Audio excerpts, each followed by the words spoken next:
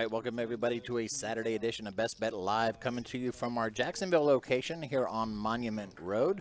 Hope everybody is doing well tonight. Tonight we've got a 5-10 no limit hold'em deep stacks game for you. I'm Mike. In the booth with me tonight is a familiar name you'll know, Adonis, and we've got a guest commentator with us tonight, Brian. Brian, how are you doing tonight, man? Doing good. Glad to be here. Families together and like do schooling and all the things. Brian's going to be with us here tonight just to kind of test the waters, you know, put his big toe in the water, have a little fun with it. Get a little dip. He does fulfill the one prerequisite that we have, and that's know a little bit about poker. He actually knows a lot about poker, so that's fine. And he seems like a stand-up guy, so we're just going to kind of let this train leave the station and see where it goes. But happy to have you here. I liked his vibes when I met him, so I feel this will be just fine. Brian, if you want, they're going to do a little bomb pot in the meantime. Just tell them a little bit about yourself. You know, are you based here? What is your game of choice? And how you feel about poker? So I've been a tournament pro for about 20 years now. I was actually the second player ever to hit 10 million cashes online. I've been streaming Twitch for maybe 10 years now, and I do a lot of commentary for like the World Poker Tour and World Series of Poker Europe and stuff like that. I am local. I'm about 20 minutes away, so I figured I'd test this out. I'm not usually a cash game guy, but obviously I know Hold'em, so I think I can, you know, hopefully contribute a thing or two here. I'm sure you will be able to. It's nice to have another stream gig, too. Yeah, it's always good. They doing an Omaha pot here, or what's this? Yeah, so they're going to do a double board PLO bomb pot. It is Hold'em, so don't let all the cards scare you. Like, this is only going to happen, I believe, once every dealer change. And we'll just go ahead and hop right in. So, Will has a really, really good hand. He's flopped a wheel on the top with a queen high flush draw and a deuce on the bottom.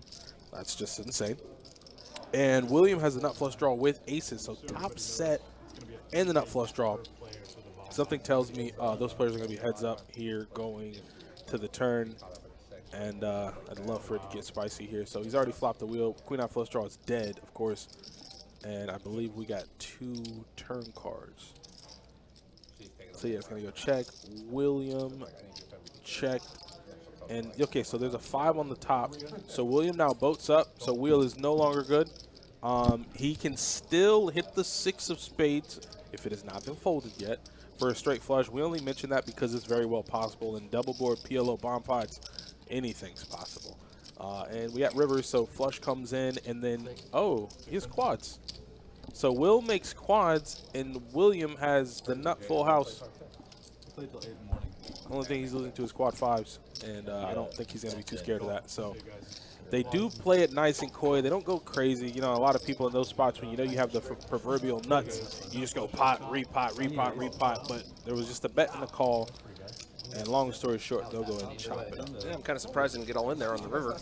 I did too. Like I said, I mean, in bomb pots, the comfortability of having a deuce there for Will is that you can freely bet literally whatever you want because you're not losing to anything. And effectively for William too, he has aces full. He's only losing to one combination of 5s. Yeah, and so it's like you said, I'm surprised there wasn't a pot. You'd have to have quad 5s with a deuce or something to scoop him there. Exactly, and that's just, I mean, I wouldn't say impossible. I never say impossible. Yeah, anything's possible in this game, but yeah, the number of cards here is making my head spin. I had to get back to Hold'em in a minute.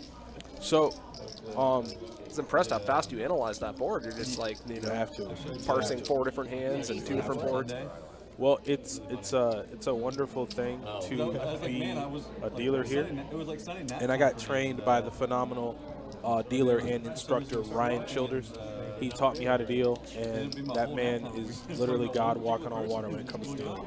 He's an absolute senpai. But yeah, I log a lot of hours, and I like poker. That's the biggest thing. A lot of people, they're telling me out on the floor, they're like, oh, here comes Adonis. Oh my God, I can't believe that happened. And I'm like, listen, I love poker so much. Like when I was a chip runner, they used to get on to me because I would sit there like a creeper and just watch all the hands. I just loved it.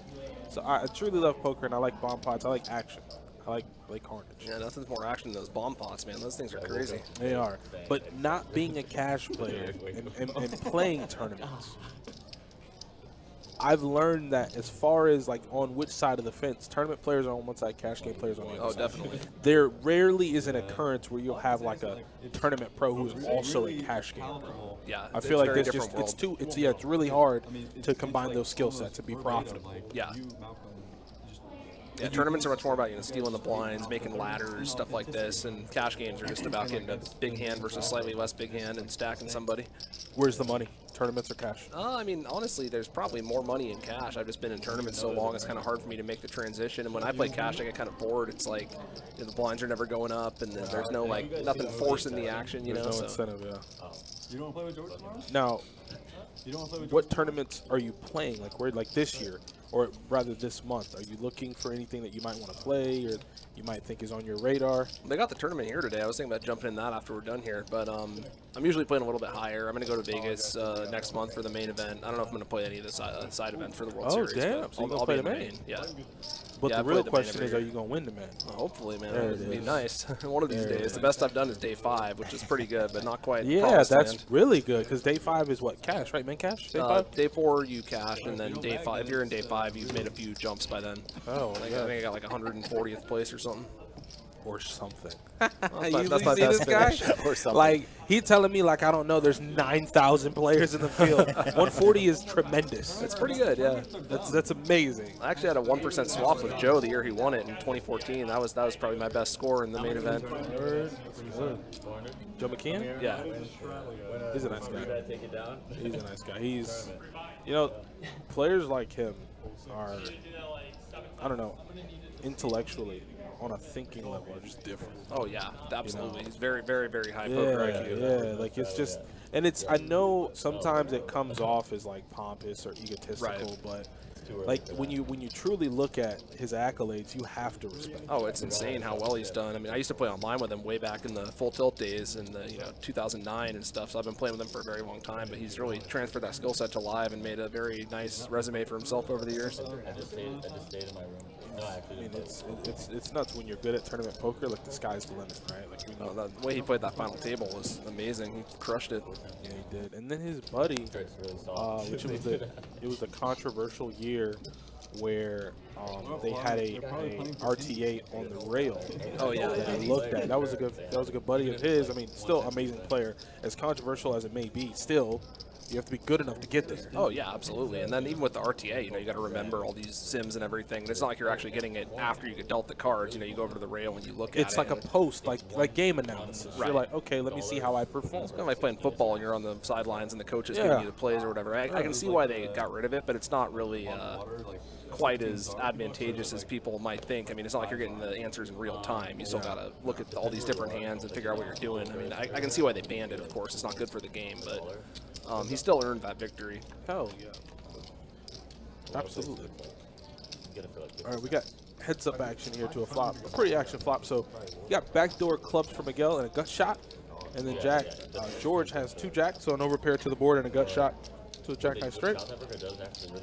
Looks like George bet 100 and Miguel quickly folded. Yeah, got out of the way with that one. His gut shot was no good that time. Yeah, Kind of bigger sizing in these cash games and in tournaments. You'd see a smaller bet on the flop most of the time, smaller sizing pre-flop, so it's a bit of an adjustment. And that's the biggest way to determine, because a lot of players, they'll jump around and, some will like to eat away time and do things, and some will like the max late reg, so they'll play cash. But that's kind of the biggest thing as a dealer when I'm looking out at the tables or I'm dealing.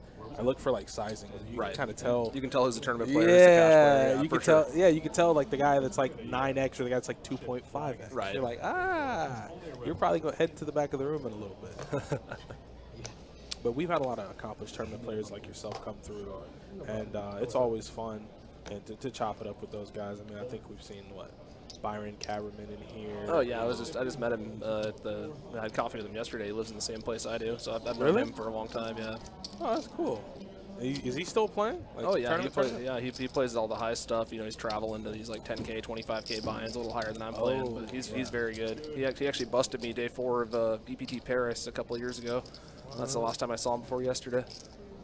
Now those bigger tournaments, I'm assuming it's a lot more of a niche field. Like you'll know most of the players you're going to be up against. Yeah, absolutely. And those guys are all very well studied. I mean, he's only playing, he said, 70 days out of the year. He's studying the rest of the time, so it's a very intellectual game up at that level. And that's my thing. When you get, it's always hard for me to wrap my head around the fact, like when you get like that 25K or the Triton, I think the Triton like 250. It's like you're seeing all these players who are just as accomplished as you are. It's like, how do I win? Oh, it's crazy. I mean, they're basically targeting like 5 to 10 recreational players in the field. You rich guys just want to take a shot or whatever, and the rest of them are just kind of splitting the money between you. So they're expecting to only make a small ROI on the tournament, but it's such a big buy-in that it still works out for a nice payday for them.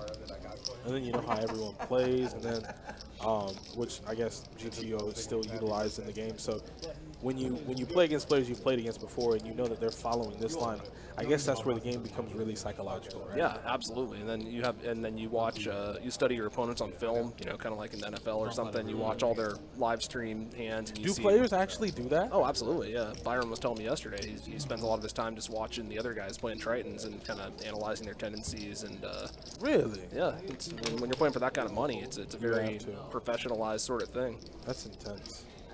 I know. I think I heard Darren Elias say that one time when they were interviewing him. Oh, he's really good. Yeah, that guy has. He's been crushing since I started. Isn't that sick? I mean, I used to play against all these guys online back in the day before they banned online poker in the U.S. in 2011. And they're still crushing it. Now, I mean, longevity in tournament poker is kind of unheard of. Right? Oh, it's hard because, you know, the variance is insane no matter how good you are. I mean, everyone can be a victim of variance. Oh, absolutely. You know, you can build up 50 times the starting stack, you lose one coin flip right near the end, and it's a difference in 10x the payday or whatever. And then to be able to, because that's the biggest thing that me and Mike talk about, not only in cash game, but especially in tournaments where buy-ins are 10, 25, 250K. Being able to have the mental fortitude to outlast those things, where you're like, even if I do everything correct on each street, sizing everything, and I still lose, I have to be able to understand it's just cards. Right, absolutely. Okay. And I mean, the mental longevity aspect, especially in something like the main event where you're playing 10 hours a day for 7 days straight, it's really like a marathon. The mental endurance is a big thing because one misstep can cost you the whole tournament. Yeah, talked about that a few times. I don't know how tournament players go 10, 12, 14 hours just constant. Yeah, it's nuts. It's insane, man. It's insane. That's why I respect Toby Boas so much, is because sitting on a dead spread one time, they're on the middle of a break, and I just go, Toby, like, how do you do this, man? Like, you played the cash game last night till 6 a.m. You're back at noon for the day 2 restart, which, like, obviously your eyes on the prize. Right. Like, you didn't come here with the thought in your mind that you're going to lose, and then you're here. And he goes, well, I think of poker as a sport that I play professionally. So it's mind, body, and soul. He's like, I don't put anything in my body throughout the day that's going to drag me down. So you're not going to see me eating chicken tenders, fries. I don't do that. It's like I work out in the mornings. Like, it's just like a sport. I get my body ready, and then I perform. And I said, yeah, that makes sense. The higher level you are, the more that's true. I mean, you play these high roller tournaments, you see these guys all drinking like green tea, and they're all like going on runs in the morning and stuff, and they really do treat it like a professional sport. Yeah, they're not ordering half the menu and going, give me the ice cream and the cookies. I feel like that's important. If I had to order it, just give it to me and you all go play. Yeah. It's just super important. And some of the most successful players, that's their thought process too. I think Alex Fox, they caught him one time and asked him the question about, you know, mind, body, and soul, and how he takes care of himself. And I guess he used to be a professional athlete, so that helps a lot because you get that repetition, that consistency, that discipline. That is really, honestly, hard to find. It's kind of common, actually. A lot of these former professional athletes will go into poker and they take the same mindset to it. You know? It's like, I got a big game tomorrow. I'm going to get to sleep on time. I'm going to eat right. I'm going to work out. You know, and they have this sort of intensity that they bring to the table. I mean, Alex in particular, a very intense guy at the table. And he's also like a very towering figure. Oh, absolutely. Yeah, he's a beast. Yeah, I've played with him a few times. How did that turn out? Well, I guess you were at his table, so it wasn't heads up. Yeah, I mean, I've played some pots with him. I don't know if I got the better of him over time or anything, but he's definitely an intimidating figure at the table. I'll say that. And his wife is a crusher too. She's great. Popping up in some of the news stories on Poker News. Yeah, she does really well. She does super well. I don't know if he is her coach, but whoever it is teaching her well. Yeah. No nut flush draw there, but bet he's going to take it down. 10 is good. And some of these guys on the table, like I know Carson wanted to fire the tournament. George doesn't play tournaments. Johnny likes tournaments, but he more studies the cash game aspect. And it seems like I said, when it comes to both sides of the fence, you kind of have to commit to one side. And I think he's committing to cash game. It's a lot bigger than the tournament, too. I mean, these guys all got 5K on the table or something. You'd have to get like 6th or better in the tournament to get that. Here's a raise to 35 from William with Jack 10 suited. Oh, big hand here. Assume we'll see a 3-bet. Raise 150. Yeah, 150. That's going to fold over to William, and without much thought, He's going to go ahead and get, grab that black chip and enough to make it 150. Not going anywhere just yet. We'll see what happens on the flop. But he's in bad shape going to the flop here. Still in bad shape, but that ace might freeze the action a little bit on the flop. I mean, he was getting 2.51. It was like 106K, right? He has a king eye flush draw on the turn, like in a 4-bet pot. Like, even if his king's good. All right, Williams going to lead out for 100 here. Tsunami's going to call him. And we're going to the turn. The turn is a 10 of clubs. That can Tsunami a backdoor flush draw. William has second pair now. Looks like he's going to keep leading out. And I can't imagine Tsunami going anywhere here with the flush draw in position. But I just like. I mean, you have to believe that your king high is good. If William wants to keep bluffing, he might be able to push him off it on the river here. I mean, I wasn't watching. It was a 4-bet pot. But not going anywhere just yet. We'll see what the river brings. River is a king, so if William fires out one more time, he might be able to steal this pot. If you make it, It looks like he's going to do it. if somehow you make it there with King Deuce, you gotta keep going. Kind of a small sizing, though, only 300. I tell people all the time. He snap quick.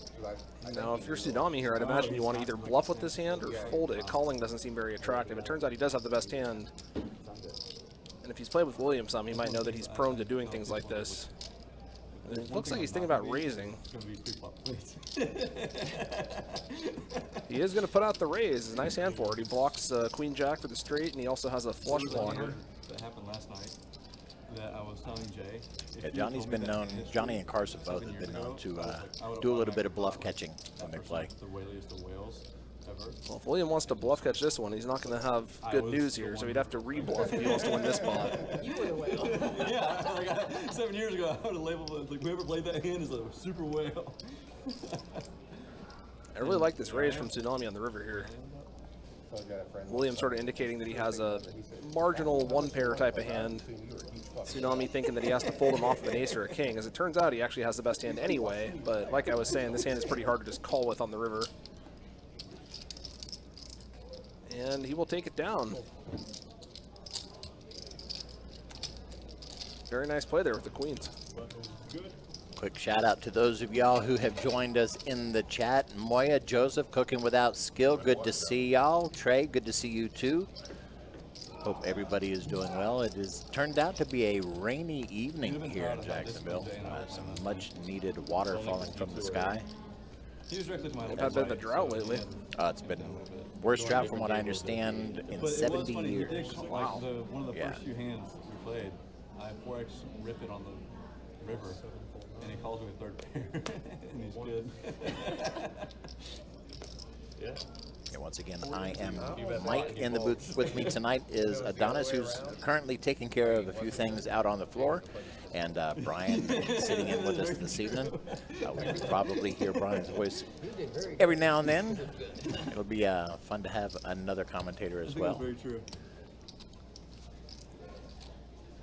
Brian coming to us with quite a bit of experience in tournament play. And you said you've done some commentating previously as well? Yeah, I've done commentary for the, I do World Poker Tour final tables from time to time, and then I did the whole World Series of Poker Europe one year. And I've been on Twitch for about 10 years now, so I've done plenty of it over the years. Nice. That must have been fun doing the Europe tour. Yeah, it's nice. It's a nice venue. It's kind of out in the middle of nowhere, but Yeah, but he knows. it's a very nice casino they got there. It's been a while since I was out there, but There's no point in checkers. You got the heart. Lucas Vance in the house. How you doing? we got a heads-up pot here. Miguel with 3 high, but he does have the betting lead. And William has bottom pair and a backdoor flush draw. I think it's the first time I've ever seen that. Wait, really? Looks like he's not going anywhere just yet. Yeah. Why did he get? He was having a bit too much fun. Screaming. How about that guy at Hustler that got mad throwing his cards and it hit the dealer? That was jungle. Yeah, it was jungle. Yeah, it was Dan. Was drinking too much? Turn is the ace of clubs. It's a pretty good card for Miguel to keep bluffing on. He picks up a gut shot and a backdoor flush draw. William still with just bottom pair. They said he's banned. So if Miguel wants to bet at this again, I'd imagine he takes it down. I feel like Airball had something to do with I it. agree. Airball was like He does indeed. Yeah, Jungle Airball was was needling. And Jungle He had was like a mask on, and he looked like. One of the best turns Miguel could ask for there with the 3-2 of clubs. Miguel tends to run pretty well. He's a pretty solid player. He's very quiet. You'll notice as he plays that he almost looks like he's bored with the game. Yeah, I was noticing that before it even started. But he is actually paying quite a bit of attention to what's going on. that was like the perfect opportunity. He got Well, he can't be too bored if he's coming in for a raise with the 2-3 suited, but it worked out for him that time. Exactly. As like a apology. It's not like he's being a dick about it. He just threw the card. Yeah, man. Don't give away. How much would you have to get paid for me to throw a paper card? I think he's taking As the game progresses tonight, as the stream progresses, I should say, folks, you will probably be hearing quite a bit of commotion going on in the background. We do have the Stars and Stripes tournament, $400 buy-in, 200K guarantee. The Flight C was at noon today, and at 6 o'clock, Flight D begins. That will probably be going on just behind us here. I'm tempted to jump in that myself once I'm done here. We'll Yeah. see. Give it a go.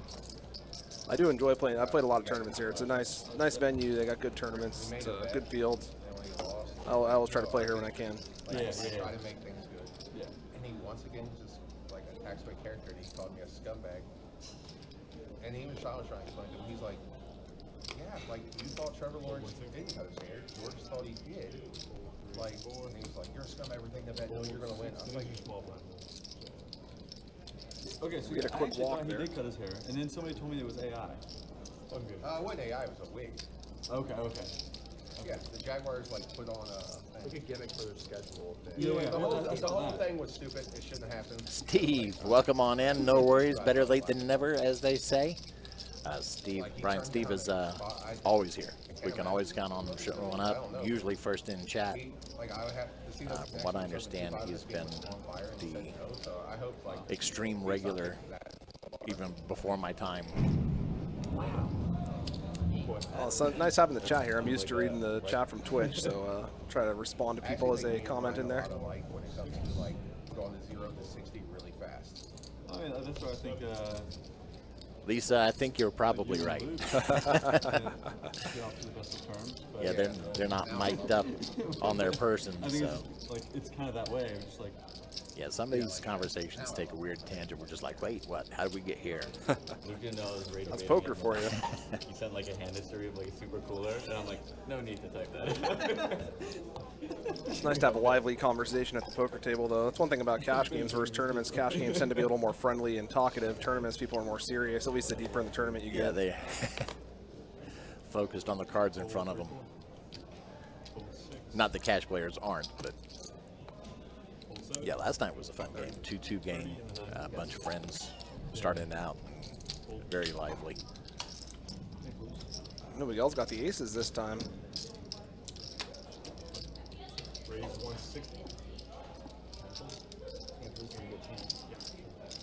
And that is going to take it down. Queen Jack offsuit, not the type of hand you want to be calling 3 bets with. Good enough to open the button, not good enough to call the raise. How far do you think they're going to go, man? are they going to the NBA championship? Yeah, they're in the finals. Yeah. Yeah, Joseph, not in the 8th seat yet. We ran out of names on the list. I think actually Donna was trying to round up another player or two. Chance right now. That's what I think. But the chance is non-zero. We had quite the list going into I'm a tonight. Cavs fan. That was a brutal game. One loss. I'm not really Some of a them fan might the game, actually if I'm be being honest. involved in that Flight C. We got Jacob coming into the dealer seat. Let's go ahead and take a look at some stats as they stand right now. We are still very early in the game, but we can see that we have a wide range of VPIP percentages here. William at the top right now, 43%, all the way down to Will at 12%, and Mario at 0% at the moment. But we shall see how that goes. Again, pretty early. very early. Can't make you happy.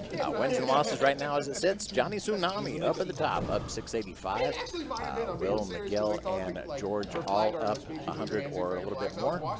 Stuck the most at the moment. William, high VPIP, but like I say, like getting a stuck lot, I at was like, 65 currently. You're not allowed to throw a pass behind the line of scrimmage. They threw a screen, and then afterwards, I just don't think they were paying attention because he was like, no, he pitched it back. I'm like, Now we got another one of those double board bomb pots coming up. Yeah, this generally happens on the bigger games at every dealer change. See if I can figure out what the hell's going on this time without Adonis to help me. Yeah, And I was impressed how fast he pegged me last time. He just like nailed everyone's hand like within 2 seconds of the flop coming out. It takes me a few minutes to figure it out. All right, so we got William with a pair, George without much, Miguel. Oh, we got 2. Yeah, a lot of times it helps when we can see the equities on the player names, but when we have mystery hands like we've got right now, they don't pop up. Well, it's hard to have equities with 2 boards too. I mean, it's I guess you can. Yeah, the computer takes care of all of that. Okay, yeah, that helps a lot. Well, I know Mario's got top set. I can see that much. Top set and then aces on the other board. Actually, he's got 2 pair, 7s and 10s on the bottom board. Can only use and must use 2 cards out of his whole cards. Weird feeling. 1, 2. I don't think you. I was looking at William. Okay. Carson, yeah, Right. Carson. Yeah, Carson's got definitely has trips. top Williams set. got Yeah. a straight draw and a pair. Super different.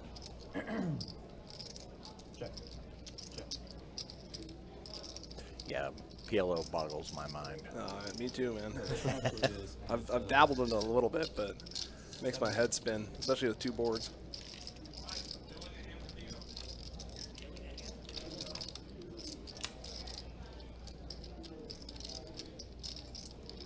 We got Mario betting out 700 with the top set. William has just a straight draw on one of the boards and not much on the other board.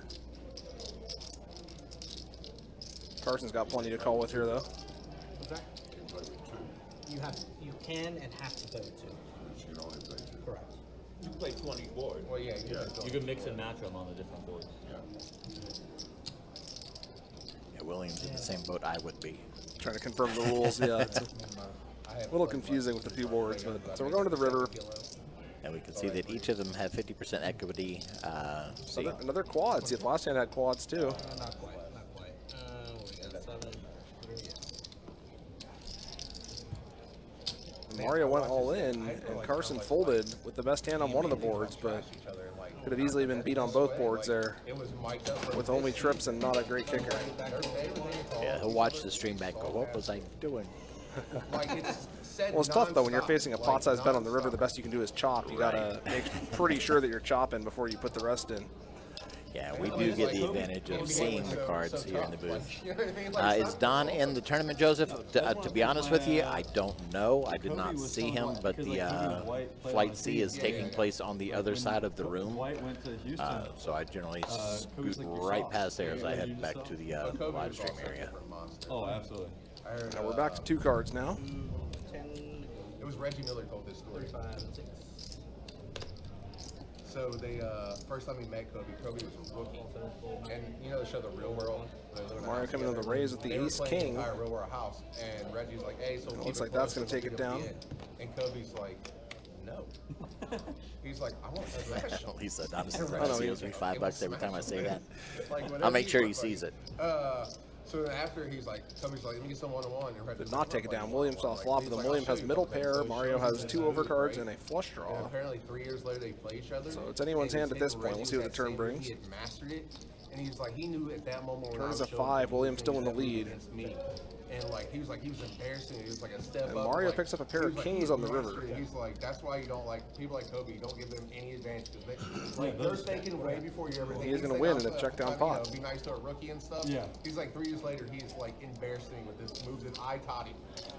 Like it Yeah, was those crazy. river cards, I He's say it all the Kobe day. knew at that moment. He's like, Okay, that's the type of I'm going to dude try he was. words Like, now. Like when Matt Barnes tried to, like, Those throw river the ball in cards his face, scare and me. move. Can see such a big swing in You can buy it, you can What? straddle it. the quality of your hand. Oh, the river's the Yeah, scariest yeah. street in Hold'em for sure. Adding 1,000. Adding 1,000 to the 4, so 3 straddling back.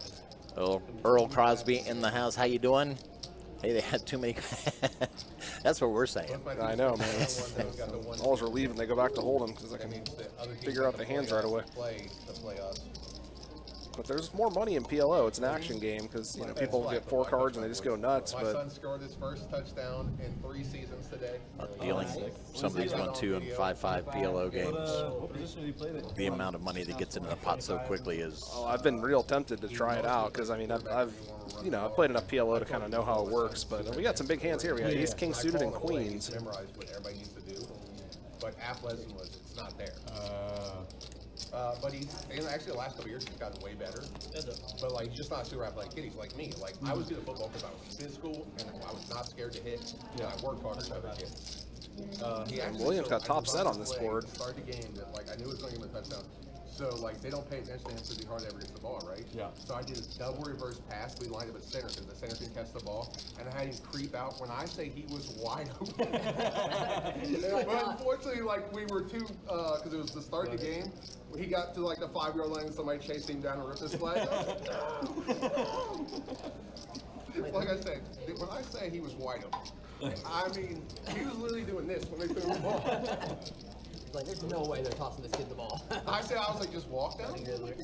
Like, but I knew, like, when I had my 2 best players go, like, in a reverse, like, double reverse, like, they were going to pay attention to them. As soon as he pitched back to quarterback, and my quarterback straight, I was like, oh, it works. Thomas, don't drop it. He caught him. Great catcher. Hell yeah. Yeah, it's nice having some of these players.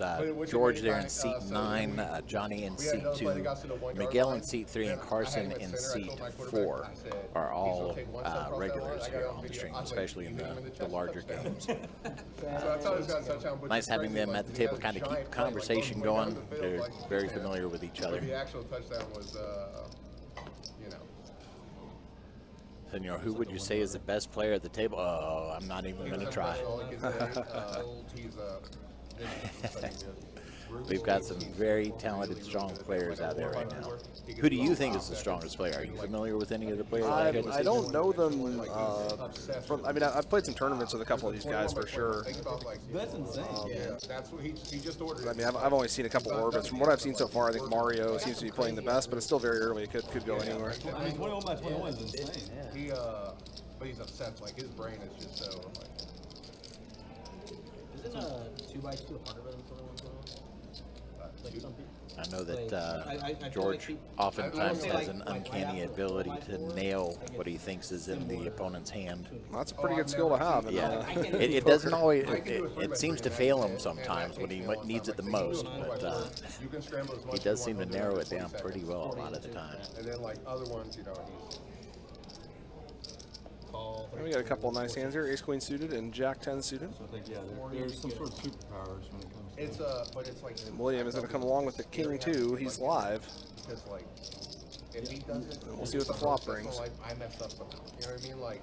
Well, it's not even that, but it's like also just like if you don't teach him how to be a good human being, then like he could like he can like. I don't know. 3.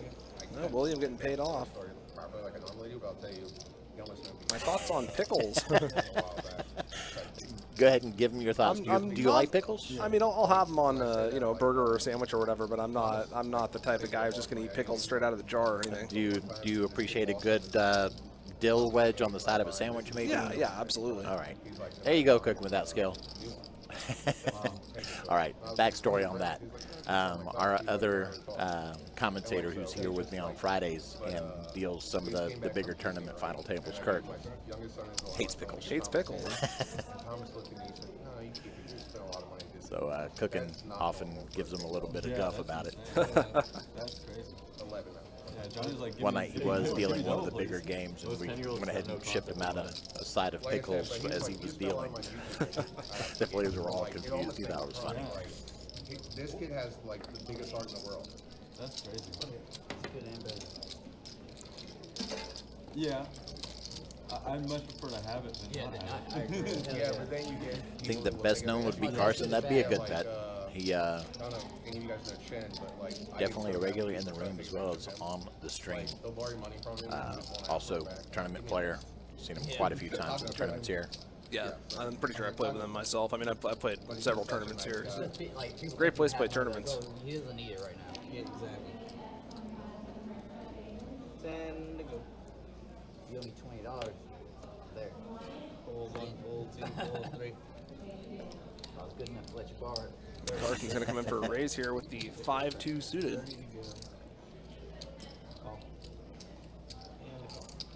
he's going to go 3 ways to the flop against William and George here.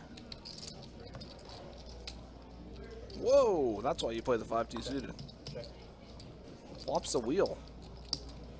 Unfortunately for him, his opponents did not connect with the flop in any way, so he's probably not going to make much money off this hand. Mr. Lee would be proud. I hate to do this in front of Johnny, but do you want? Kind of unlucky there that nobody had an ace, but very lucky to flop that in the first place. Yeah, that was a heck of a flop. Would you like a That's got to be disappointing when you flop so well, but nobody else. I know, it is, especially on a board like that. You know, you got to assume somebody has an ace. It's the most common card people play, but Okay, no, like I said, not that time. Missed the last one. It was a ton of fun. No, yeah, we closed on the house yesterday, and so we're gonna be going to Haiti tomorrow, like heading that way, and then we'll be moving when we get back. And so I just don't know what that, like I what said, that I was week's just gonna look like. You missed the first one. Obviously, I know you love the game. Yeah, it looked like a fun. Johnny took all their money. I actually have a surgery June 5th, so Oh, it's gonna run good. that is like I said. Or else I'd be more excited. I should be available, but I just don't know what that week is gonna bring. I can't tell you who, but you requested not to be in the game. George I mean, I'm does so occasionally organize some larger games, some 10-25, 10-25-50 games with a bunch of side action. You're really pissed off G Money is all I'm saying. Really? You know, dealing with poker players, and they talk about running good during surgery. Todd loves calling me a nit, but like in the VBIP game, you can't call me a nit because you can't be a nit.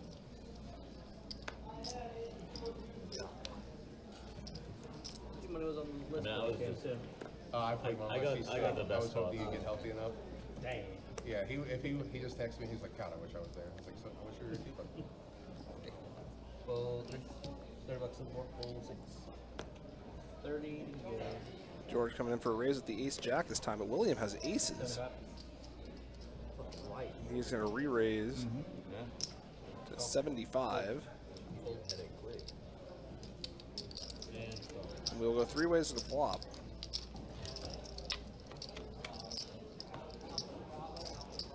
Did any of you guys go see Obsession, the new movie? Yeah. It was crazy. Who's saying? It was, Yeah, I was just really saying good. that. I just said to them. You said that. I'm always looking for a movie to see with my wife. It's nuts. Most movies are It might be the scariest movie I've ever seen. Yeah, it It is so William It's gets crazy the full from because George guys and like Carson, Andrew, and is yeah, going to go ahead and Trolls, take it yeah. quickly. Oh, really? And that dude's Cooper already and- making his second movie, and they got Jesse. Yeah, a bit disappointing to win a small pot there with aces, but it is better than losing a big pot. True. That's great. So good. Yeah, they're like a Key and Peele These duo. players are playing very deep, 500 big blinds or something, so there's a lot of potential downside when you get the aces there. Cooper and Curry. And they're young. They're like From a tournament standpoint, when It was a book. It was you're betting in, how do you determine the amount that you're going to bet?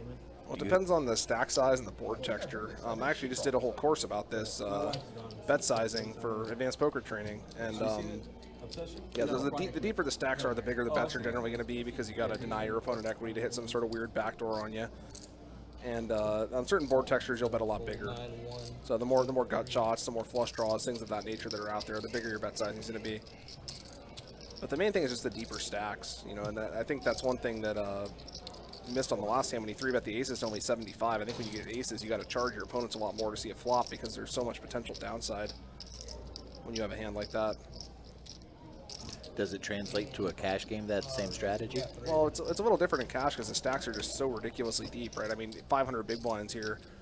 Even in the World Series main event, you only start with 300 big blinds on day one. So it's not something I'm super used to, but I do think that there's going to be a lot of much larger bet sizing that comes in a game like this than I'm used to in tournaments.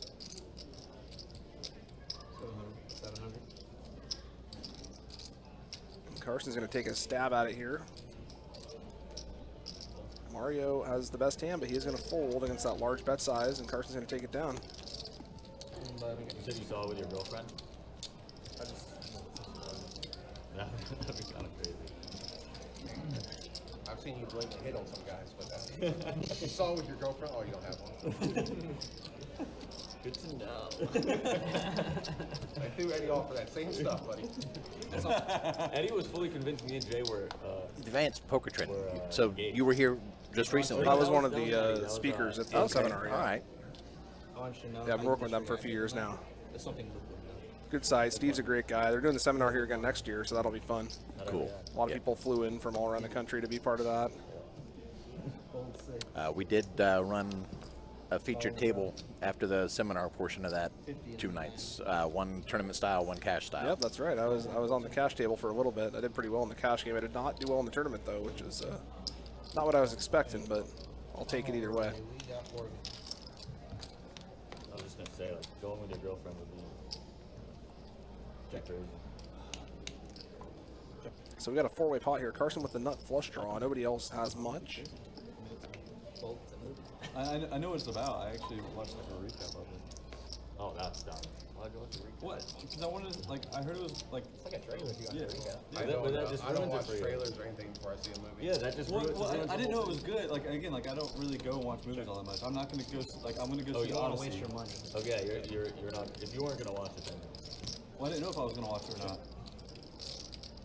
Like, I didn't know it. Like I just heard like, oh, this is really good. Ace high. George giving up on the bluff there. Probably could have stolen on the river, but easy to say when you can see the whole cards. Carson will take it down with the ace high. That is definitely a thing. Oh yeah, Well, it's like, always that's something what, I got to the remind Odyssey, myself when I'm like, commentating. I'm really you know. excited to see the Odyssey, and like You're playing the game, you don't get to see the whole cards. In the booth, you do. bro, they literally fucking. That's fun. Getting the whole, what are you doing back here? Oh yeah, okay, yeah. No X-ray vision out there on the table. The game would be a lot easier if there was, but it would also be a lot less profitable. Well, that's an extra card. And go.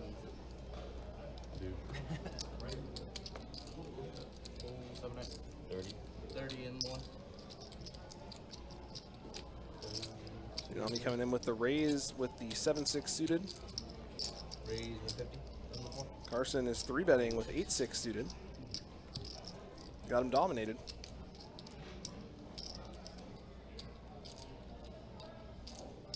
And we will go to the flop. Heads up. And both players have flopped bottom pair with a gut shot.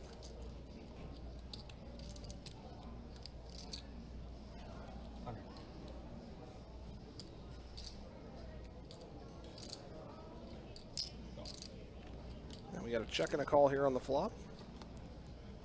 Queen on the turn. A lot of ways this hand can chop on the river now.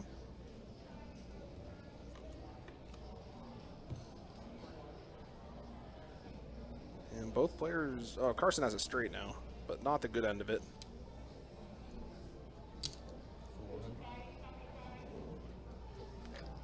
And that is going to be good enough to take it down. Yeah, I did not see that jack straight So I coming saw there. one of the most classless acts I've seen here in a while. I was looking for something in the middle, So on Frank's birthday, waiting for one of them to get the other one's card. So that would have been a little more interesting as far as action goes, but needed a 5 or lower for the hand to chop there. Anything else would have been, or I'm sorry, for a 5 or lower for the kicker to play there. Anything else would have been either a chop or somebody winning. So he offers a table, and this one guy who doesn't know him orders the most expensive drink, a double of Red Bull. 30 and 1. I'm going to still take it.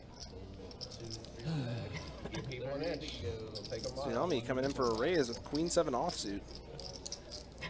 Trying to push the action here a bit. Unfortunately for him, Carson has been dealt aces. 500.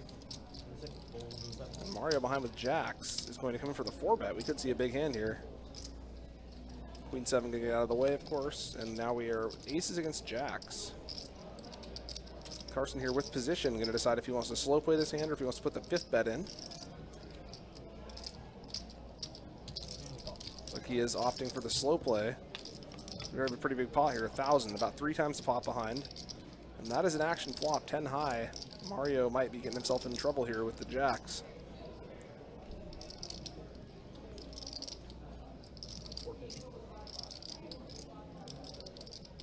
He's in bet about half pot.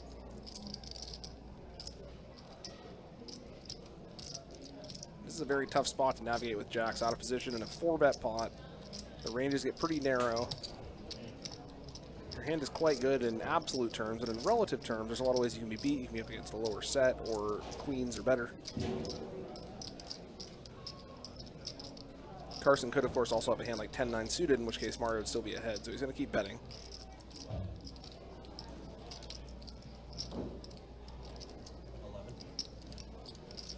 And if Carson can get a card here, another low card or a board pairing card, he could get the whole stack on the river. I wasn't here.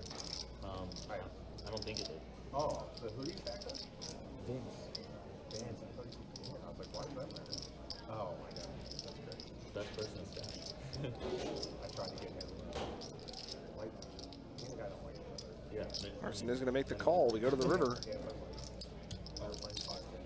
Only about half the pot left going to the river. The river's a 10. That might slow Mario down a little bit. Carson could have had ace-10 suited or 10-9 suited or something like that. Mario is going to put the rest in. And Carson is not going anywhere. He's going to take the whole stack there. I couldn't wait to do like once. Aces against jacks. Our first really truly big pot. Yeah, that was ouch. That's a Ouch tough for one. Mario, and kudos for Carson there.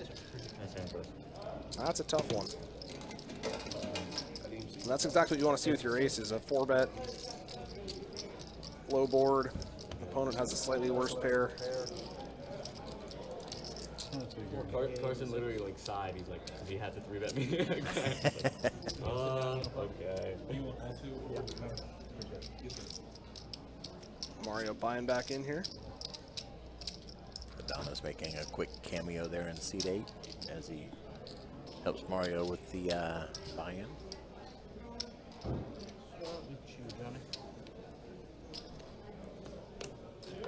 And we'll see if Mario can recover after that one. That was a tough one, but in cash games, you are never out of it as long as you got more money in your wallet.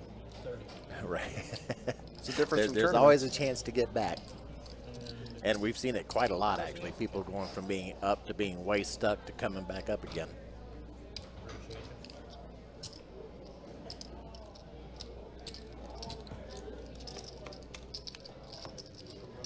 And we're going 3 ways to the flop here.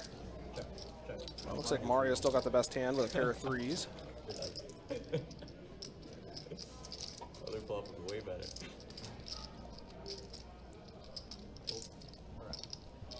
And he will take it down on the flop. Pretty good outcome there for 3s, 3 ways. Only time you're tilted flopping is that. I was gonna say you missed that big hand, but I guess you saw it closer than I did. Yeah. Yeah. These boys are playing for a lot. That was what, between Carson and Mario. Yep. Yeah, these are some What did he deep have? stacks Did he have this ace-10? He had aces. Aces he had versus jacks. aces. Yeah. Oh. I thought when the 10 came on the river, I couldn't see it from my angle. I figured he had another 10. Yeah, Carson had aces, Mario had jacks. Ooh, that's tough. That's real tough. But they're built for this. You know, you gotta have the weekend wallet fully available when you come in. Oh, yeah. Didn't look like it phased him much to lose that hand. No. 300 big blinds. By the way, Adonis, you owe Lisa $5. Adonis is the best. He gives me $5 every time I say that. Oh, okay. Next time I see you, I got 5 for you. How did you do in the game on Friday? She never gets to play Big O on Fridays, and her beautiful self walked through the door on Friday. And I was so excited because I'm like, she's been wanting to play, but she has prior obligations. And she did not have that obligation this Friday. So Nice. it was good to see her. And that's my favorite game to deal. And I mean, for the record, I love the game because most of the players, not you, Lisa, most of the players are old. Which game is this? Big O. Oh, okay. Yeah, 2-5 Big O. I could sit back there all day. Family again? All So day. Big O, is that 5-card Omaha? My Or? mom just had a Okay. history. Yeah, I played a little bit of that online. That's a wild game. It is. So many cards. So many cards, and it's a chop pot game. So like when you're getting scooped or when you have nut, like it's just you're probably gonna get called because your opponent's gonna have like the nut low or the second nut low. So you're gonna get paid most of the time. One of the people got divorced. Oh, so it's also 8 or better. So she was pretty Okay, concerned. 5-card and 8 or better. Yeah. That's a fun game. Fun game. So much going on. And the players are old to the point where I'll find out, you know, where we first struck oil in America. And then, you know, I'll find out anything I would need to know about life. Always going to hear some interesting stuff in those games. Always. Man, any day. Oh, George. Carson's on the wrong end of the pair versus pair this time with jacks against queens. Does not elect to 4-bet. And that's a bad flop for Carson because These players are 1,000 big blinds deep, so it's these hands can be very treacherous. Carson does pick up a gut shot on the turn. Money. He is going to bet. So he's overbetting the pot. George not going anywhere just yet.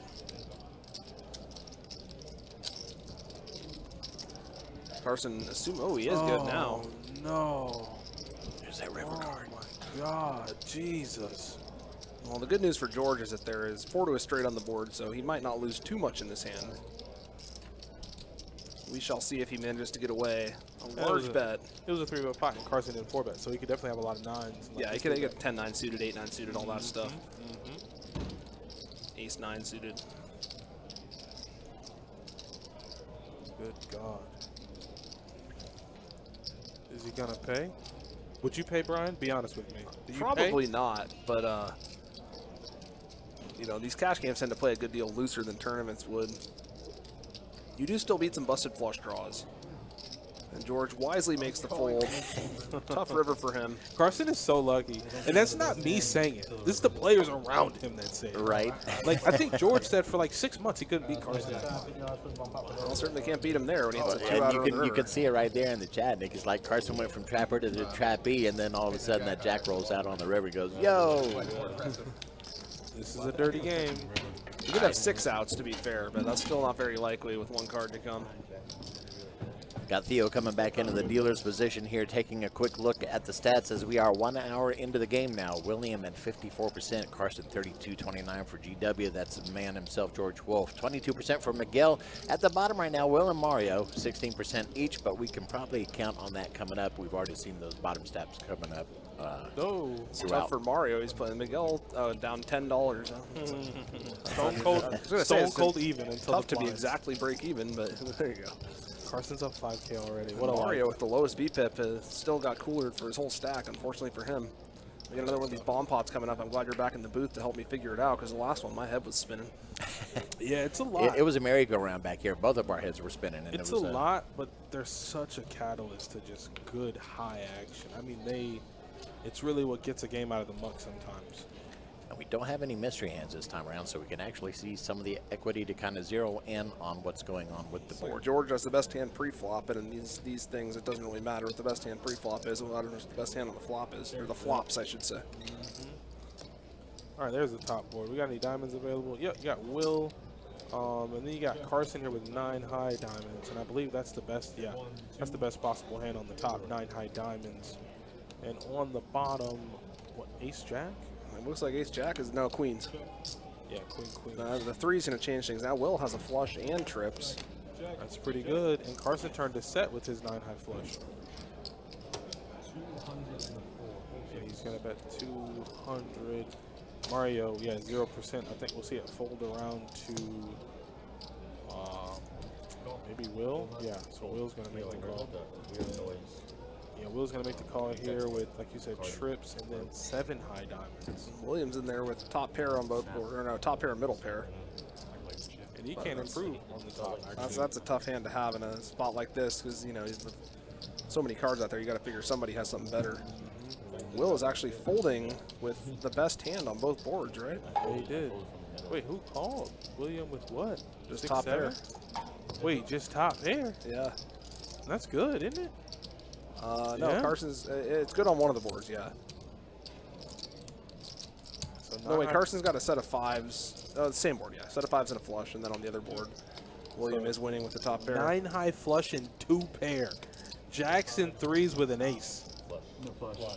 And William's stubbornness has won him one of the pots there. I don't know if he knows he's chopping. He's trying to figure out if he needs to show his hand or not. Okay, good. I saw his cards down, and I'm like, please, like, don't get so, blown away by a hand that you fired in the muck. And Will seemed to be folded the best hand there, but it is tough in these types of spots, man. When there's 7 players at the table, so 28 cards out there, 2 flops. You got to assume somebody's got you beat somehow. And it happens all the time. I had a guy 2 weeks ago who missed his, I think he had a straight draw. Long story short, he rivered a straight flush on the top. A king high straight flush. Wow. And the guy shows like full house on one of the other boards. He goes, I missed. And just And I go, but you have a straight flush. And he's like, I didn't see it. Yeah, I mean, it's hard to It's keep track of all this so stuff. overwhelming. There's so much information. And it happens all the time. That's where if I'm in Williams' shoes, like on that last one, when I'm trying to decide, I just put it down face up. Yeah, that's the thing. Yeah, I mean, you can't go wrong just showing the hand. And you know, Always. maybe the dealer will catch something you don't. I don't care how long you've been playing poker. Your favorite player has misread their hand on multiple occasions. So when in doubt, always just table your hand. Let the dealer do his job. Trust me, that's the best for both parties. But yeah, we're rocking. It's Brian, me, and Mike. We got the crew here. We do. And, I mean, I want to say we have 120 players back there in the tourney with the 6 p.m. flight getting ready to start up here in about 40 minutes. I mean, if you can think of it, we have it here in this building available for you. Oh, we got a bunch going on. Yeah, flight C, 199 total entries today. So the number went up. That's insane. We have 3 5-5 PLO games. We have 5 1-2 PLO games. We have an entire pit where you can play 3-card, Ultimate Texas Hold'em. You can play high card flush. We have implemented our new bad beat system. So it's a 2-way bad beat, meaning if the designated player has a bonus and you have a bonus, and either the player or the designated player loses, it triggers a bad beat bonus.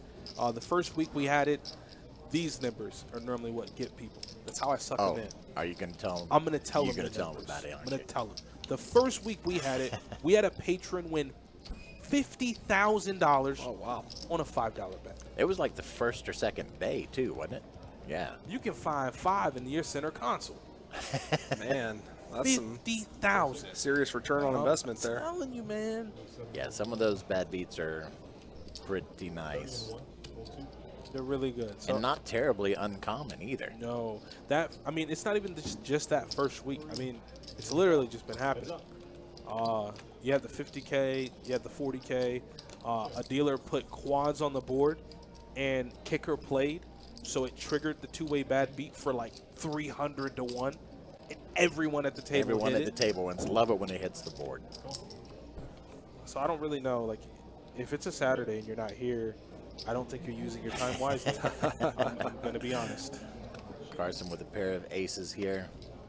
Aces are good. $10 bet on the river. Not much action here. Johnny just gonna get paid though. Hey, those do Sure, add up. what You the know, hell, those. give you a $10 And action. that's the big part, right?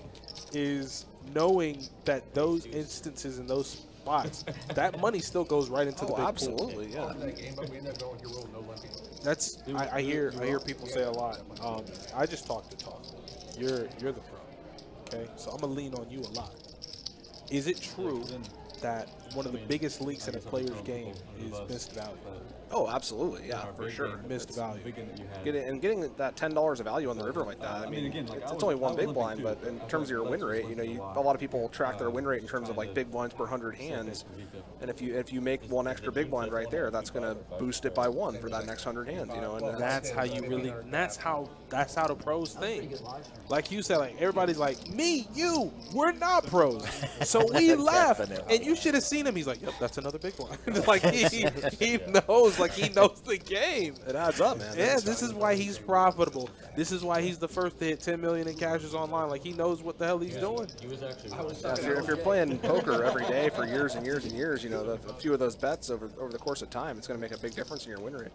There it is. You can't control the bad beats. You can't control the getting the aces against the jacks. Like someone in the chat pointed out, Mario probably did overplay his jacks a little bit. What you can control is getting those little bits of thin value here and there on the river, and it adds up a lot. That's true. How does someone become a pro? Now, I'm not answering, but I will say that I don't feel like Brian could even like put that into like a 3-sentence answer. But well, the thing is, like, there's no best. barrier to entry.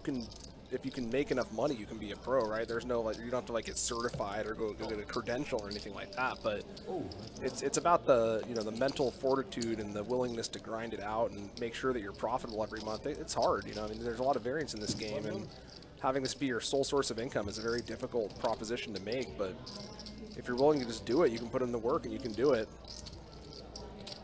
That's it. I mean, I know that the biggest thing, and that's anything. Like I said, I love to compare poker to sports because that's what it is. It's a skill-based game. So who's the guy that took the case before the Supreme Court and won? It was about the whole taxes thing, but he proved that poker is a game of skill. It absolutely is. So when you look at it that way, like you say, you prepare, you try to learn as best as you can. I think it takes all those, but also being able to withstand. And I think that's a big part, right? Because that's the hard truth that no one ever discusses. And it's not, to the vloggers that have that transparency, cool. But Brian, correct me if I'm wrong, those are the moments that don't necessarily hit like the social medias. Those times when it quote unquote gets hard. Oh, absolutely. Like when you're leaking money, like you're leaking blood out of your body or something. You're just like, how do I get this back? How do I become more profitable? How do I, Yeah, you see the glamorous moments on social media, but you don't see the hard parts. The losing stretches and the questioning yourself and whether you're good enough and whether you can make it. And the going broke.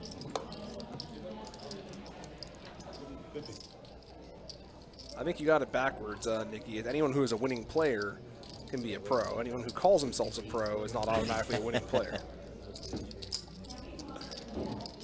But it's not enough to be a winning player. You got to win enough to make it actually worth your while to have it be your sole source of income, which is a pretty high bar to clear.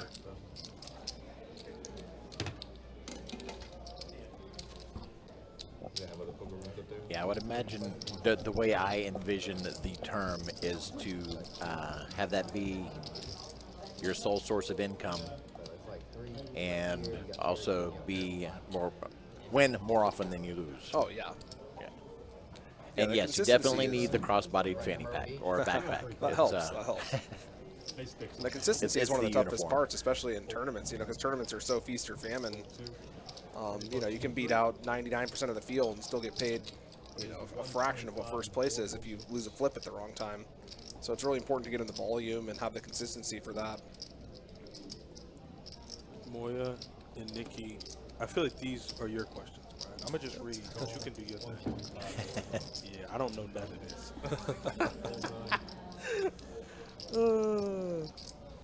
I did hear something about shades and backpacks and all that stuff. That's actually a good point, though. It doesn't mean if you're good or not. Because some of the people who make the most money in poker are just in the right games, and they're a lot worse than people who make less than them and they're playing the wrong games. A lot of what you're doing is just game selection. If you're in a really soft private game full of a bunch of rich recreational players, you can be a lot worse than somebody who studies all the time and plays tough games, and you can make a lot more money. This is pretty interesting here. Carson flopping a set of queens. Williams looking at a flush draw. The best effective flush draw. So if he hits, probably be a pretty large pot here going to the turn. Will's going to fold the gut shot. Oh, you see his head go down right there. Man. I'd imagine he would have called if there wasn't a flush draw on the board, but the fact that you can hit it and then still get flushed is a little bit of a downer, and he's shaking his head now. He hates it. He absolutely hates it. And then, the action ensuing on the turn, he's probably going to think to himself, man, if I just stayed in. He still has to fade a lot of outs, so he's got to fade a diamond and a board pairing card, so even though he hit on the turn, he's not necessarily going to win at the river, which is why he folded. But it's always tough to see that, man. That's part of the hardest part of the game is, oh, man, if only I had just called. It's kind of a close decision. Stuck it out one more card. It's kind of a close decision. He's getting 5-1 on his money or something, so it's not like it was a clear fold or anything. But those are the moments that'll haunt you at the end of the night, because that's going to be a big difference in how much you win or lose. Ooh. Is that a beat on your steering wheel on the way home? It can be. It certainly, depending on how big this pot gets, it certainly can be. Is he raising? Okay, I was like, wait. He grabbed the 300, then the 2 black. I was like, what are you doing? Oh, he got there, and Wilt's going to be happy he folded now. And he checked. Yeah, I don't think he's getting paid now. Carson definitely checking back on that river. Smart enough to check back. Straight comes in, flush comes in. Look at Will. Just too much out there. Will's like, damn it. Dodged the bullet there, Will. Yeah, he still had to fade 17 outs or something between the two hands going into the river. So do often want to draw to those gut shots on the flop when in games like this where the stacks are so deep, but the fact that there was already a flush draw out is kind of a big downer because it's very easy to hit your straight and then get flushed anyway. Get flushed out. No. And those moments are gonna put definitely let the air out of your sails. You're gonna be like, man, I hit it, but it wasn't the card that I wanted.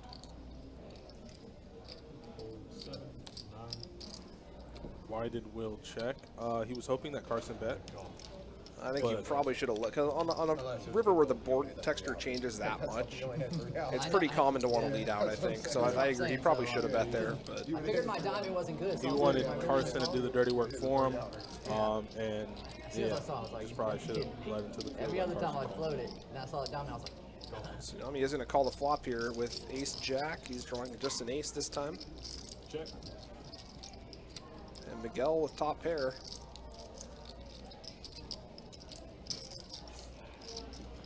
Carson might have paid him off depending on the sizing, but I mean every draw got there on the river, so if Will did lead out large, I think we could have seen Carson fold there.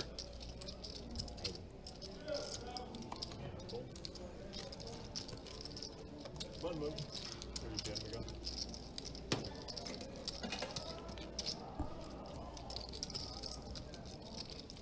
Carson seems like he knows his way around a poker table, so I think if Will had let out for, you know, 3/4 pot or something, he definitely would have got away from the hand. But Will could have let out for like 20%, and that probably would have got a call. Yeah, Carson is a seasoned veteran of the game. And I mean, to be honest, probably one of the better. I mean, if we're just going to do it, we're going to do it. He's probably a top 5 cash game player in the building. The question was raised earlier. Who do you think is the best player at the table? He's top 5 for sure. For sure. Jay's up there too. And they're it's silly only because of the discourse. And the only way, like the only comparison I can have is like the GOAT debate, like LeBron and Michael Jordan. Like people will go, well, what aspect? Like from an athleticism standpoint, LeBron reigns. Yeah, it's just it becomes so silly. You're just like, all right, we're gonna talk ourselves in circles. I think as far as the most studied, and just results, like from a result standpoint, winning, Carson's top 5. Jay, and Carson has said this about Jay. He's like, a lot of players will look at Jay play and think he's just mashing buttons. Oh, he 4-bet a guy, stone cold 4-bet a guy on the button with 6-4 suited. They think that's just him like messing around, so to say. He said, but Jay studies. He said Jay studies more than me. George hitting the straight on the river here. And then it's hard to have a conversation like that about like who are the top cash game players, in my opinion, without mentioning George. Right. You know, you got to mention George. At the stakes George plays, he's got to be good in order to stay in it. Oh yeah, it can get real expensive real fast if you're not playing well in these games. All right, Nikki, I was waiting for you to have, or somebody to drop the top 5. So he says, Carson 1, bling bling with, oh my God. 3 Dr. Gumbo, 4 Russ, and 5 Marvel Allen. I don't even know if Dr. Gumbo's a real person. That's Moya. Oh, he's go by Dr. Gumbo? Yeah. Moya's nice. I haven't seen Moya play enough, so I don't know. Yeah, he got that turn when he started bringing the gumbo in for us when he showed up for the live streams. But I don't know. Like I said, to rank the players, I think determining if they're a winning player is a large part of the conversation. It's hard to track in cash games, you know, because it's so tournaments. It's all tracked for you on yeah. certain sites, but cash games, you never know how it much all someone's blends together. Yeah, losing or winning. You know, you can always just reach into the wall and put more on the table whenever you're down. So. Or at the late nights where you get a call, you're like, the game's good, come on. And just like you grab the chip bag and go. Yeah, that's the other thing about cash. It's all about when the game's good. And, you know, you got to be ready to jump in whenever you get the call. Oh, pretty good turn card for Tsunami. Top pair in spades. Carson with the king high. Yeah, Carson doesn't have much to pay him off here, unfortunately, for Tsunami. Carlos is a top 5 player. In PLO? I don't know enough about PLO. I don't deal enough PLO. And once again, this is still purely opinionated. Like, what I say isn't the gospel. This is just what I see myself. But Carlos is a very well-versed player. Carlos has also, and I call Carlos the prodigal son because I've seen Carlos grind 2-2, 2-5, and literally just work his way up to the point where the big game's going in room 1, and Carlos is winning. you know. And, I mean, That's the poker dream right there, man. Working your way up from the small stakes into the big games. You know, it's good to see the dream still alive. You don't, Brian. You don't know how much money I burned when I went and watched like Molly's game or Rounders, and I thought I could be that guy. Oh yeah. It's harder than it looks. And they then make it look easy. Exactly. I'm like, you know what? The camera doesn't slow down and the miracle card comes on the turn. Nope. I missed. I have no more chips left. What happened to Tall Jared is a very, very good PLO player. Tall Jared's also a lot of fun to play with. He went out to Hustler Casino Live and lost like 70K. He went the same weekend George did, and that was a lot of fun. That was the first couple of months Hustler Casino Live was like around, and yeah, he lost a good bit. But he's a fun kid, man. I like Jared. Jared's cool. Really good PLO player. Lee, I think Lee is a very, very good PLO player. PLO Peter is a super, super good player. Mark is a super good player. 15 to 2. But once again, like I said, this is just, I'm basing this on the fact when every time I come to the table, these guys are leaving with more than they came with. Right. And that's a pretty good indication, usually, I would assume. It's the best indication. and then, like Brian's saying, tournaments are easy to track. You don't have to worry about that. Shane, okay, I'm going to ask this question, and I don't even know. He's not. There's no way. RIP, I don't know what that means. Miguel's 4-betting here with the Queen 10. Fortunately for him, he picked the wrong spot. Oh, he made it 7. What was the initial bet? 250? 250, 3-bet for 250. I think Carson. Miguel suspects that Carson suspects that Miguel was just trying to isolate with the raise, and so Miguel thinks Carson's kind of light here. But Miguel has flopped trips. What was the percentage going to the flop? Queen 10 versus Ace King? Could have been good. It's about a 2-to-1 underdog. It's not a disaster or anything, but it's definitely behind. But now the percentages have more than reversed. Carson is drawing nearly dead. And he's not going to go anywhere just yet, especially for a $300 bet. Oh, what do we need to do for him? Bring out the tiny violin, Brian. Carson is in trouble. Tiny violin. Miguel sitting here with a great spot. He does put the rest in. And he's a pretty snug player, man. He doesn't get out of line. And he just got out of line, and it worked out. It worked out that time. Carson did not put the rest in pre-flop. Good God. That's a tough turn for Carson. He was going to get out of there with most hands. He's seen bad news. Miguel never steps out of line like this. Like, he'll have one moment in every stream, like the moment with George and Aces. Usually if he steps out this strong, he's got it. Yeah. And 4-betting him pre with Queen 10, like he said, it was one of those I thought that he thought that I thought. But, yeah. I mean, because he raised earlier with the 2-3 suited against a limp. And so maybe he thought that Carson saw that or got a text about it or something, and that he's coming after him light now, so he decided to 4-bet light with the Queen 10. That's a lot of a poker is. It's sort of a psychological playing the player. Yeah, exactly. Leveling war type of thing. All right, I had to Google it. The Shane Rainbow Kitty reference, Shane Kerr. Yeah, I know who it was, but when he said "Rip Rainbow Kitty," I'm like, is he dead? I mean, that's just, I'm sorry. Like, I just really needed to get to the bottom of that before I said anything else. But yeah, Shane used to come out from Tennessee. Super nice guy, super cool guy too. Him and George used to battle it out for who would buy in more. Oh, really? 5-10, yeah, George would buy. If George bought in for 30K, he'd buy it for 40. If George bought it for 40, he'd buy it for 50. And they're just high stakes crushers, man. There was one summer where I think either I followed him or he followed me on Twitter, and he takes a like video at the table, and he has 200K, 250K in chips, and it's like Patrick Antonius, and it's like Daniel Negreanu, and it's like the Grinder, and it's like, holy God, like, wow, how are you finding yourself in rooms with these people? Right. You can find high stakes pros all over Vegas, but these guys, yeah, these are like legends here, man. That's like the movie right there. there. Yeah, that's like the movie. How are you doing that? And it was in Bobby's room. It's insane. He's a nice guy, though. He's super nice. I definitely play with George in some of the tournaments here, I think. Have you? I think in some of the main events they have, I'm pretty sure I played with them once or twice. Yeah, he doesn't frequent them too often, but he does play a few. He said in the reasoning, I think he said the first one he ever played, he won. Well, that's a good start, you know. And he's a really good player. And it's hard to kind of, because people, some of the people that play with him, they just boil it down to, he's just trying to bully me. And there's, to a player like him, there's still a methodical way that he plays poker that I don't know if people have cracked yet. But like I said, when I deal to him, he leaves with more than he came with.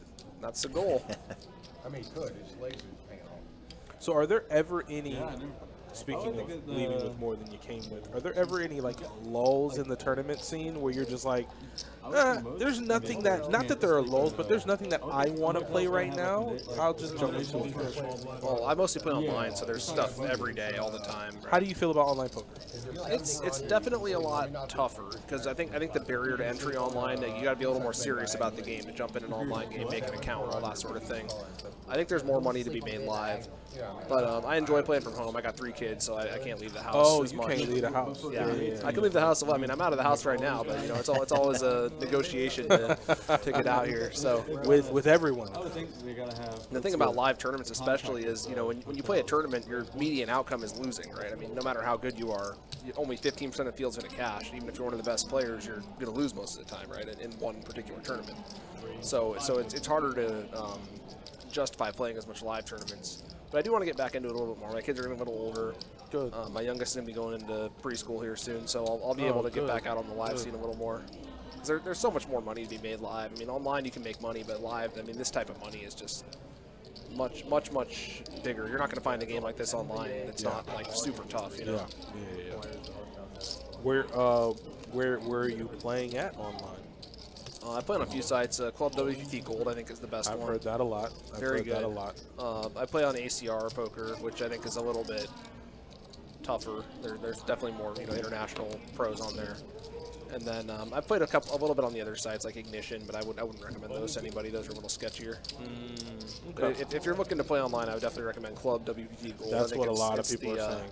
The softest site and the most accessible to the average player. Nice. Okay. Club WPT Gold.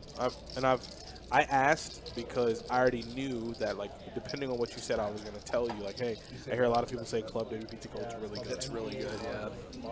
And it's so like, when I'll come to a table, I'll see players, and I mean, sometimes you'll have them in full costume, and what I mean by that is, shades, hat, jacket, backpack, iPad, phone, and it's just like, you just see all the multi-tabling going on, and he's in the middle of the hand, and it's like, Jesus, do you ever turn your brain off? Because the accessibility of online poker means, and I'm sorry for anyone who might think, you could literally go and use the facilities and just go, I'm going to hop into a tournament real quick. Yeah, absolutely. And that, to me, I don't know how to feel about something like that, where you don't have to ever stop. It's hard for me, especially when I play live. I'm always tempted to do that too, pull out the tablet and play some, but it's like, you got to focus on what you're doing, Especially for me, I'm not playing live that often, so when I do play live, I like to really focus on the game, try to watch the players, pick up reads, that sort of thing. But it's always tempting, especially if you're a pro. You're like, well, my win rate could be slightly higher if I'm playing, and then 3 or 4 tournaments. Exactly, and then you come up the reasoning. You're like, well, if I just played, a little bit more. It might as well, right? But your brain can only take so much, and I think, especially in live poker, when there's all these other factors about, people's tendencies and their live tells and stuff, it's better to just pay attention most of the time. That's why I don't know. The big word is always profitability. That's a big word in the poker community. It is. Got many syllables. It's the best to it. word. Yeah. It's the best word.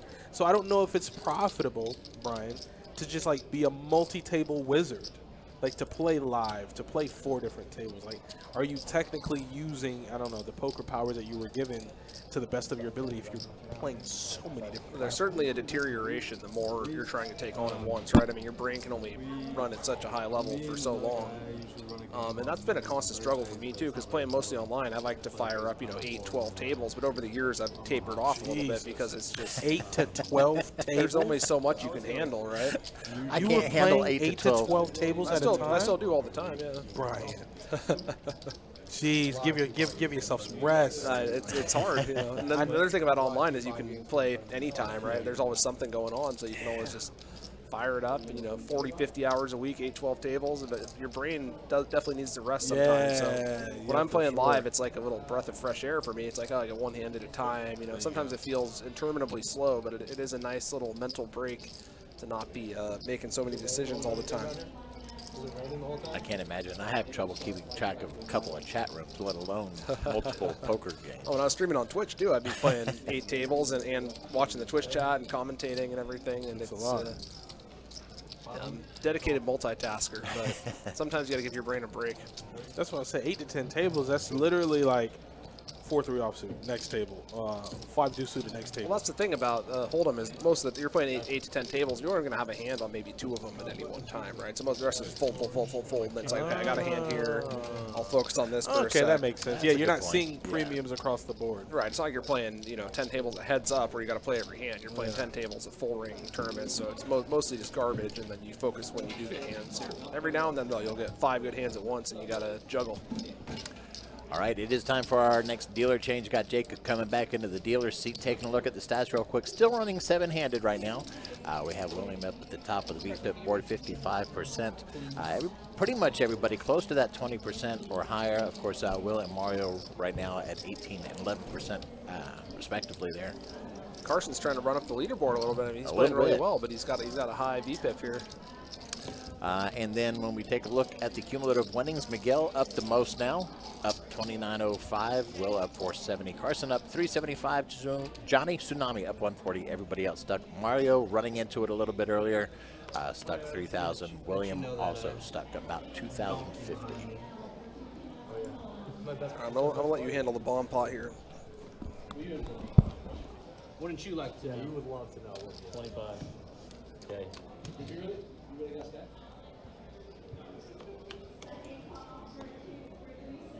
15. Check. 160. You gotta play it not meant for like on. I know. That's how you win. Check 7, check 9. Check. And around. Check.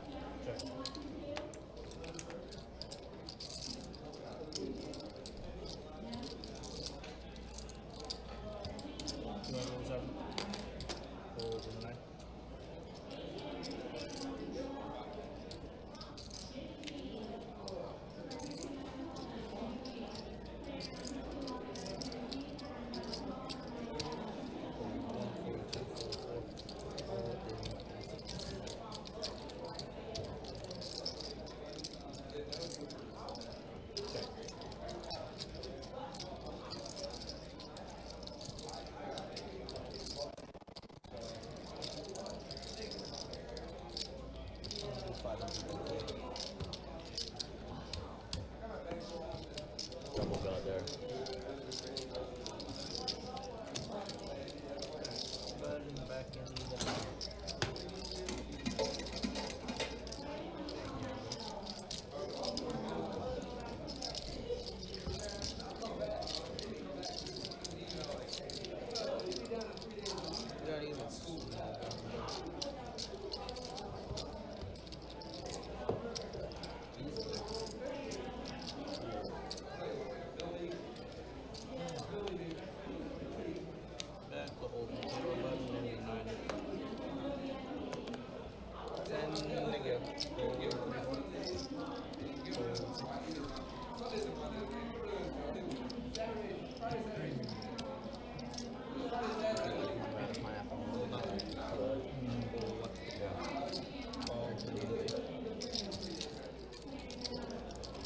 That we play X-ray pineapple.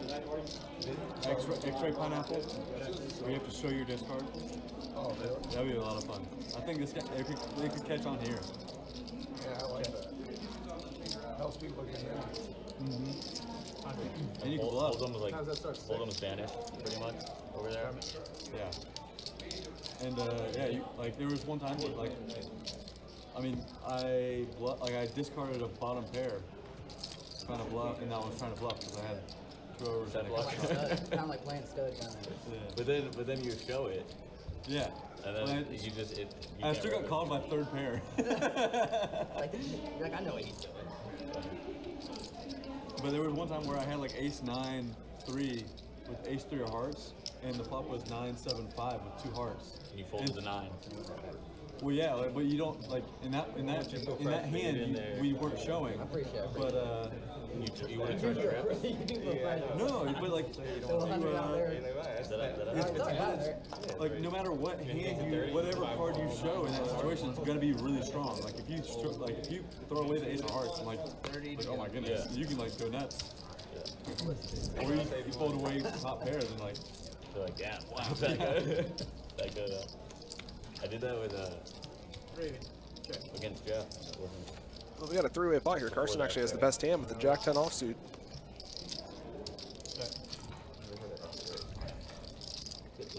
You also do reasonable. Getting better on the turn. Where, like, He does pick up the open-ended straight draw. Bet on the flop, then you get to keep all 3.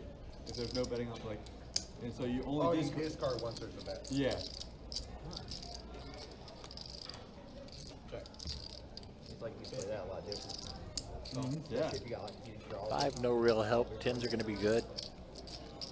Jack 10 is going to be the winner. William trying to go for some small value on the river there. Not going to work out for him. Yeah, it's a lot different because then like there was a spot where I had 6-6-5 on Queen Jack 4 with 1 heart, and I had hearts. And normally you would think, oh, this is an automatic bet, but like, well, you could just spike a 6, and or you could like you don't know what.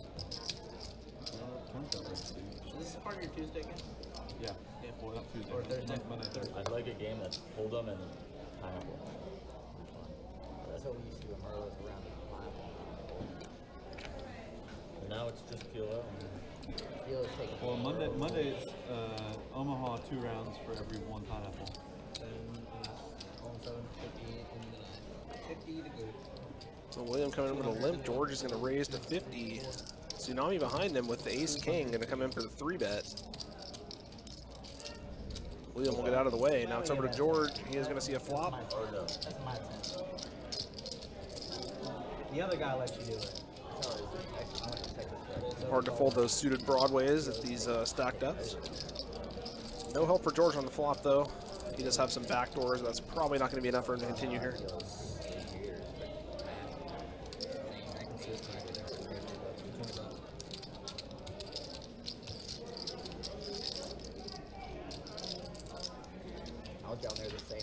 Looks like it is. Oh shit. Were you in that? I wasn't at the lodge, I was at TCH. George is going to come in for the check raise here. That makes some sense.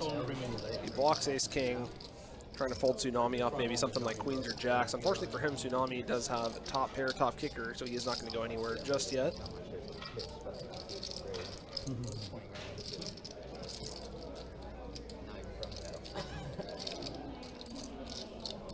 He is going to make the call. We'll see what happens on the turn. If George picks up some equity, he might fire again. A 6, that gives George a gut shot. Looks like that is not enough for him to keep betting.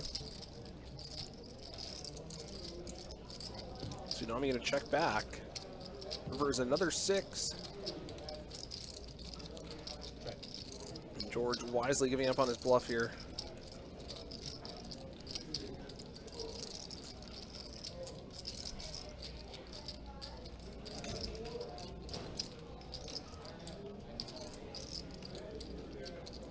What do you do in Johnny's position? Do you check back or do you try to get something out of it? You got to try to bet at this point. I think after George checks twice, it's very unlikely that he actually has you beat. It's also kind of hard to get called.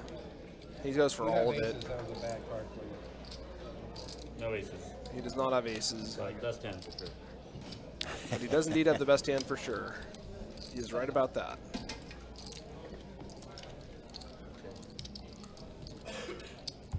Why you breaking my 9 clubs? No, this was you right here. Me? Yeah, you. Why? That was like a flop. All right, looks like we're bringing in a new setup, potentially damaged card out there. Need it. Got to change the cards up, right?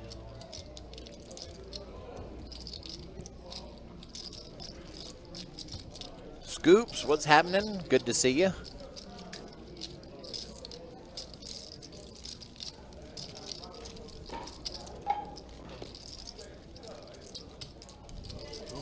How many complete decks do you guys have?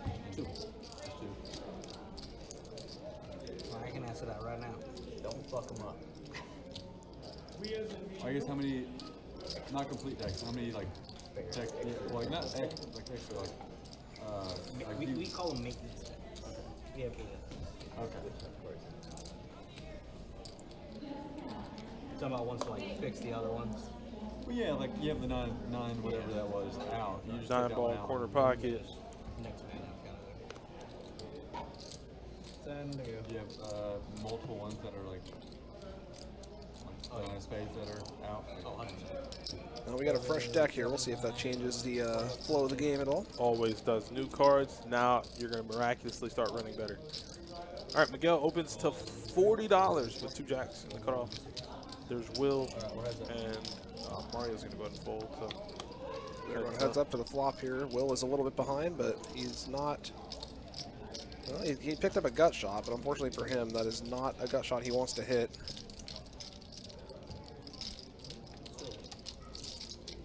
It's also got a backdoor flush draw. You should be able to have some complete decks, right? Even yeah, if they're how small. all of his king outs are going. Check, check. Yes and no. And So, both you players could make be a screwed full on, like, house. 6 of spades. Yeah. Like I'll be honest, I think there's like, I'm just saying that a card. Miguel is going to try to get some thin value here out of his jacks. Will is going to make the call. And So the you just jacks have, are like, good. One complete deck. So you have like Yeah, you have like one complete deck. That's nice. You have to order one of them. 10 full is pretty good. How's the Stars and Stripes tourney going? No, you have to order We have, Yeah, I that card gets put on, you believe, have to order a one. little over 200. So, I mean, good. We have. We're going to smash the guarantee. The final table's Monday, so we had flights Friday, Saturday, and Sunday at noon and 6 p.m. I mean, players are bagging. I mean, I think a guy, Troy is his name. He won. Okay, I know this. Troy won the 6 max in our very last tournament series. Oh, I got 4th in that. Oh, so you played that? Yeah. Okay, so yeah, Troy, he finished. He ended up taking that down, but he bagged 768. What's the starting stack? 20? 25. Oh, wow. That's a big bag. Well, he's going to be in good shape. So I have 2 on Monday. It's day 2, and then they play down the final table, right? Okay. Yeah, he bagged 768,000. Which is They still got that thing where they pay you for the extra bags? Yeah, the double bag bonus, I believe, is in effect.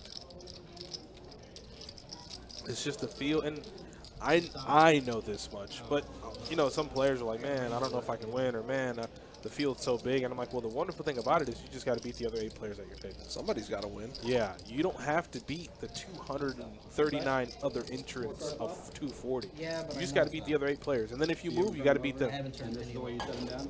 Yeah, so Pick it back up the way you put them down. Oh, we need a new dealer. Jacob's trash. You don't even have to beat him. You just got to stay alive till you get heads up and then beat that guy. Yeah, exactly. You don't like. It's not like it's a knockout tournament. Right. You don't have to, like you said. That's true. You don't have to beat them. Just got to outlast them. And there's Tommy Campbell, our resident floor and the card deputy here. Anything in the building that has a problem with it, you're going to call Tommy, and he's probably going to take care of it. Tommy's been a part of the company for a while, and the man runs a tight shift. The room runs because of him. Bad turn for Carson there. He checks back with his weak king. Fortunately for him, he sees the only card he didn't want to see, which is an ace. He will make the call. River doesn't change anything, so William is still going to be in the lead here.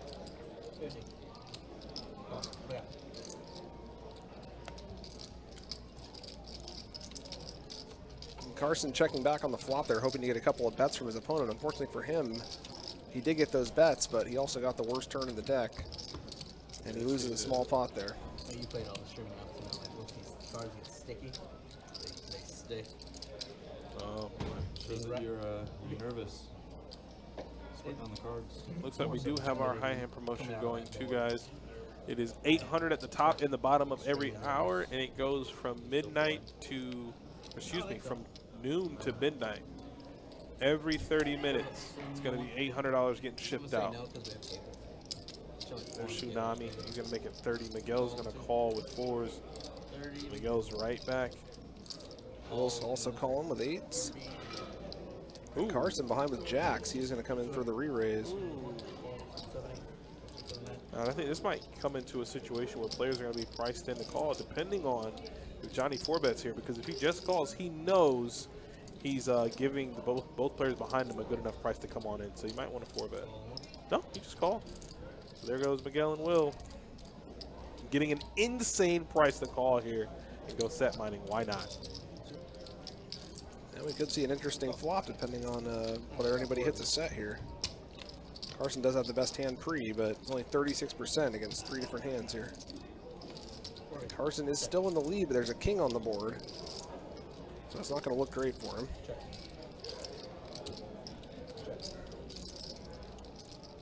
Action's going to check green. Well, things are getting a little dicey now. Now Carson might decide to keep checking, or if everyone checks to him, he might decide to bet this time.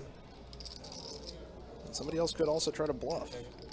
Kind of hard to bluff in these 4-way pots, though. So hard to bluff multi-way. Doesn't mean you shouldn't do it, but it's just such a hard, it's so hard to navigate. It's a tough bar to clear. You got to get through so many players. And Tsunami hits his queen on the river. That is going to be good. No one has really shown any aggression or want of the pot, so I think maybe a bet here might take it down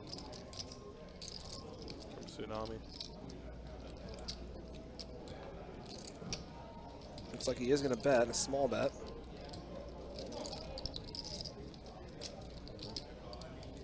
And Carson now, with third pair, he does have blockers to Jack 10 if he wants to turn this into a bluff raise.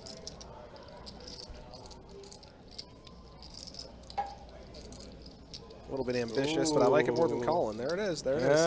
Yeah, he's going to do exactly what you said. Makes it 19, 2K. Big raise, I like it.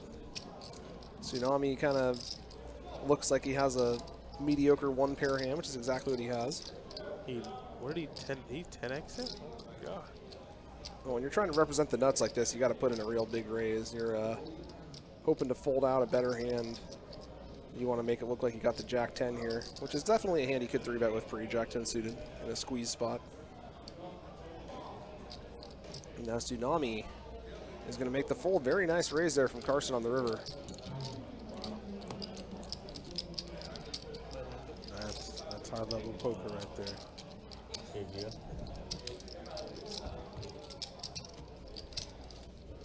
Yeah, when you got 2 blockers to the nuts like that, and nobody showed much strength in the river, and then he leads out real small, it's very, very tempting to turn your hand into a bluff. Put the max pressure on your opponent. Steal the pot. And that was a pretty big pot that he stole right there. That was a really big pot. Jeez. Super big pot.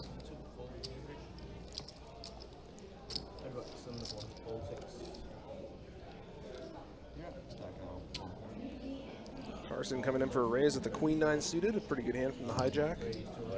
William will make the call with King 3. George is in there 3-betting with 10-9 offsuit. Carson not going anywhere just yet. Yeah, he's going to be in here. Knows that George is an active player. Could be 3-betting real light. And sure enough. Nobody's flopped anything, so if George shows some aggression here, he might be able to take this hand down. He does not yet. George picks up a flush draw, but it's not a very good one.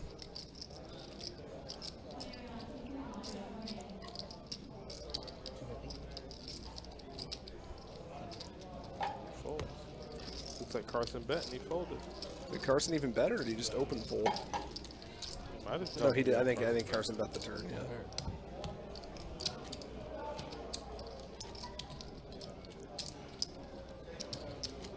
Might have been in before the river.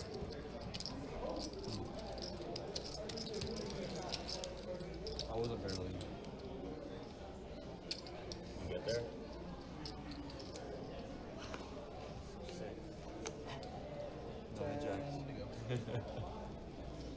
All right, $10 to go. 5-10 no limit. Hold them at Best Bet Jacks. We got a nice group of seated athletes. And wow, the good times just keep rolling for Carson. He's even 3-betted up to what, $50, $60, $40. It was a limp under the gun, so he's 4xing over the limp with the queens there. Will's got a suited ace. And he's He's already called. All right, let's go heads up to a flop. Can't be too far behind with a suited ace, and he does indeed hit his ace. Wow. Carson gonna bet small.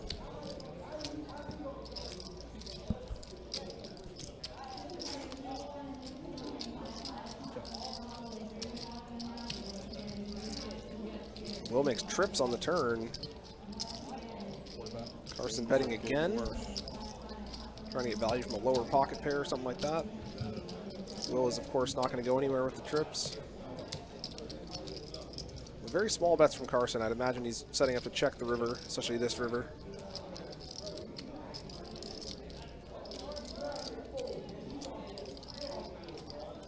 Now he's going to bet again. Going for that thin value. Real thin in this case. I don't think Will is going to be going anywhere. Real thin.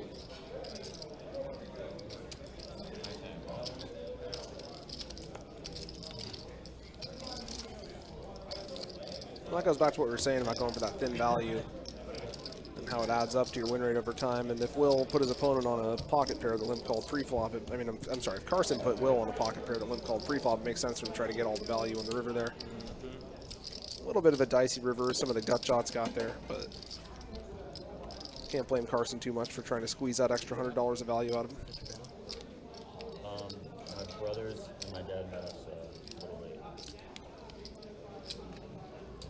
My mom and sister were at a wedding. All right. Quick raise here from Carson with pocket eights. Mario will go ahead and fold.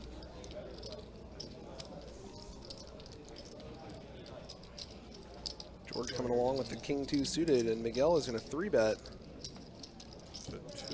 with ace-queen suited. Will getting out of the way with that one. Back over to Carson. He's got eights. He will call.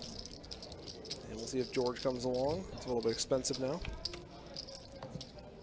He did not. So we go heads up to the flop. Carson does have the best hand, but in a 3-bet pot. I didn't know Carson topped off either. He's pretty effective here. Looking with a 7K stack. So here's a bet, 125 from Carson. He's going to charge his opponent's ace-king and ace-queen here to see a turn. Miguel will see the turn. Turn is an ace. How do you do it, man? Float with 2 overs and just get in there. How does that work? Teach me your ways.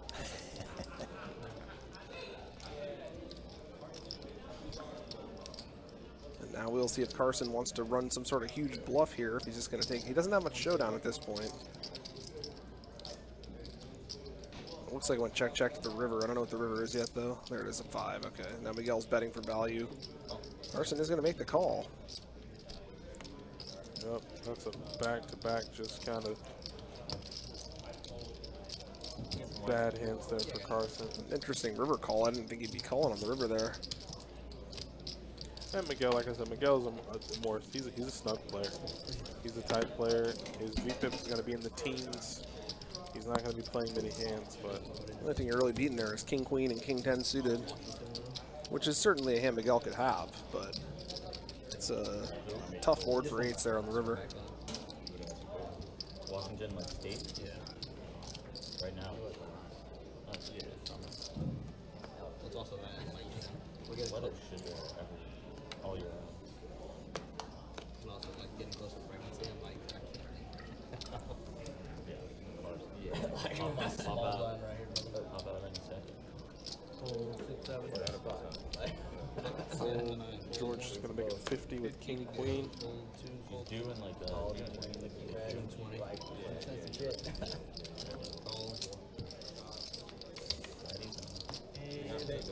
Daddy's going to check around on the phone. Carson with top pair. Still top pair on the turn. And that's going to be good enough.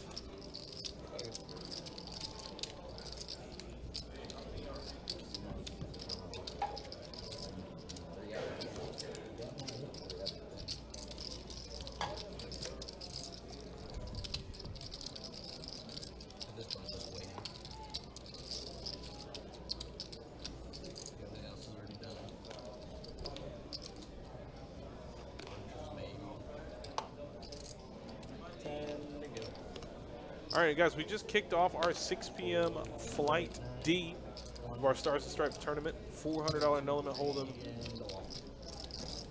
And we have 31 players already in. And we started 9 minutes ago. So if you're feeling lucky, you want to play in a pretty good flight, a lot of chips can be up top if you can bag them up. Come on down to BestBet Jacksonville, 201 Monument Road. We just got started in the back of the room.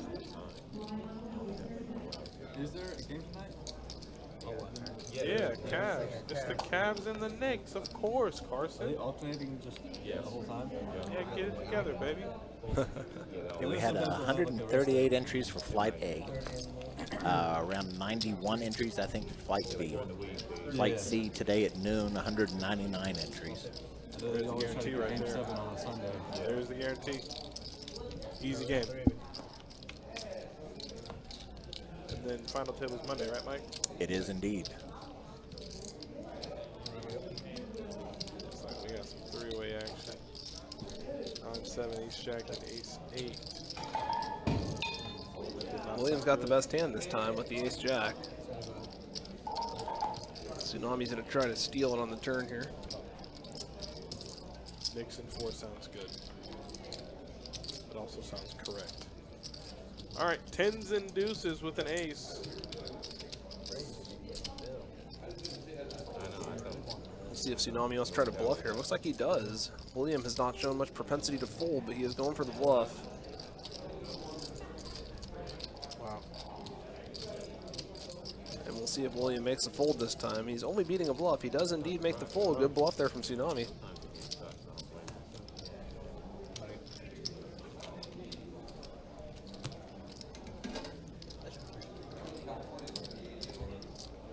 I feel bad for you with the game 6.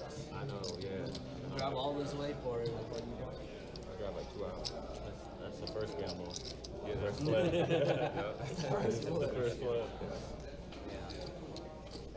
I mean, worst case, you play 2-5. Yeah, it's not that I was just come day for yesterday. She's looking good. Yeah, really good. You got the Knicks in 4. Which round of the playoffs are we in right now? So we're in the Eastern Conference Finals. Oh, we're already at the finals. Huh? Yeah, the Knicks are pretty much taking the Cavaliers is like a baby, right over the hip, and just a couple of them and letting them go. It hasn't been close. It hasn't even been a contest. Which game are we on right now? Game 3. So they're up 2-0? They have won both games convincing. Is OKC going to win the West again? I don't like to say it, but man, like, they were huge favorites coming into the season. I know that. Their style of basketball is it makes me so irate, but you can't beat it. So when you're able to, when you have an alien on your team and you can't win, it's just not. Yeah, it just tells me what's gonna happen. Well, they were huge favorites in the finals last year, too, and Indiana took them to 7, which I was kind of surprised to see. I was actually thinking about betting on Indiana and then hedging in game 6 or 7, but I didn't pull the trigger on it. It would have been a good bet. I'm going to say something crazy. If Halliburton wouldn't have got hurt, they'd have won. Think so? If Halliburton wouldn't have got one, if Halliburton didn't tear his Achilles. Which game did he tear it in?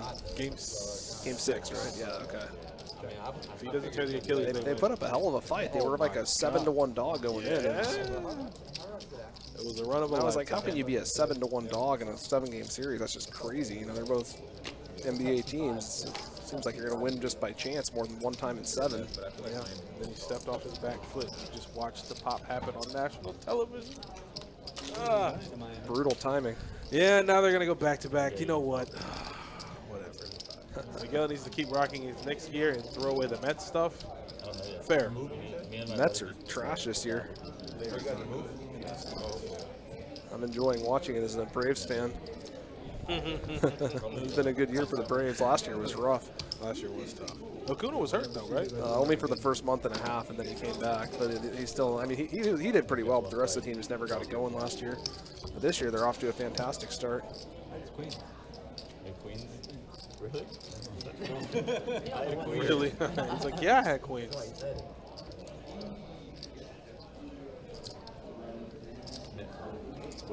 I don't think, Mike, have you ever seen Will or Will before? William or Will? I haven't seen them on. William looks familiar. I don't know about Will. I'm pretty sure I've played against William in tournaments. I thought you had a king. Seems like a good guy. I'm not exactly a regular here, but I have played a good deal of tournaments. I've only been in Florida for a year and a half now. Really? Oh, okay. I was living in Europe. I was living in the Netherlands for like 12 years. I moved there after they banned online poker in America. Did you really? Yeah. Just to play? Yeah, just to My play. man. All 3 of my kids were born over there. Brought them back here about a year and a half ago, and really love Florida so far. Weather's great, the poker's great. It's a great place to live. Yeah, today is pretty stereotypical of the bipolar weather we get around here. It's nice to have some rain finally, though. I mean, Yeah. Like you were saying, the drought's been ridiculous. I noticed all the ponds around my house have been like a foot lower than they usually are, and we really needed some rain. We got that rain today, and I just stepped out a few minutes ago, and you'd have never known that it rained. It's just a sauna sweat box out there now. Switches with on nice its dime. blue skies, yeah. All right, they're chopping it up. How's the Netherlands like living? It's nice. It's a very densely populated, so it's a little cramped. Everything's kind of small, you know. Like that was one of the big things coming back here. Just going to the grocery store, like 3 aisles of the Publix here is like the size of the entire grocery store over there. So getting used to the scale of stuff here has been a bit of an adjustment, but it's a good place to live. Good for kids. They got a lot of parks, and you know everyone rides their bikes over there. So we didn't even have a car. We just ride our bikes everywhere. It's a very bike-centric country.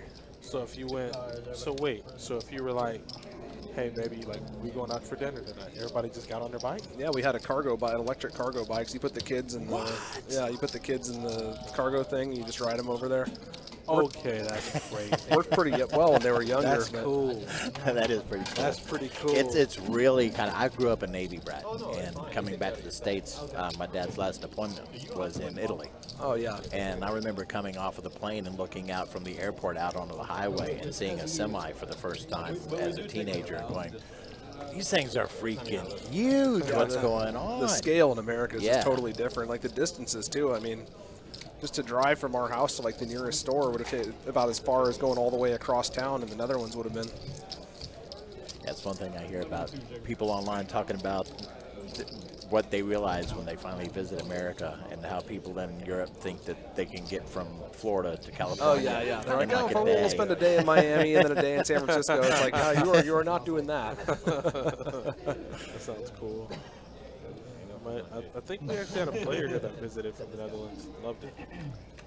That's a nice place. You should check out Amsterdam for sure. I mean, it's a great city. It's a very very different sort of experience. But you know, everyone speaks English. It's very welcoming. So it's worth checking out if you ever get the chance. Road trip? Road trip. It'll be a soggy road trip. But All right, so for one, we got both boards now. Cool. So I see flush draw. I see ace, king 10, 8, 5. So king 5. Anybody has a tray? There's Mario. Yeah, Mario's got a 3. And he's got a flush. He's got a 3 and a flush. Oh, that's a good hand. But Miguel's got a better flush, so he's only going to take half of it, I think. Although he might be able to fold Miguel out depending on what the river is. William trying to figure out what he has here. He has top pair on one board and nothing on the other board. I don't think that's going to be good enough.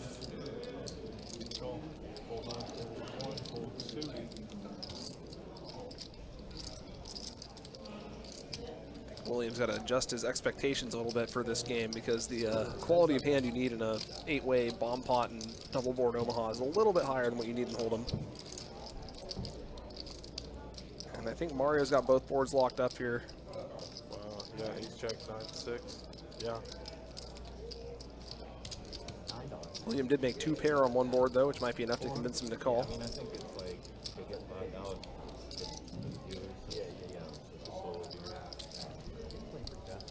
Well, because you know they got a hand shuffle. This is a very different game than Hold'em. You need a much better hand to make it in this game. 2 pair is not going to cut it. Mario's gonna, the old pooper scooper.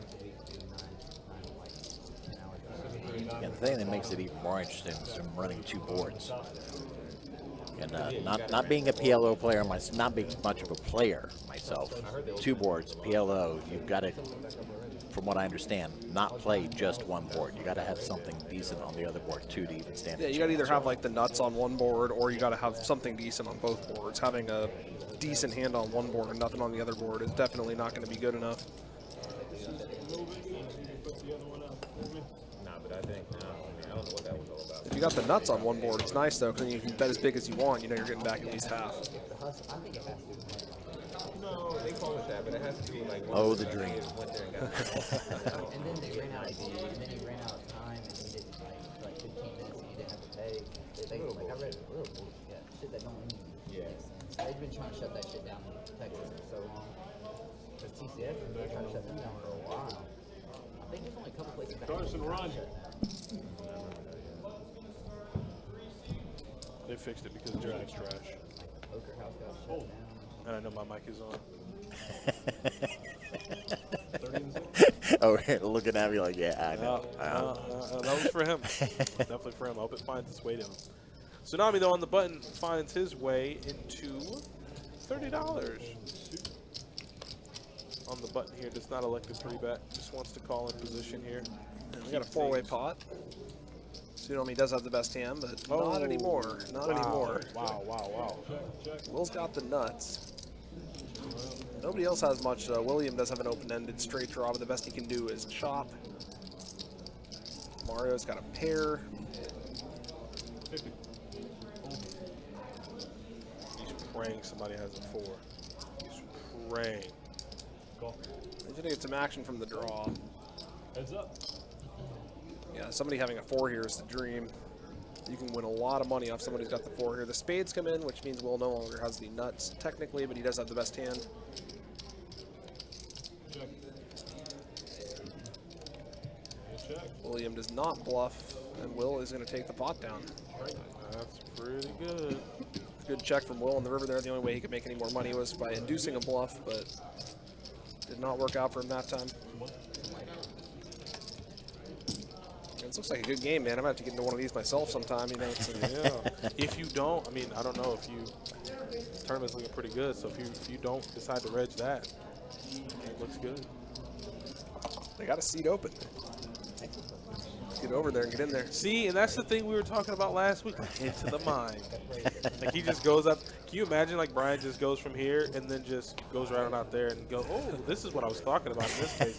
Let's see what happens. I didn't bring enough money with me today to join this game, but maybe next time.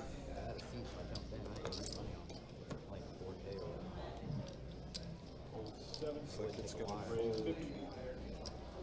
To George, he's going to make it 50. Call. Will calls with 8. Mission trip. We're trying to. We had a coin flip situation. The kids there are basically like treated as second-class citizens, and like they're super. Will does have the best hand so far. They don't know how to speak to adults and stuff like that because like, adults just shun them. And we're trying to train the staff that George has turned top pair. Runs with her husband to try to get. Will's going to keep calling. The emotions with the kids and like to be able to express emotions and also creativity. Kind of. I mean, it is Christian, but it's also but it's really trying to get like educate kids and like kind of. How old is Carson? Do you know? Late 20s, early 30s. That we're Okay. I believe. going with. They've already been there for 2 weeks, so they. I don't know if I should talk about the stream, but Frank asked me interesting questions which you might find interesting. Ask what? Me and interesting. Because he carries himself as somebody who's a little bit more mature, but he still has the appearance of somebody who's very young. So it's somewhere in that middle ground there. Playing for this kind of money all the time will make you more mature very quickly because if you You not gotta control be, your yeah. emotions and everything, you're going to lose your ass, you know. So it's that's one thing about poker. You got to grow up fast if you're playing for serious money. I would think that the way I think you would answer the question. Or somebody got guys like Phil Hellmuth who still act like children. Would. I've met Phil. He's a lot nicer in person. Yeah, I feel like you would do anything we, imaginable, but you just, as the poker community, realized think that it's people, I guess, in certain different points in his poker career, that it was just really a performative thing. It's a lot of an act. Yeah. When you talk to him off the tables, he's a much different Super guy. chill guy. Yeah. Yes. The whole like, honey, he called the raise with queen 10. Like, you just realized that was for the cameras. Like, I'll be honest, it was That like, wasn't even a bad call. It was like a single raised body, a queen 10 suited. Like That's the best part. It's like everybody objective is like, I don't really think that was it's like a bad. totally normal call. There's nothing weird about it at all. That was the best part of all. We're like, no, that seems pretty good to us. You're just upset, Phil. so, like, if it was my kid, yes. The answer is yes, I would.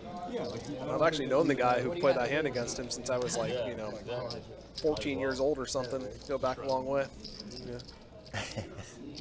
King Jack suited for Will. Yeah, that's Gonna be what I 75 don't to think go. we would have any. It's a big raise. They will if that's what. Oh no, it's a straddle or something. I would definitely. Oh, it's a straddle for 25. Yeah, that's why he made it 75. I was gonna say that's a big size raise, but Looks like George called and flopped George just it. casually flopping trips there.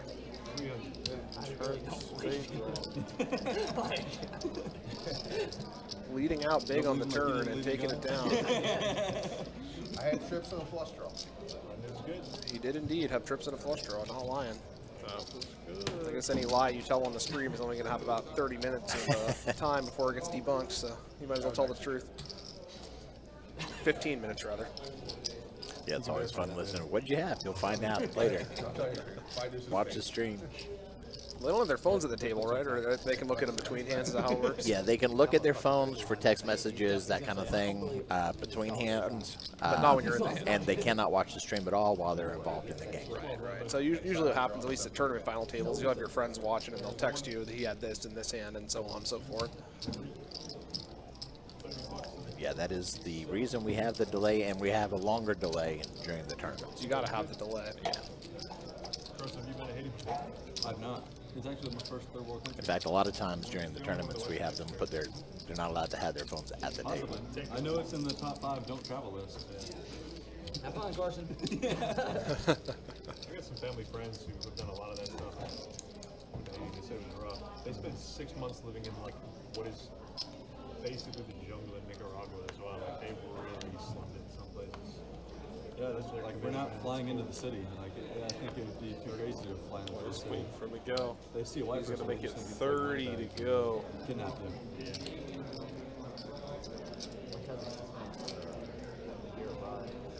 And West Will is going to call. William coming in, keeping that BPIP high. And George coming along with a nice suited connector as well. And Tsunami in the big blinds. We got a 4-way pot. George has middle pair. That is the best hand so far. Check through. George makes trips again. Back-to-back hands with trips. Playing it slow with a check. Hoping somebody comes alive here, but not going to happen just yet. Ace on the river. That will get him some action from Miguel at least. Where have you been doing? What? Looks like he's going for the old check, check, check raise here. Not many places at all. Well, like if you're talking about mission stuff, Made it I actually have never been on a mission stuff. 1,050. That is a large William, raise. William looks at him like, what the hell are you doing? My wife has. My wife's done like a ton of places. Yeah. Miguel will wisely get out of the way. I think mission trips are kind of weird. Most William will take it down, or I'm sorry, George will take it down. William will also get out of the way. The game. Perhaps a greedy sizing from George there, but he wanted to go for the home run. And that's one thing about these super deep stack cash games, is if you get paid off on a bet of that size, even if it only happens, 20% of the time, it can make sense to use a huge sizing like that. Because when you do get paid off, it's just so enormous for you. Absolutely. That extra value is always good. I think he was hoping to catch William with an ace and have him be curious there, but Miguel was wise enough to get out of the way. And we got Jack 10 suited against Jacks this time. Mario 3-betting the Jacks. We'll fold back around to Carson, who's not going anywhere just yet. Not folding these suited Broadway hands pre-flop, even for a 3-bet. Heads up. Carson way behind on the flop here. Mario checking back. That's a great turn for Mario. He's got a full house. And now Carson cannot really credibly represent any straights or anything like that. He is going to try to bluff his opponent off something like ace high, though, here. Mario not going anywhere with the boat. River's a 4, doesn't change anything. And Carson is giving up on the bluff now. And we'll see if Mario wants to go for value. Looks like he does. Value time. Easy game. That's going to take it down. Oh, I'm good. Thanks.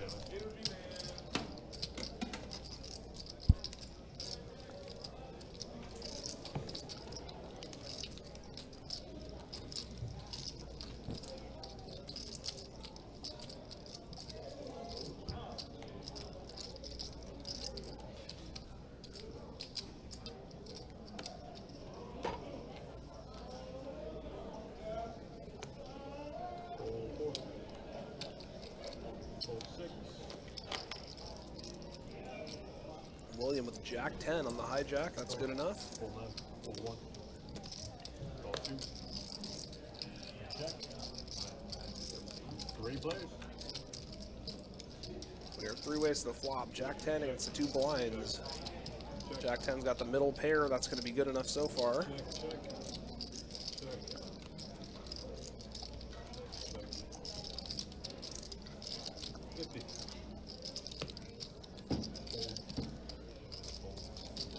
William will take down a small pot there.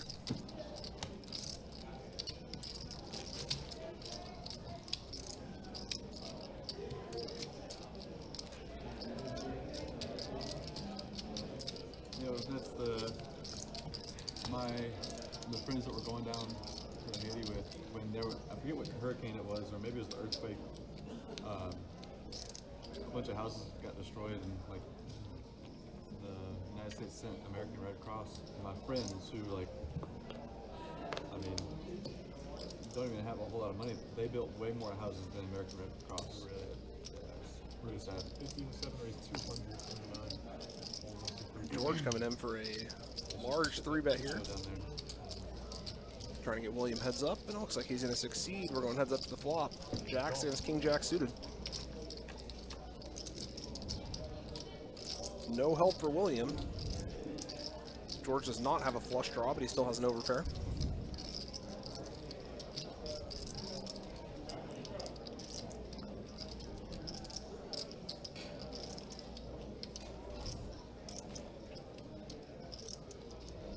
William is going to start bluffing here.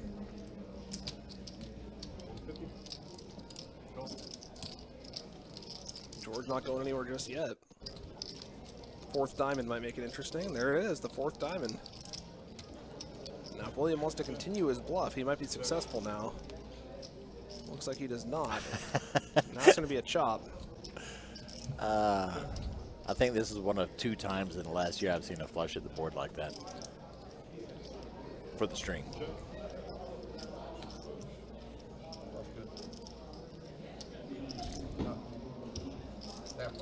Chop it up. Yep, 715 in the pot, and they'll take $10 and $5 each to add to their stack respectively. Basically, just adding the blinds. Out of position player wins the extra.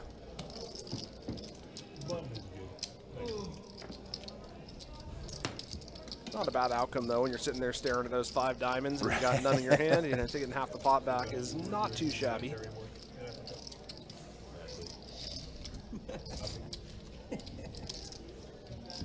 I showed him that, like, Looking at it, there was the only one thing you sent me. It's the only thing you sent me while you were gone. And I showed him the video. You showed Theo? Animal reproduction. Impressive. No, that was. I looked at ChatGPT their meat can be up to 6 feet. It's like you and Todd on each other's shoulders. 6 foot and 100 pounds. Can you imagine? George coming in for a limp with the They're queens, elephant penis. being sneaky. Weigh up to 100 pounds. Tsunami's going to take the bait, raise the 9s. Mario's in there with ace-2 suited. It's the one. He's gone for 3 weeks and he only sends me that while he's gone. Look what I found. And we'll see if George goes for the re-raise here. walking, he's doing safari. Oh, I apologize. I was the same. It's deep in the tank there. It looked like he looked like he was calculating his sizing, but it looked like he just didn't know the action was on Yeah, I him was yet. sitting there watching. I was like, how much is he gonna raise?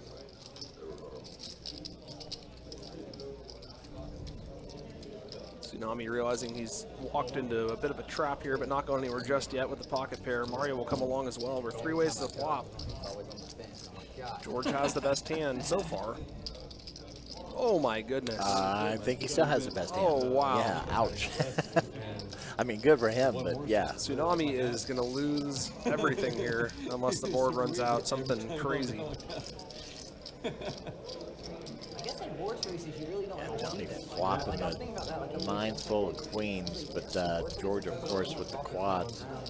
This is the type of hand you can... Not aerodynamic, is it? Jack doesn't change much. George could have queen jack or pocket jacks, but Tsunami is probably still going to be putting in a lot of money on this hand. Just calling so far. If the river's another overcard, he might be able to get away without losing everything. Nope, it is not. Get cut because it can breathe. You know, so like what's the loss? What did he toss in? 4,000? I think it's a small bet. Oh, it is 4,000. It gets that No, that's a big bet. That's a big bet. Probably calling. Off the boat. He's got to think about it. It's an enormous bet on the river, 2 times the pot. But it's very hard to fold a full house here. Oh, Johnny does make the call. Is that more than a half? That's a little bit of a four. George getting the max value there on the river.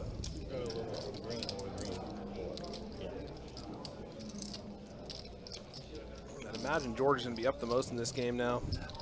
Yeah. Johnny was up the most, but George just took it all. And then some. That's the type of hand you play for in these super deep stack cash games. The quads against a full house. That's what you want to see. Didn't feel like a bluff. Could have bluffs.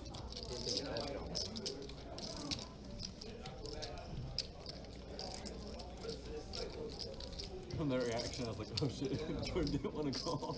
That's what I thought. He really doesn't want to call and then goes over fucking. He definitely wanted to call The that way his time. face lighted, I was like, oh wow. He can't fold nothing. Like, that wasn't a speech. No, I know. It was just like, you were shocked that he had a bow. Yeah, I know. Like, I know. I thought he might turn jacks, or I thought he might have nines. That's why I bet so big. But like, he can't fold his hands. Like, No, yeah, I'll be he- pretty money if he folds his hands to me. George now with 13.6 in front of him. Yeah, I can't wait to bring up the stats here in a few minutes on the next dealer change. We'll take a look and see exactly where everybody lies.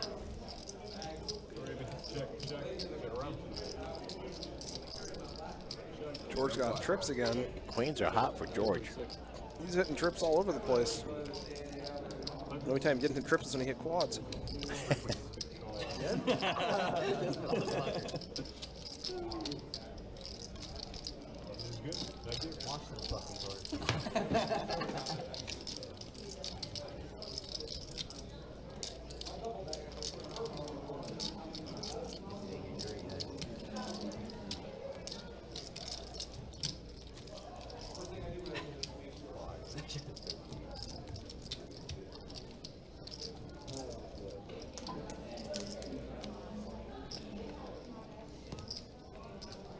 It's not easy to take someone for 600 big blinds in one hand, but quads versus a full house and a limp re-raised pot pre-flop is a good way to do it. Yeah, that played out just perfectly for George. Could not have been any better, really.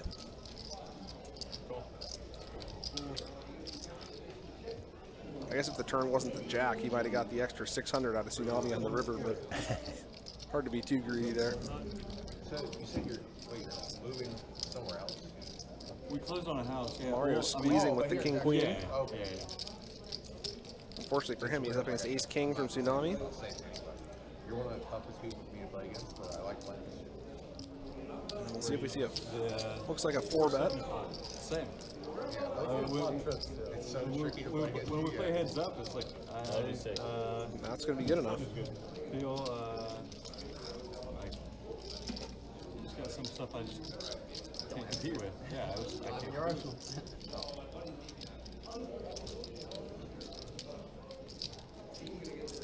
For you to be able to just feel that he had a vote.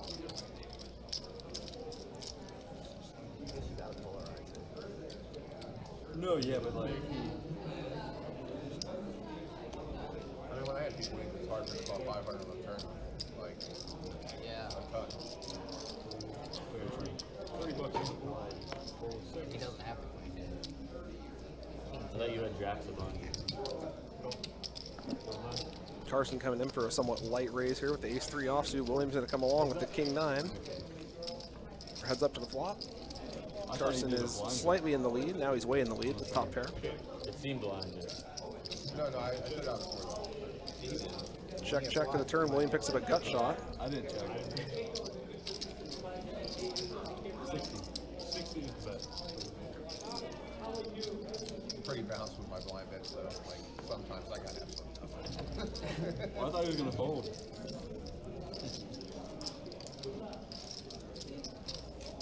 Carson getting max value here with his weak ace. And a king on the river. He is betting again. And William is going to pay him off.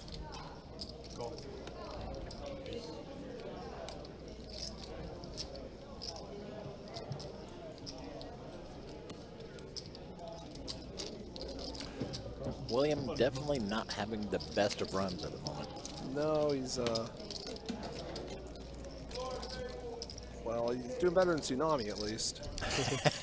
After that last hand, yeah. That's not always Tsunami's fault though. Right now? That'd be really tilting. Yeah, that would be. It did, and I hit a 9 on the river. I have queens. I think it is queens. It definitely was. It's gone over that. I'm not sure. Does it go down like one hand ranking? I feel like they're adding Every 50 Queen bits. stands eights. I feel like the bad beat's increasing way slower than they're actually. It's because they do so many promotions. So like there's. Well, yeah, like last, the first time that it I felt like it went up pretty quick. Yeah. I mean, $500 every 3.5 hours. So like, believe it or not, when they get like, I root for a long time not to be paid because they bring people in the door. Oh, absolutely. Higher, so Oh, it absolutely. doesn't hit. So we're going 3 ways to the flop here. Miguel is ahead with a pair of 5s. Yeah, but most of them people are playing like 2-2. You know, Yeah, they'll play 2-5. You'd be surprised how many people like leave after the high hand leave or is done. Oh yeah. 2-5. Yeah, it's definitely. Carson's picked up a double gut shot. And Tsunami's picked up the nut flush draw.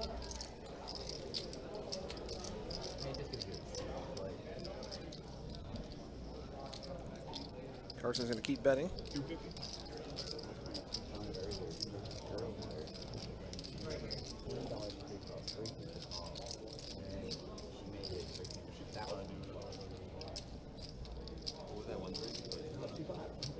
Things like three they can't get right. Then I put candles on. He's like, you can't light candles. I was like, no shit. Did you think I thought I could light candles in this video? Tsunami makes a call. Tsunami needs a heart here. They both hit an ace. Oh. Yeah, he was wearing it. 8.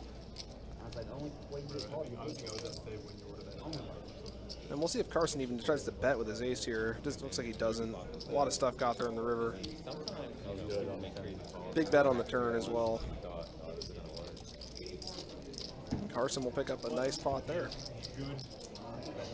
You weren't? No, that was. Folks, you may have heard him talking about the high hand up there in the background a few moments ago. We do have an $800 high hand running all night tonight. It goes on every 30 minutes. It's shared amongst all 3 rooms. So $800, all 3 rooms. Best hand out of the 3 rooms wins that $800. The Stars and Stripes tournament currently going on, as we can take a look here at the calendar. It is a $400 buy-in, $200K guarantee. We just started Flight D this evening. Flight E tomorrow at noon. So if that is something you might be interested in, come on out, give it a go. So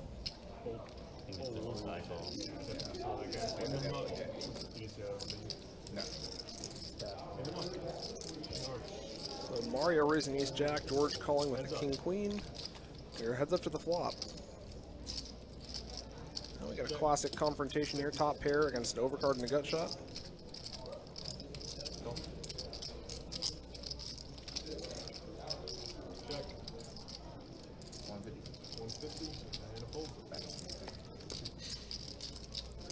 George is going to take it down on the turn there. Senor says, I'm a 2-2 player. I'm looking forward to someday moving up and playing against Tsunami. When you, That's the dream. posed me the Frank Haven't question, seen Tsunami yet play too many well, I can't really do the opposite. 2-2 games. Not that he You asked me to doesn't, think about it, but I can't really- think I generally see him on like the 2-5 games. That's why I say he's got to do move the up. reversal. Like people like think that's why I like talking to you because I believe what I You believe. can sign up in person, Kenneth, and I believe it starts at noon tomorrow, 100% right. but I'm not positive on that. I'm like, how the fuck can I be 100% like? There's no way I can guarantee I'm right. Yeah. You have a shit ton to lose if you're wrong. I believe you have to be here to sign up in person. It starts at noon for Flight In my E, opinion, I think people and get then a lot Flight of their, F starts at 6 p.m. tomorrow. their presumption's wrong. So we do have 2 separate flights tomorrow. Like I think my best just being different. Yeah. That's literally how I live my life. Yeah. 25. Tsunami's in a bet with 6 high, and looks like he's probably going to take it down here. But I think that's internal damnation does not make sense to me.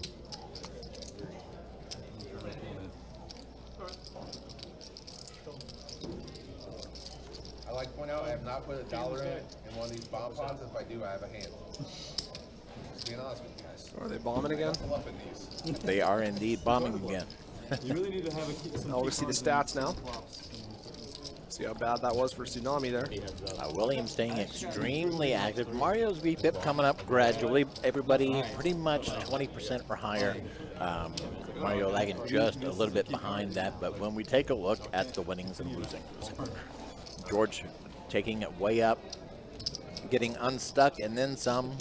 Now up the most, 39.50. Miguel up 3,000. Carson up 850. Will up 40.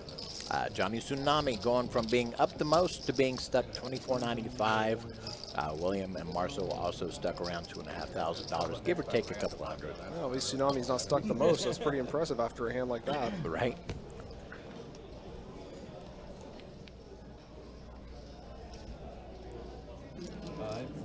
The drink, oh my bad. Feeling I didn't do nothing. I thought we were just gonna play pineapple this time, guys. I definitely would like to play pineapple with my hand.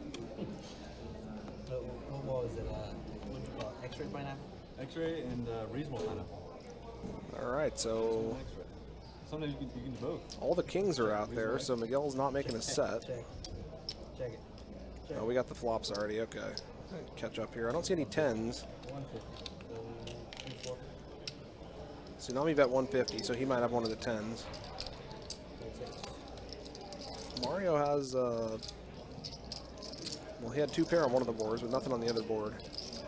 Don't know what Johnny's got. Looks like George has got, what, 2 pair on the bottom, a pair of 8s on the top. And Tsunami took it down uncontested. Well, that solves that problem. It's not easy to do on those bomb pots, but Not at all yet. 8 times out of 10, they chop it. Damn, I was hoping you were gonna give it to me. I'm gonna give it back to you for the freaking for a dollar. Give what, $1? Yeah. Would you actually? Oh, with a regular death. At least that's the way it seems. My number's probably off, no, but I that's mean, the way that it seems. seems reasonable. I mean, I haven't done the math on that one myself, but it doesn't seem like a So just let you know, you got a black chip. terribly incorrect estimate. No, it's underneath. Yeah, there you go. How do you feel about faded cards on this side? How do you feel about faded? And again, thank you everybody for joining us and spending your Saturday afternoon / evening / Sunday morning, depending on where you are in the world, with us. It is very much appreciated. If this is your first time here, consider hitting that subscribe button, ringing that notification bell, and if you're enjoying the stream, I'm telling you, man, words are hard. It's hard. Hit that thumbs up button. It helps YouTube know that people are enjoying it and gets the word out to more people. 6. There's a card that looks It's pretty faded on the. It's a very distinguishable fade. among the cards. Mario's got bottom pair, Miguel's got top pair.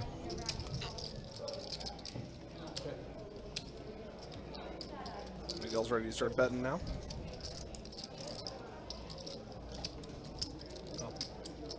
not going anywhere just yet. He's drawing the 2 outs. River's a 10. Miguel is going to bet the river for value. And that's going to be good enough. What does that mean? What? You know how when you came over and we're like going one by one?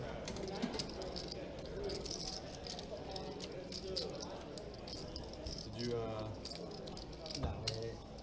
there's a 7 diamonds, I believe. Take the 9 of clubs out. No, I'm not gonna register. There's 7 of hearts or 7 of diamonds for me. All right, looks like we had a damaged card in there, so we're going to get a working card in there. Important to get a fresh deck when that happens. You don't want anyone to know when the certain card is out there.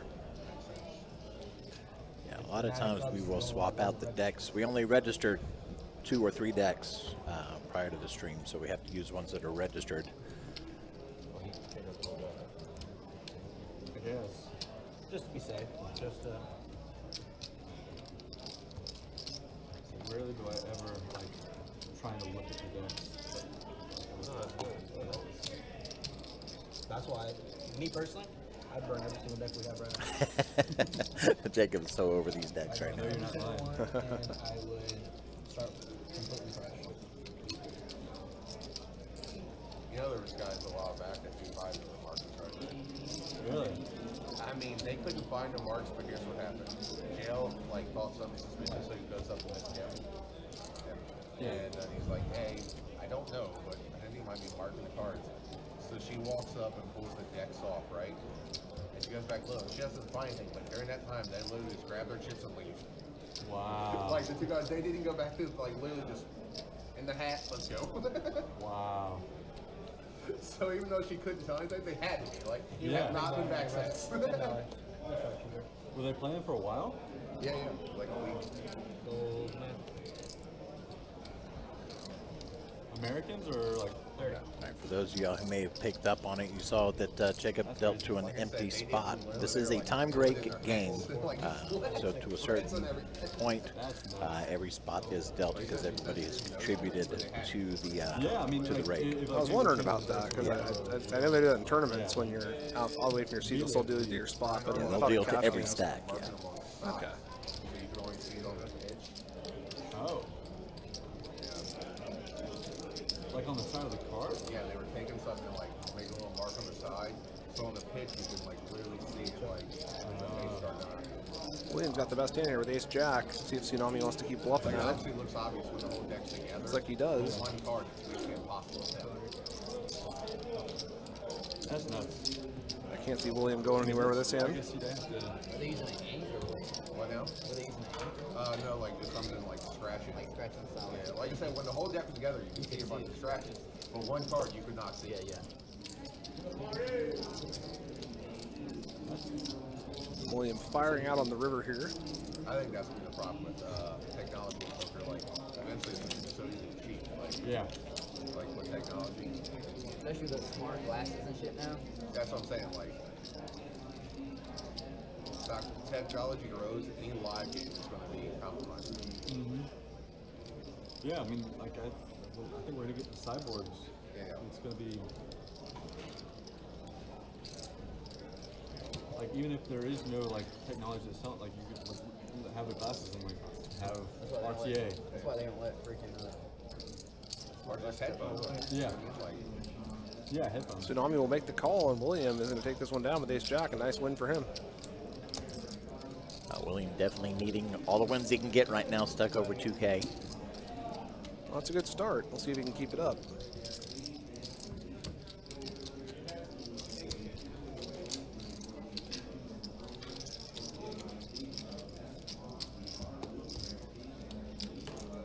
That's where I think like even like sports, they're gonna have to have like cyber leagues and regular human leagues. like I said, it's just so simple. Like, how fast is it? Like, I can make a picture of two of my buddies kissing, and you would just swear that shit's free. Yeah. Like, it takes like, but it takes like 2 seconds. That's the crazy part. Like,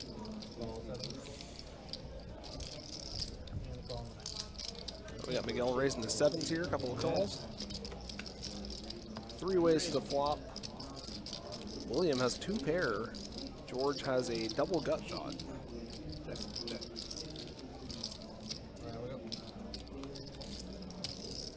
was the first time I was like, oh, this is where we're going. It was, George can hit an 8 here on the turn. He could win a big pot off William. There's no AI in the generation of this video. It's like, oh shit, that's not fun. River's at 3. William still has 2 pair. Yeah, they have to put a disclaimer. Yeah. Massage girl? Dude, you like really don't know anymore. Yeah. Sometimes you do, but like it's getting better and better. You really don't know.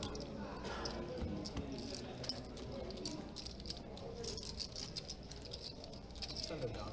Just walk around. Easy to back there, just walk around on the floor.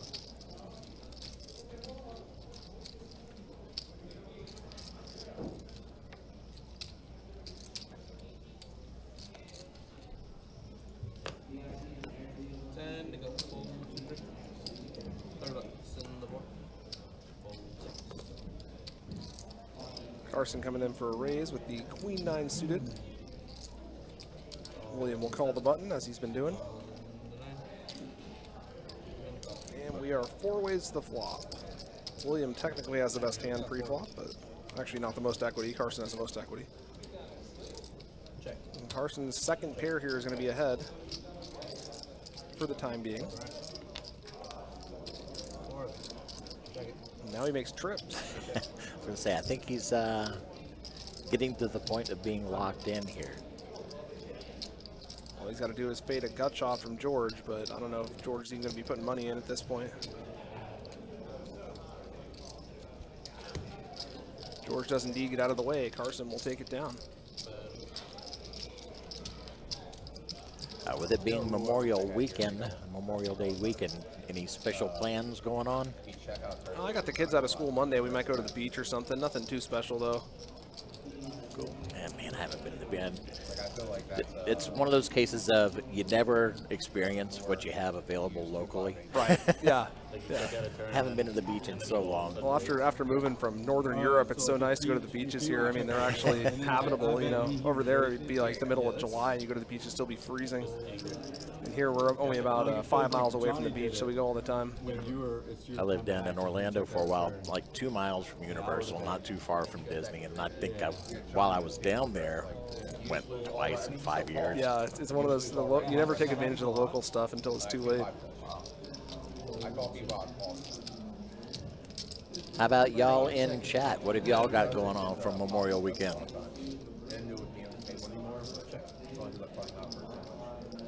985 on this flop. So both players have gut shots. Williams' gut shot is slightly better. I've seen him do this when he has a really strong hand. Carson is going to start semi-bluffing here. Unfortunately for him, his opponent is not prone to folding. We will go to the river. If Carson wants to bet again on the river, he might be able to steal it. Like this, if any of those things. Yeah, I agree. But if he gives up, he is not winning the hand.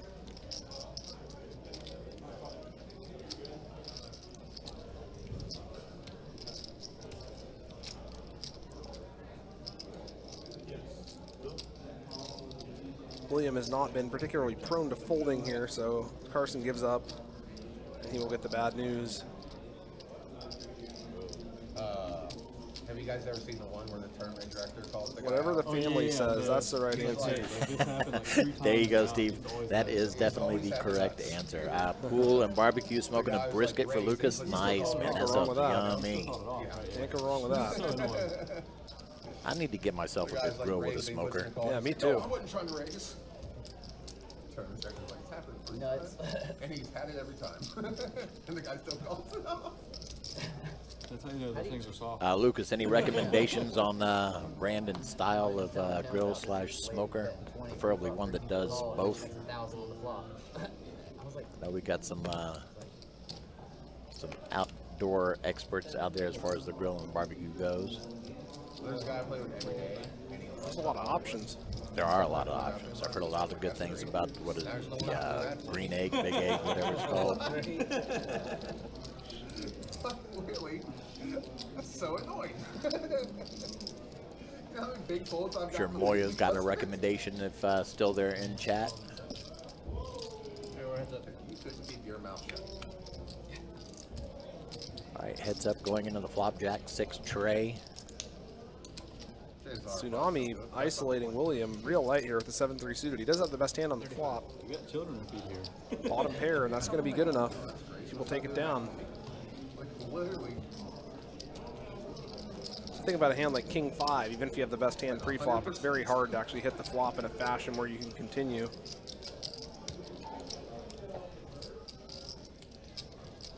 But that's where it's also like the game is alive and well still. I mean, literally, like, I play with 4 days.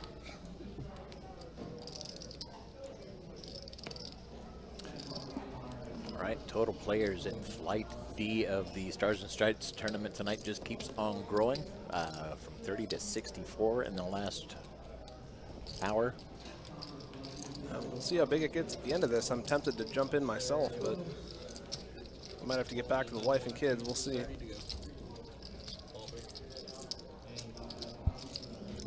Should be a nice payout, though, with 200K guarantee. Should be pretty big. Final table. Yeah, it'll definitely.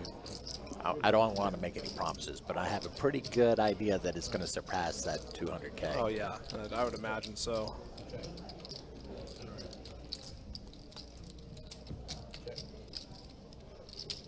Carson turning the flush here. 225. And the flush is going to be good on the river. Will has top 2 pair, so he's might be paying off this river bet. I'm hopefully. I only got to play the main event. Like, I arrived the day before the last day one of the band, and I would love to still be the main the whole time I'm out there. Because my family's flying out on the 11th, and that's just a family trip, like, you know, but if I bust the main, there are other tournaments I'm gonna play. It's crazy how many tournaments there are after. It looks like Will's paying this one off. Maybe not. It's a tough fold with top 2 pair, but there is a lot of stuff out there. Trips, flush, straights. Carson is going to win.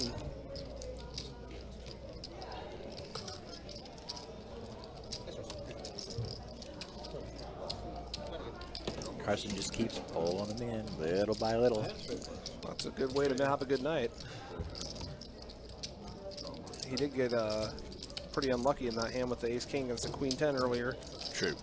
But other than that, he's had a great night so far.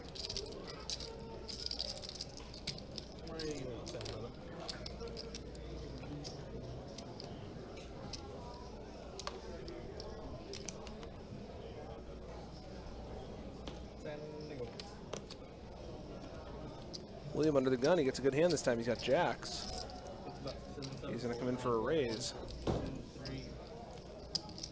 Nobody else seems to have much, although Carson in the small blind with ace-queen suited, that's a nice one. He will make the call. They go heads up to the flop. It's a 50-50 proposition so far. No help for Carson on the flop. William bets 100, and Carson will make the fold. William definitely not scared to get it in there tonight. Oh, he's been splashing around quite a bit.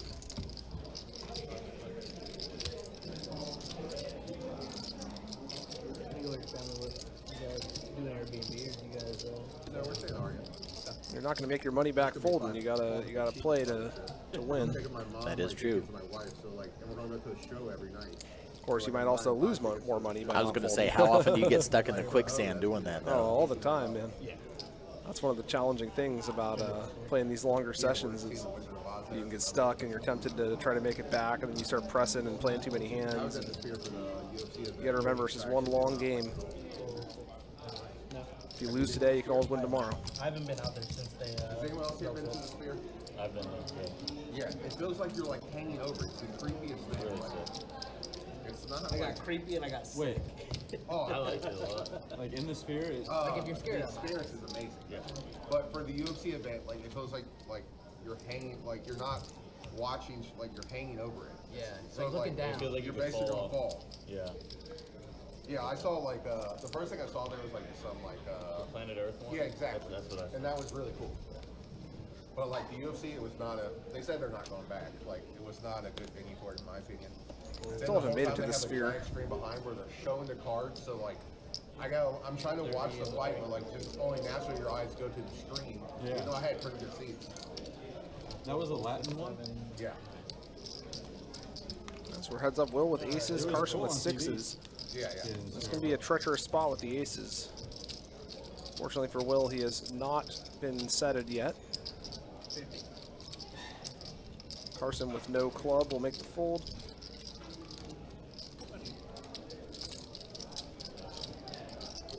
That's got to be disappointing to wake up with such good hole cards and then just not be able to get any action. It is to some degree, but in a game like this where the stacks are so ridiculously deep, when you get dealt aces, you're almost thinking like, oh God, how am I going to get, you know? Because if you do have aces, you don't improve, and the pocket's like truly huge by the river when you're playing, you know, 400, 500 big blinds deep, you're probably in a lot of trouble. So you kind of want to win like a medium-sized pot with the aces. Not too small, but not too big either. Either that or you want a lot of the money to go in pre-flop.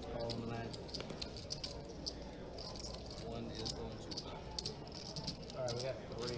Carson's got the queens, or sorry, No, you're fine. I was just gonna say, is there a way to induce that good, just hope that people have good hole cards going in pre-flop? yeah, you need him to have something a little bit worse than what you have, right? Like earlier, Mario had the jacks, and Carson had the aces. You want a spot like that where a whole bunch of the money goes in pre-flop, and you can be pretty comfortable getting the rest of it in post-flop. But if it's just 30 and then call pre-flop, you got, you know, 70 times the pot left in your stack. So if a whole bunch of money goes in after that, you got to start worrying about whether your opponent has a set or a straight or a flush or something like that. Queen. Speaking of straights, Yeah, there we go. George made a straight on the turn, but the fourth club came in on the river, so he didn't really get paid on it.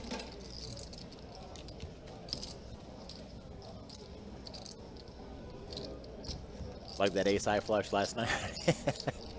We had some crazy hands last night. I've been there once. That was a 2-2 game. It was a 2-2 game. Plays a lot bigger though. They were all getting it in there, and we had one cat in there. Data Daddy was what he went by on the stream. He played 2 or 3 hands blind just all the way through. One of them, at least 1 or 2 of them, he won. You know, on the river.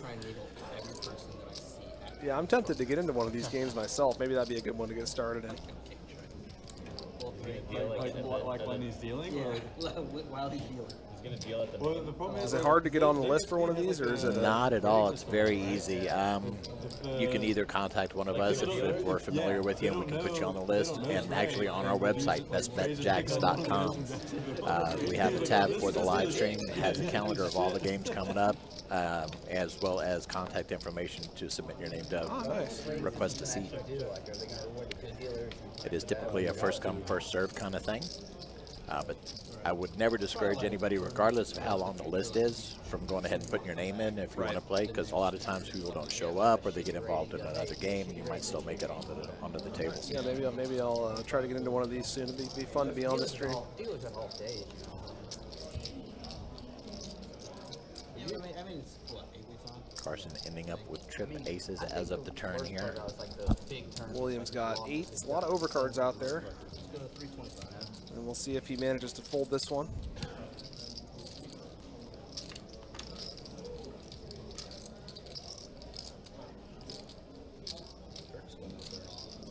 Hasn't been doing much folding so far, but this is a pretty dicey spot with 8s. You got to worry about an ace, a king, a 9. I mean, probably not a 9. He's probably not betting like this with a 9, but if you call, you're hoping to catch your opponent with busted diamonds or something like a queen jack.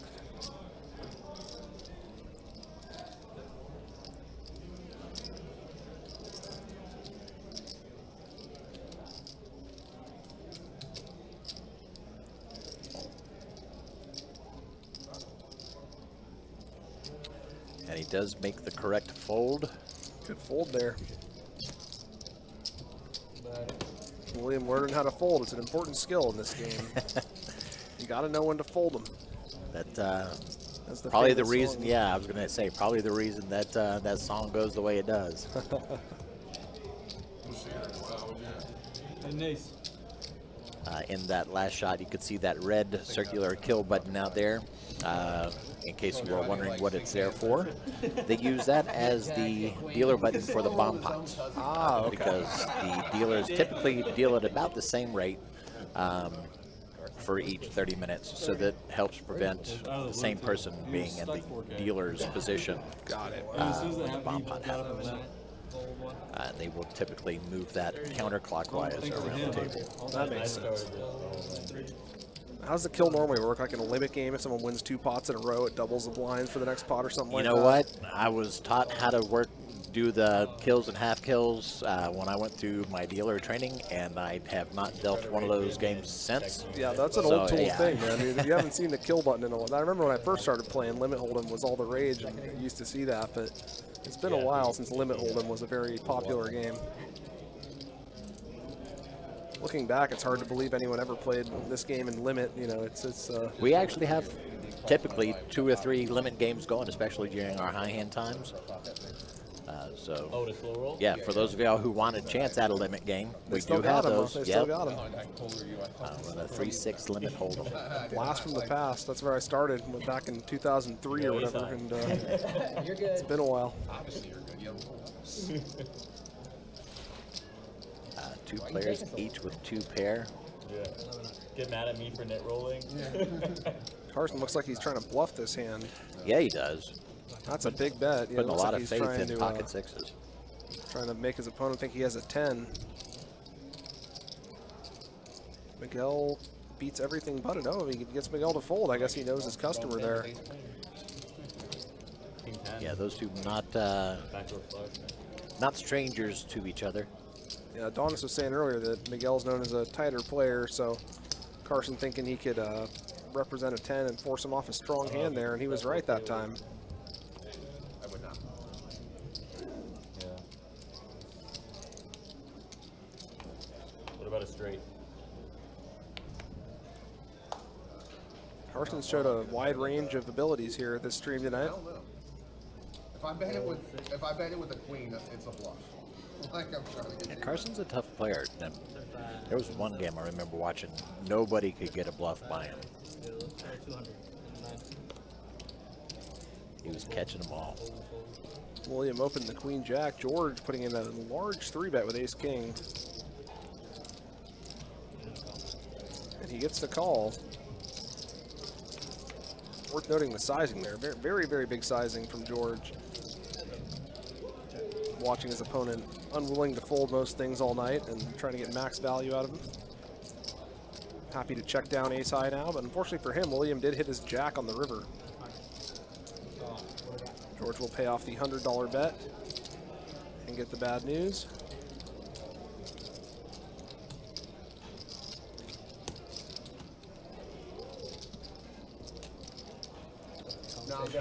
Now, $100 to me is a sizable bet. Yeah.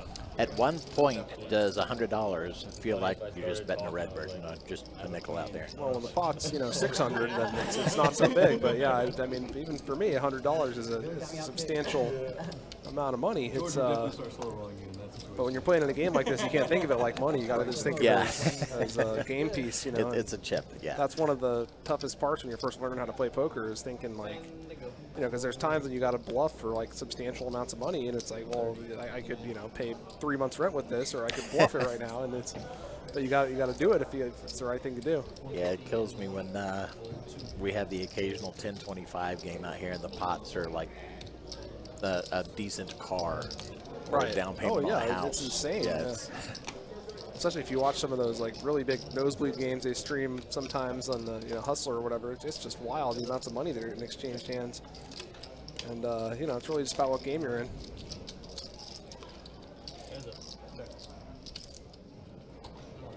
Tsunami checking with 2 pair here.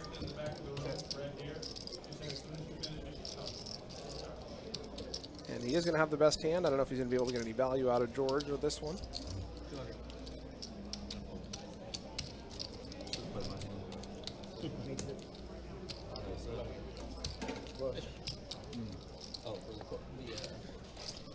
Well, it's especially pronounced in tournaments because the chips don't correspond directly to dollars, and you can be bluffing, you know, tens of thousands of dollars in equity if you're deep in one of these tournaments. Or you can't think about that though. You got to just keep your mind in the game and not like about how much you could potentially be winning or losing.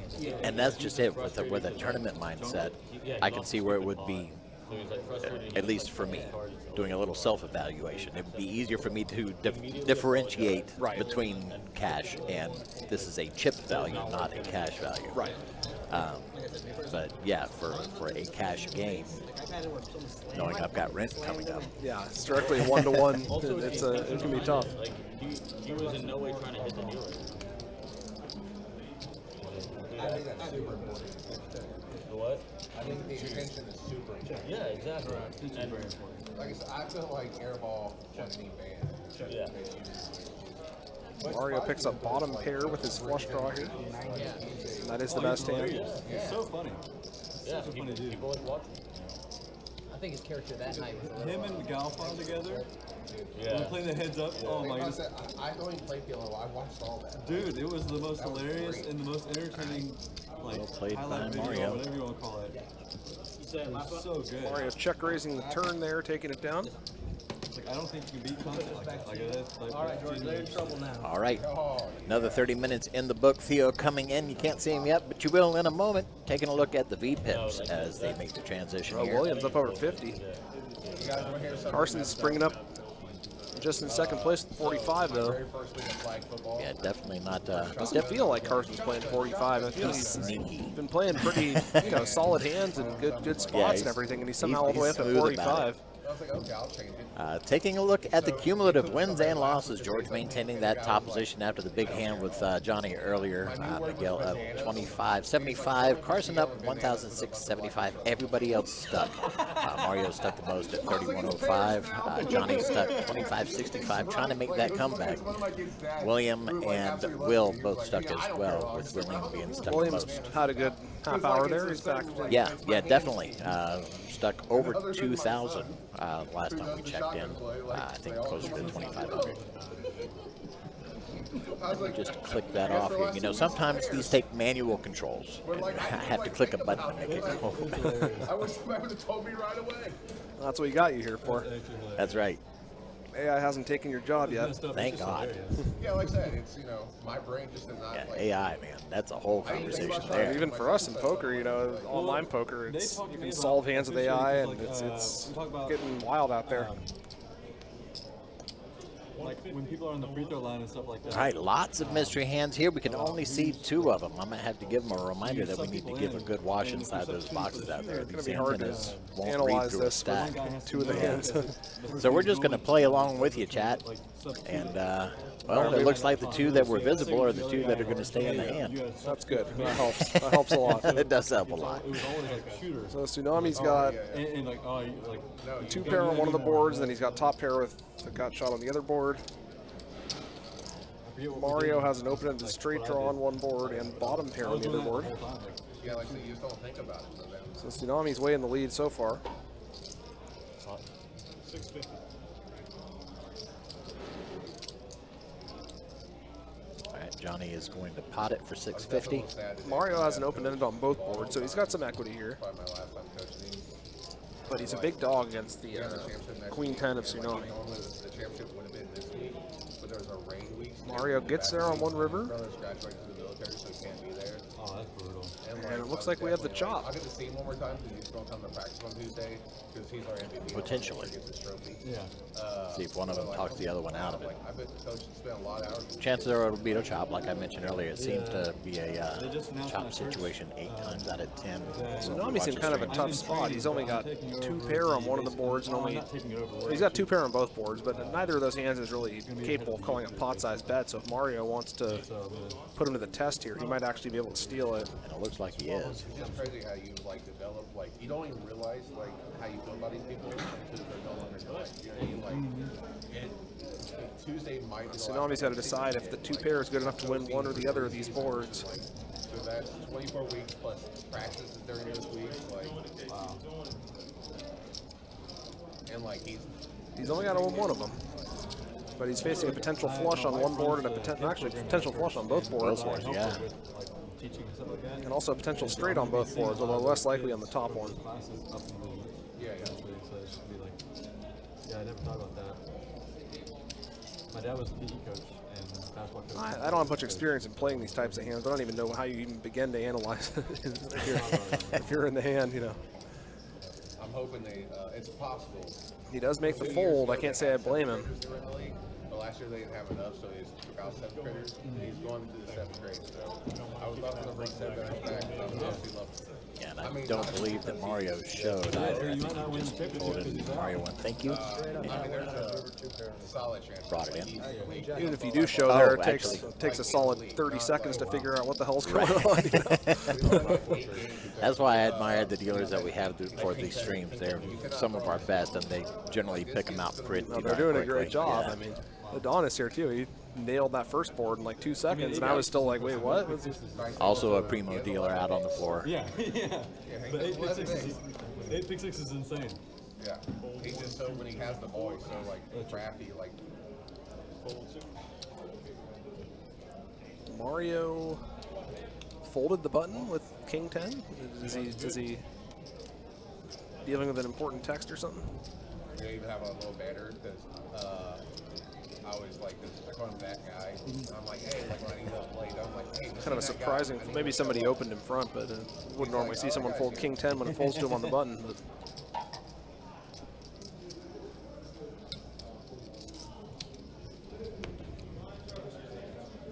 Maybe he just really doesn't want to play against George. That's a possibility. Can't say I blame him. I mean, even if you got a hand pretty good like King 10, you're not going to want to play a big pot against George with that hand.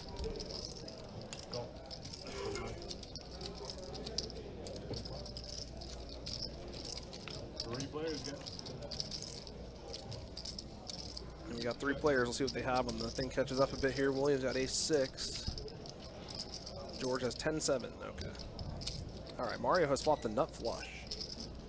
That is a pretty good hand. Tsunami is going to start bluffing here with bottom pair, and it's not going to go well for him as he is up against the actual nut flush from Mario. I think that shows what kind of family he comes from. You know what I mean? Yeah. Mario makes the call. River's an ace. Doesn't change much. It might slow Tsunami down on his bluff, though.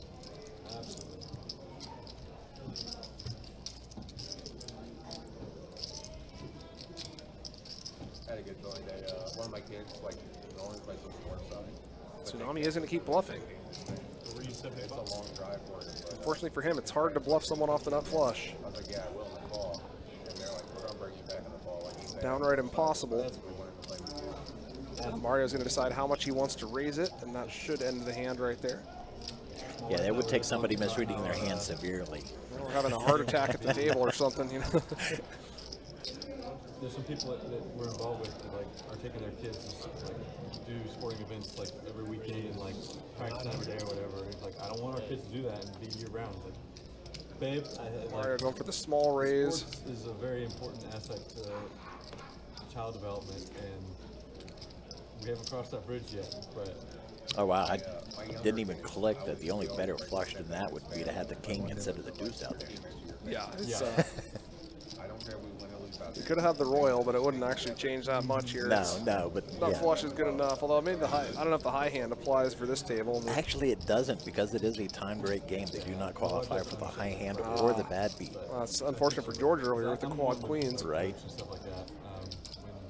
I got to tell you, I was worried about it because, like, the autism part, like, killing people, which my wife does all that, but, like, it's the greatest. Like, I love it so much. Like, I had tickets to her concert. I didn't realize. So, it was a festival. I don't know what Tsunami's thinking about here. He's got bottom pair, no diamond. And where would I rather be with these kids coaching or, you know, on this festival, which I really want to see a little, but, like, Failed bluff attempt from Tsunami. That's the one week we lost, and I was really happy to be there. The week we lost, but, like, we needed to lose as a team. Yeah.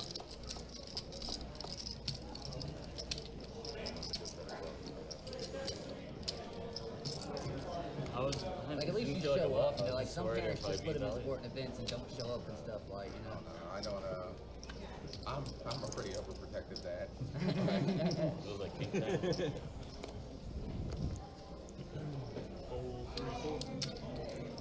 How old's your kid?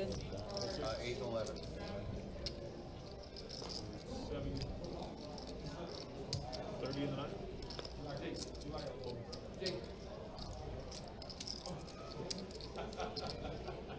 Good call.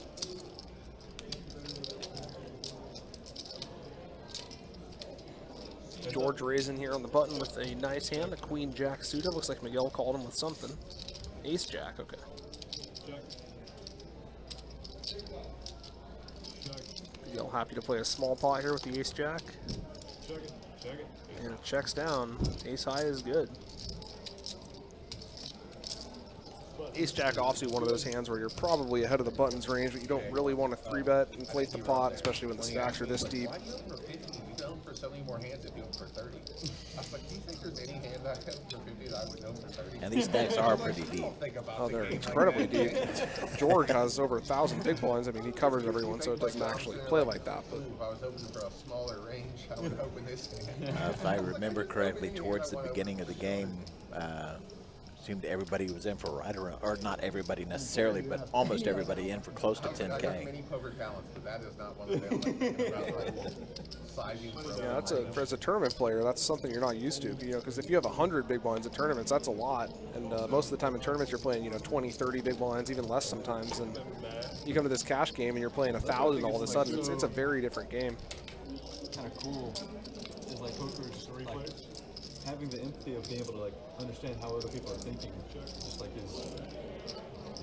Yeah, I just thought it was like, Yeah. Will's flopped a lot of equity here. He's had a gut shot and a flush There's a draw. lack of empathy on his part. Mario has kings, but kings are actually not too far ahead of the 9-7 suited of Will. like, don't Call. William drawing very thin here with queen jack. And we'll see if Will decides to raise or if he just makes a call. Looks like he just calls this time.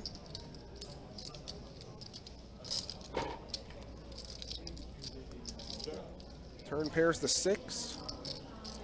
Doesn't really change much. Mario still well in the lead with his kings.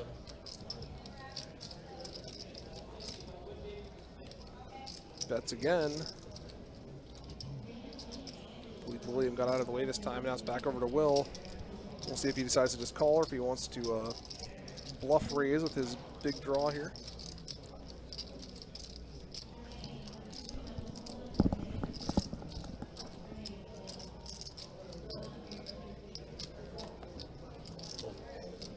And Will just folds.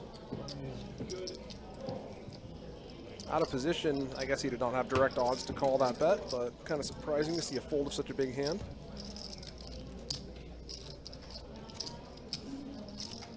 Kind of would like to see a check raise from Will there. He does have the most 6s in his hand playing out of the big blind, but in a game like this, a lot of players are playing very wide ranges from all positions, so you can't be as sure of that as you would be normally.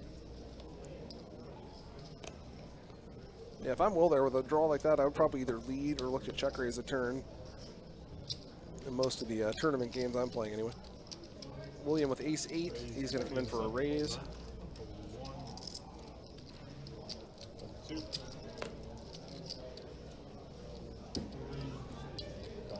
Heads up.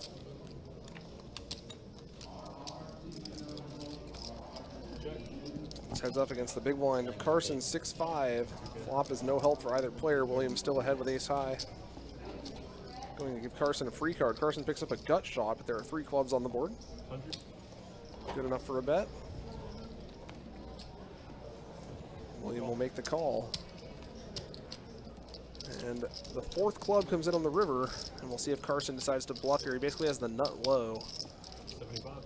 He cannot win by checking against pretty much anything. William makes a call with a pair of 8s. No club. God forbid it was a mock. Daniel on Facebook, how you doing? Says if the board didn't pair itself, he probably would have called it. Everyone's looking like, huh? The 6 on the turn? Yeah. Really didn't want to. Oh, and I misspoke earlier too. I said they all came in for around 10K. I was wrong. I was looking at It's a like couple of them. 3K, right? Yeah. I was looking at the list as it popped up, and I was trying to figure out why it was popping up. But there was a 9K that George came in with that had me stuck on that figure. So yeah, Okay. So most George, of them close George to came around in with a lot. 3,000. Yeah, that's what I thought. I didn't want to contradict you because you're the resident expert here. I wouldn't go that far. But yeah, George came in for around 10K. William and Carson came in for around 5. and then everybody else was closer to 3. Raise 30. Fold 9, fold 1. Fold 2. Call 3. Call 4. And that's all. 4 players, yes. Check. Check. Check. 4 players in the hand going in flop, king, queen 10. Check. 85.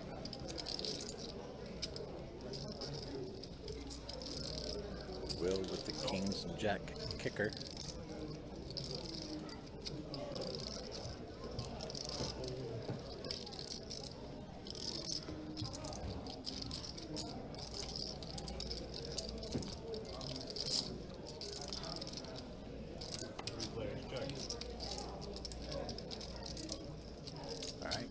Holding on to his king.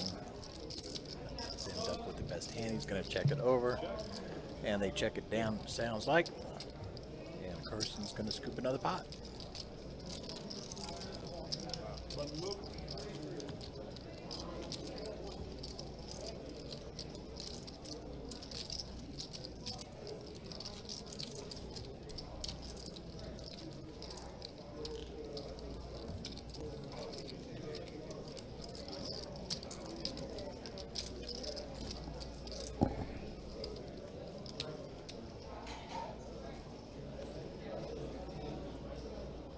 Big blind here, but hold on. 30 in the 1, fold 2. Go.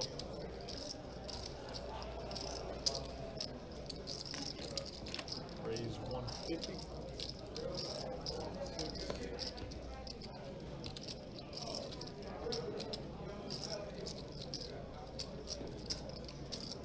Call him 7.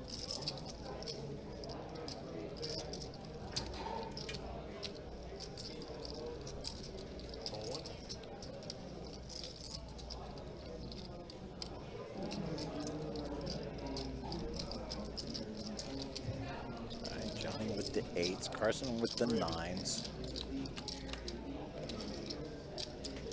William does not like to fold just to fold. Waits to see the flop. Checking the flop. Nice turn card for Johnny Tsunami out there.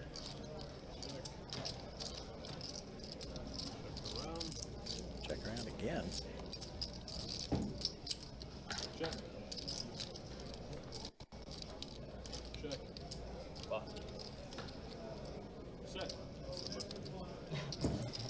And they check it all the way down through the river, and Johnny's going to take it.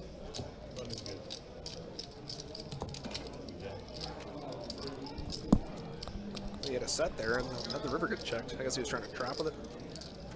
Yeah, it was a very passive hand. That happens sometimes. You keep trying to trap the whole way, and then the board runs out to where you don't even want to bet anymore, and then suddenly, before you know it, you haven't made any money off your big hand. You probably get away. Yeah. Jack comes in. Queen comes in. 25 to go. We got to straddle this hand. Johnny looking to push the action a bit, try to get back to even. 75. Mario makes it 75 on the button. On the river. Jack 10 suited, a nice hand. I always love getting dealt the Jack 10 suited. Johnny's actually got a pretty good one in the straddle too, King Queen. Johnny is going to raise out of the straddle. Mario getting out of the way. Very savage. And William is going to have to decide whether he wants to go heads up to the flop here. He does have the best hand, but he's going to be out of position. It is a large raise. He's going to have a tough time continuing on a lot of flops. He does make the fold this time. Kind of surprised to see Mario fold Jack 10 suited on the button there. Normally a hand you would want to call against a re-raise, but it was a large re-raise that time, and he was behind.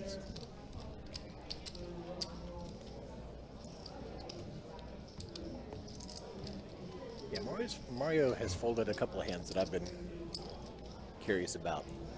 He's been one of the tighter players at the table so far.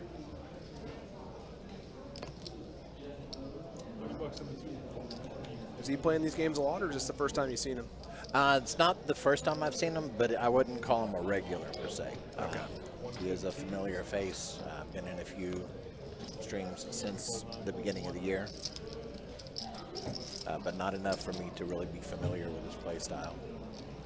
Well, he's 3-betting the 10s here against Miguel's raise with ace-queen suited. And it looks like we're going to go heads up to the flop. No help for Miguel. He does still have 2 live overcards, but no backdoor flush draw or anything. 125. And that's going to be good enough.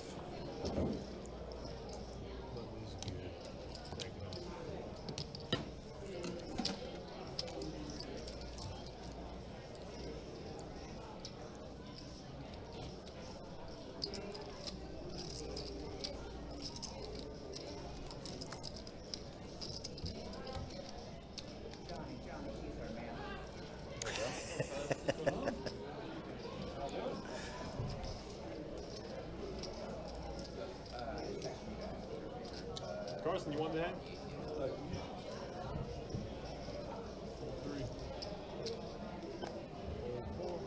You run in? Yes, fold. What happens when you run back to the table to get your hand and it's 7-4 offsuit, and you're like, man, what did I run for? Raise 150. William coming in with some marginal hand. George 3-betting him with the ace-9.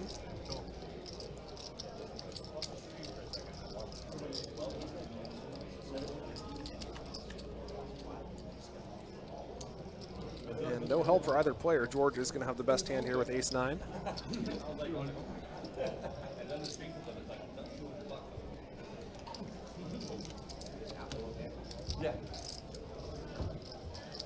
That's going to be good enough. Fun is good. Strong. Nice 3-bet from George there, correctly identifying that his opponent was opening with a very weak holding and 3-betting him with ace-9 offsuit, which is not the best hand itself.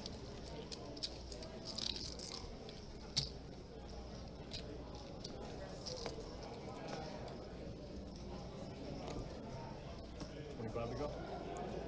Fold, fold. Fold 9. 2. Call. Raise 125. And call. Heads up.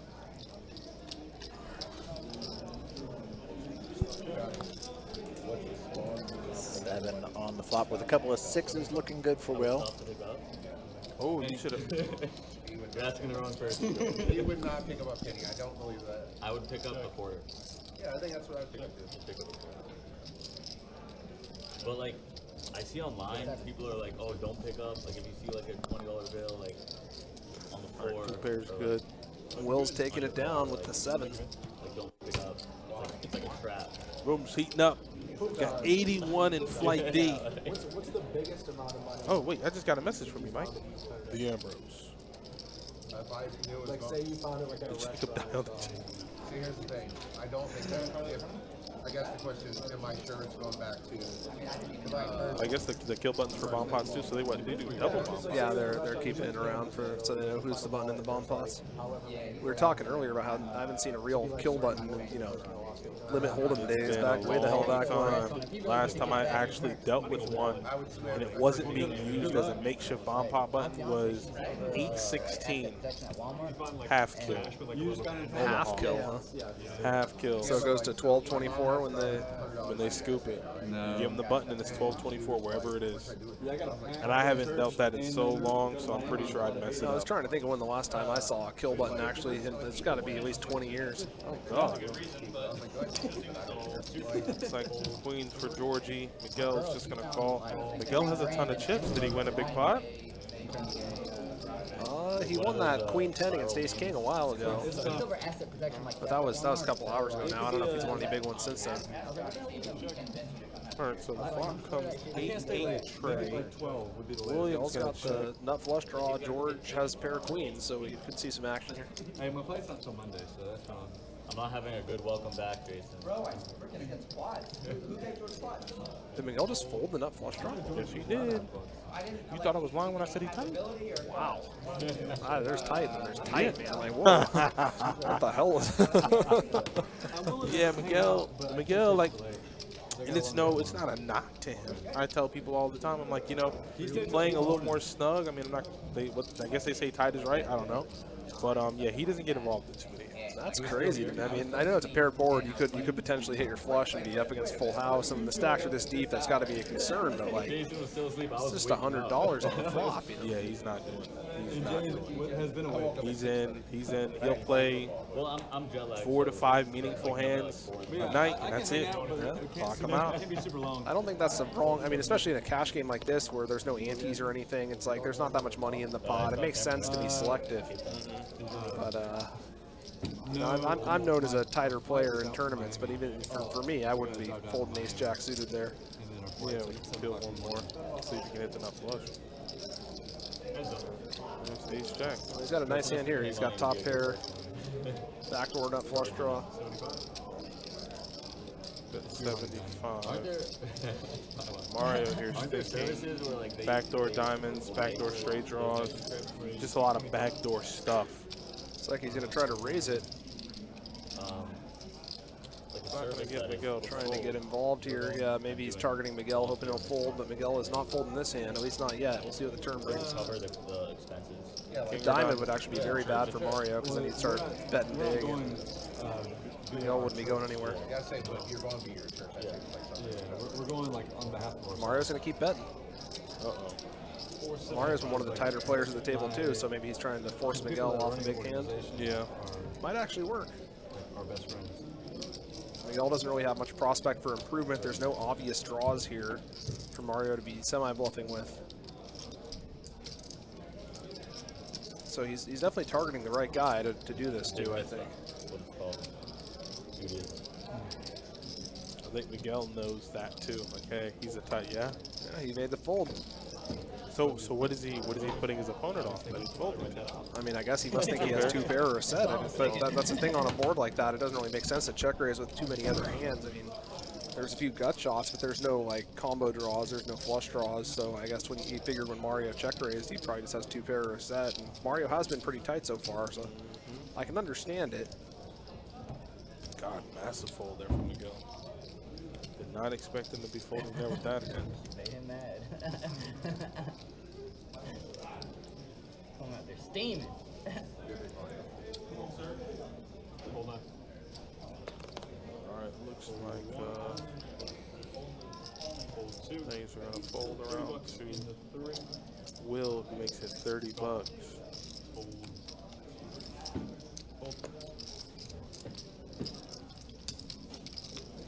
Carson calling the button with ace 10. Who would you yesterday when Dan was calling? And William is not going to come along in the big blind. You were talking about this earlier. William actually would have flopped a pretty good hand here. You don't take a piece of that circle thing? Jill still had the best line when he looked at him and said, "You're the reason I homeschool my kids." At least he's really good at the PE5. Will now is going to start leading on the turn. Carson does have the best hand, but certainly doesn't look like it from his perspective. He's not going anywhere just yet. He makes a call. Now, if Will wants to fire at this again on the river, he might be able to take it down, but it looks like he's given up. Carson happy to show down with his turn, or his rivered second pair. That is going to be good enough. Look at my pair. Nice turn call from Carson there.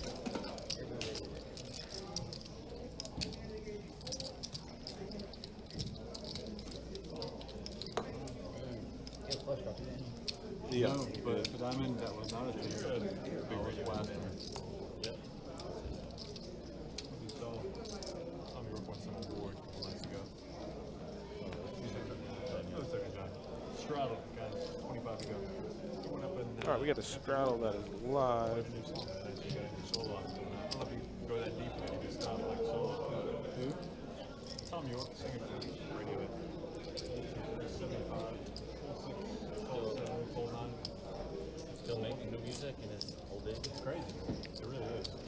Carson makes it 75, and William calls the pocket trades. So William is not a coin flip pre-flop, but threes are a very hard hand to actually reach showdown without a position. I got a big thing about it.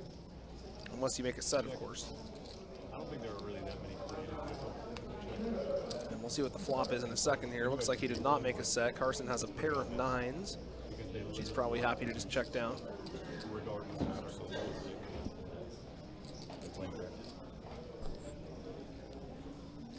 No one's making music with me. Looks like he's going to start betting on the turn. I just William might actually pay this off. No, he does not. Oh, he did count it out. I thought he was going to call. Looked like it. I think he's realized he was being a little too loose earlier, and he's tightened up a bit. I'm seeing a video of my kid scoring his first touchdown on behind the play. Probably a good thing for the pocketbook. Yeah. It should be a tell. But like this one, like I said, the long play goes down there, but this is like clearly, well, you can see how crazy I go. Like I don't get emotional for the film. Like that's his, it's his third season. It's the first time he's ever scored.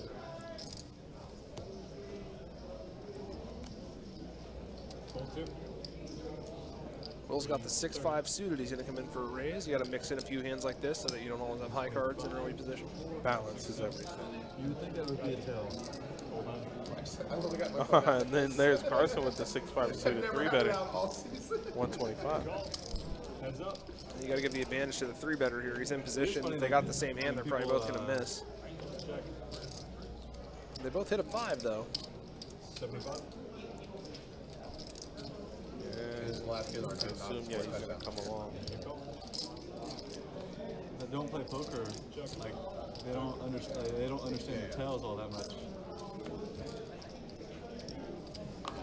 Rolling 150. Carson will quickly make the call. They both have the same hand, and they're going to chop it up. Rolling 150. Chop it up. Yeah, when he got caught at that 2-yard line, I was like, good. Easy game seeing that there. And you're going to, man, at least I don't lose anything. That's a pretty good outcome when you got 6 high, calling a 3-bet out of position. Getting your money back is better than expected. Absolutely. And that is another 30 minutes in the books. Let's take a look at some stats. This week, like that didn't matter. William maintaining that 53%, but as mentioned just a moment ago, he may have timed up just a tad, so we might see that come down just a little bit, but now everybody is above 20. Mario being a little bit more active over the last 30 minutes to an hour. And when we take a look at the wins and losses, George, Miguel, and Carson still up at the top. Everybody else stuck. George up the most.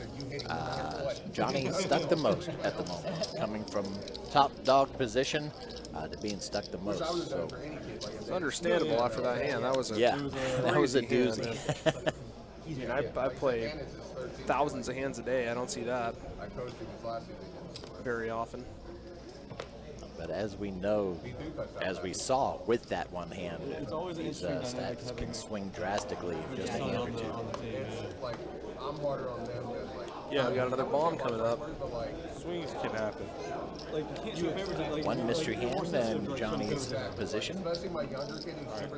King 4 deuce. Let's see, 4 deuce. No spades available. It's one of the.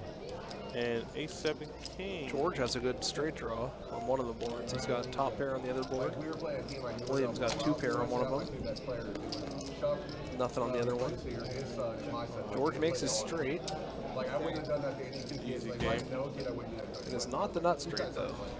And you don't have a flush? Yeah, William has a flush. Yeah, so he's gonna make 10 high diamonds up top, and George is gonna have a wheel, but the wheel is no good. Excuse me, a wheel on the bottom. Ace 5. No 5-6 around. No 5-6. George is betting his wheel here, it looks like. First time we've seen him put a chip in one of these bomb pots, I believe. Yeah, he doesn't. He's not a wheel guy. He's kind of been a trial by fire kind of person when it comes to that. You know, bigger games, they want to play PLO bomb pot. He does it just to keep the action going. But he's learned a lot of valuable lessons playing PLO with double board bomb pot. William folding the flush. Well, 10 high flushes in the button. And he chose him 2 black cards. So instantly he knows this flush is good. I only had a pair of 4s.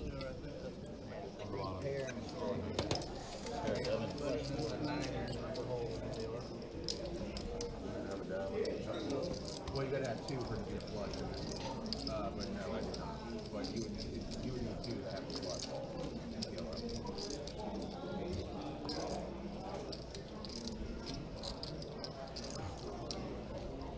You had 2 diamonds here, right? Yeah.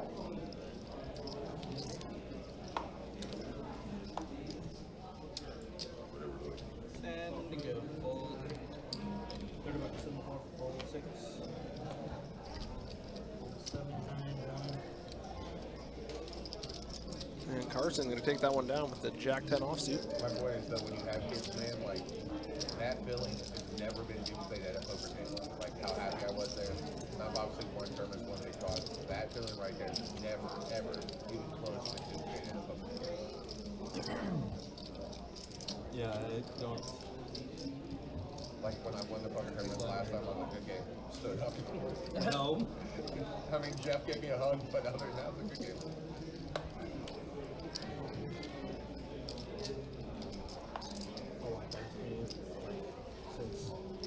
What's up, Kiwi Bird? Kid in the next 4 weeks. Full 4. Kiwi Bird, what's going on? Yeah. I'm alive. 36 weeks today. 35 and 6 full, 7, 9 lunch. Like, what's your favorite part? Ace 10 for Mario. Ace 10 suited. And he's going to bump it up to $35. That's Quick fold. going to be good enough. I mean, I can give you a perfect example of this. Any 2 suited cards, 10 or higher, is a pretty nice hand. Hated, like, going to Disney or Universal before I had kids. Now I love it because they love it. It's that simple. Like, I love going to Disney with my kids.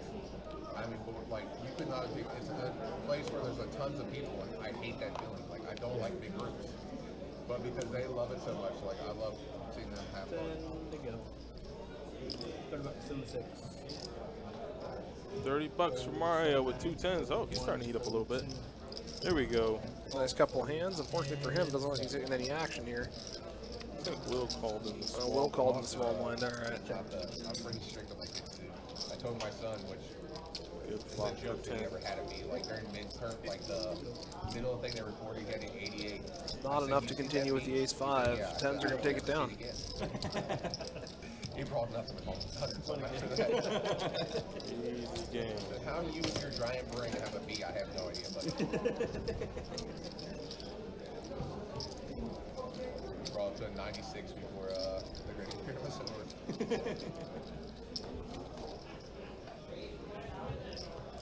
But I think it's not that it's being hard, but also there's knowing what the potential is. That's why I say No that's the thing. straddle on. Williams just If going to I be thought first my son act under was the gun. in another class, that would have potential.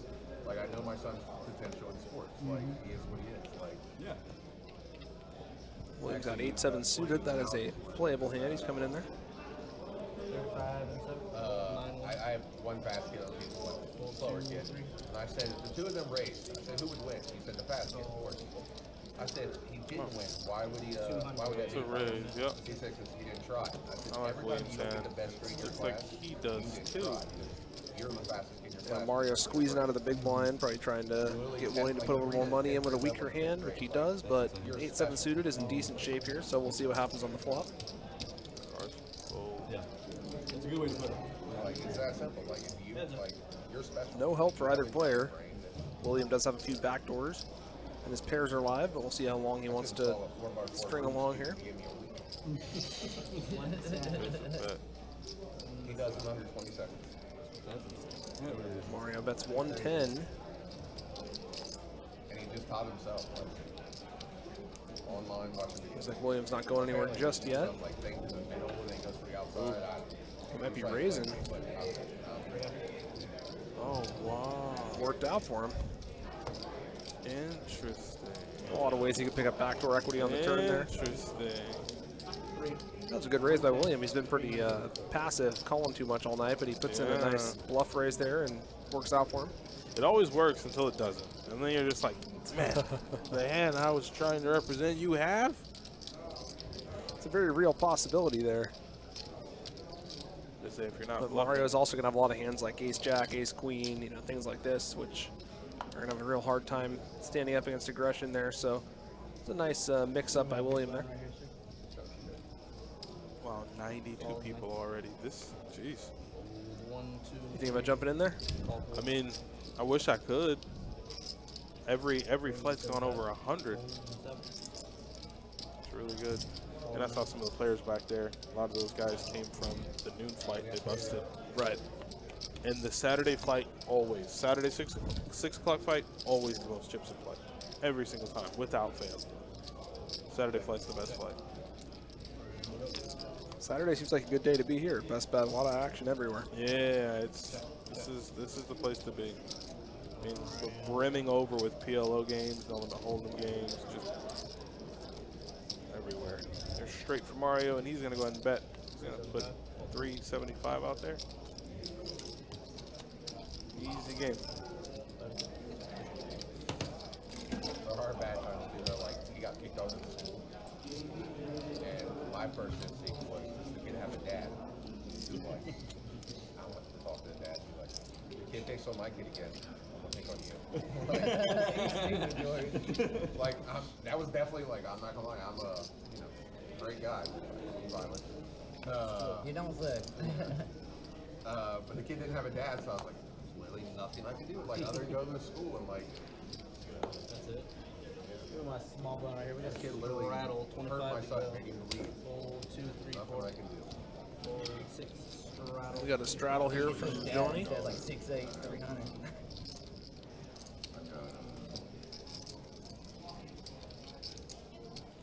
Called there from Willie. Nice folding. George is coming along, though. Johnny Tsunami checks. Got multi-way action to the flop. Got 5. 50 for George.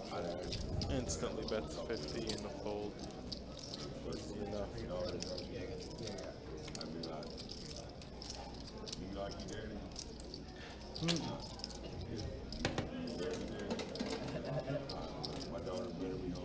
Yeah, no, absolutely. I'm going to beat your daddy's ass.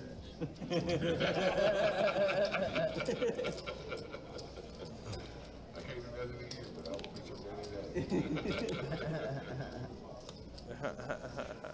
That's the uninterested laugh. I mean, that was literally my thought. All right, well, it's 5-10, no straddle. Looks like Will is enjoying himself over there. Can't go wrong getting a massage at the table. Does cut into your win rate a bit, though. That's just spoken like a true pro. Right? we ain't giving up none of that. I think Kevin could attest to that after last night. He had a massage last night? Oh, yeah, sitting in C1. Was having a rough night anyway. Got a massage, didn't get any better. Well, it got better in one aspect, at least. True. Seeing a guy up there, man. I think he blocked off the woman. I think he blocked the young lady's entire night off. Say again? There was a guy one time, he blocked off her entire night. Really? Yeah, I want to say like 3. I want to say like 4 hours. Dang. Yeah, she massaged him the entire 4 hours. Now, in order for this to be a mutual agreement, well, you know, he was taking care of her, so. And he let her know. He was a nice guy. He's like, hey, listen, I understand you might have other customers, but hey, I'm going to take care of you. Just work on Right. Things worked out. Just like this is working out for Carson. These massages run $2 a minute. But all of our massage therapists here are Top above notch. amazing. Yeah. Yeah, all of them. Kiwi, how you doing?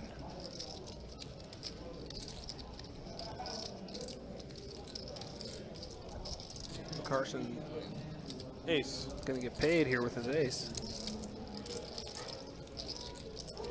good. That is too. Used to be like a book. my wife's boyfriend, who I absolutely love, who's over there, he's a great guy. The first time he was coming around to my kids, I told him this is when I knew like he was gonna make it. Like Big black. I said, hey, did she tell you about me? He's like, what do you mean? I was like, 'cause I'm crazy. And he's like, yeah, she mentioned some things. I was like, just so you know, I don't believe in spanking. So if you ever feel the urge to spank my kid, I'm gonna tell you what I'm gonna do. I said, I'm gonna cut off 2 of your fingers so you wake up every day and realize you shouldn't have done that. And he's like, I won't touch your kids. But like, not like, you know, this guy, he never would. But like, I said, I'm gonna cut off. I'm just gonna tell you what I'm gonna do. I'm gonna cut off 2 of your fingers. When you wake every day, you're gonna think I shouldn't have done that. That's interesting. That's where like civility of life is just really hard sometimes, but it seems like he makes it work. Right. Restoration Specific, how you doing? Had a great time last night. Oh man, we had a great time watching the game last night for sure. Were you one of the players? Feeling relaxed now? One of those fun 2-2 games last night. Oh, it was a great fun game. You know, when you get a group of friends who play a private meetup game on the regular, and then they show up and do the same thing on the stream, I don't really know. It was just have a good time with I it. didn't know John Blunt was like a warm-up or whatever before he mentioned it. It's just like the essence of what he meant by the story is just like, you just need to have that little bit of the craziness to you a little bit. And where people just don't know exactly what you're doing.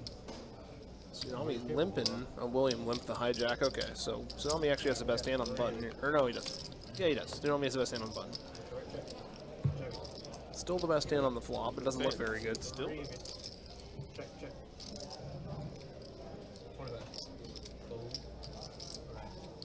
Stealing the small pots.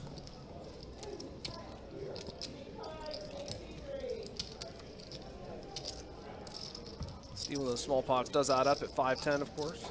Yeah, I always get on my wife, like, so like I'm on the phone with her and they're like honking somebody. I'm like, you don't ever do that.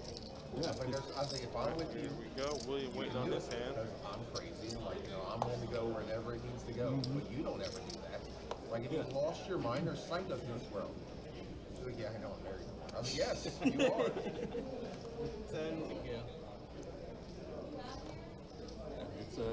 Speak softly and carry a big stick. Yeah, like, I'm like, you don't ever.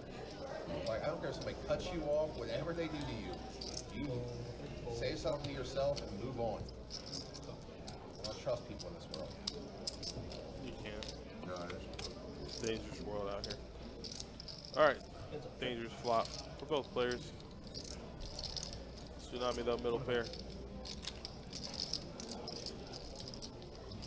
Like Mario not going to try to put a move on him this time. Miguel's actually left the table for a bit. I'm actually going to steal that. Is he done? I don't know if I guess these chips are gone too. Wait, what? Reaching the potential, just like, hey. I see a missed blind button. I don't. Maybe Tsunami's just blocking his chips. There's no reason for you to not. Yeah, he's probably just walking around somewhere. Got his Miguel reading- is still currently in the game.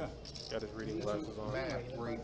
What now? Is he in regular classes or No, is he's he in gifted, but he's going to Landon next year, which is in San Marco. They do a year and a half's work in 1 year. So, and it's other kids that will challenge him to be the best. It's the #1 school in Jacksonville. Which is cool though, because like if he stays in this path, he'll actually graduate high school with an associate's degree. So like at least like some stuff will be out of the way.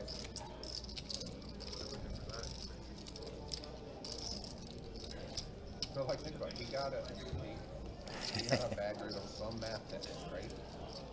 He tested like for gifted. He's almost in So the we 8th still grade. have another, what, hour or 2 hours left in registration for Flight D tonight. They are currently up to 95 registrants. That's pretty good. Yeah. So how do you know he's doing 8th grade math? When you're gifted, it's like a theater test. It literally just tests you. Got like, Tsunami what at age 6s, group Will you're with at, ace 7 suited. You know what I mean? Like, it'd give me to be like, He's not quite. He's 7. William also coming along with ace 7 suited. Will has an up flush draw. Tsunami technically has the best hand with 6s, but Will's got the most playable hand here. Like your average 10th grader, like will read like he reads. I tell the story a lot. I knew he was special at a very young age. Before he was 2, he would always listen to Will's on a bus song, right? Yeah. And he'd watch him on YouTube. But he got to the point where he wouldn't even watch them, but he'd be listening to them. And by what the bus was doing, like, you know, the windshield wiper, he would tell me what he'd be like, blue bus, green bus. Like, he memorized what colors the buses were. Like, I didn't ask him to do this, but like. He just like, yeah, that's. Yeah, that's pretty Oh, that's Okay. a pretty good river. Tsunami's got a full house now, but Will only has a busted flush draw, so let's see if Will wants to bluff at it. Yeah. Somehow got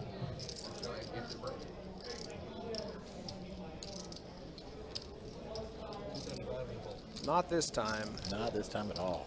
It's unfortunate when you hit your full house on the river and get a snap fold, but that is how it goes. Like during the summer, we do extra stuff, so like that's why he's so good at math. And like, How many left in Flight C? that's why he's so important. Actually, Mike can tell me.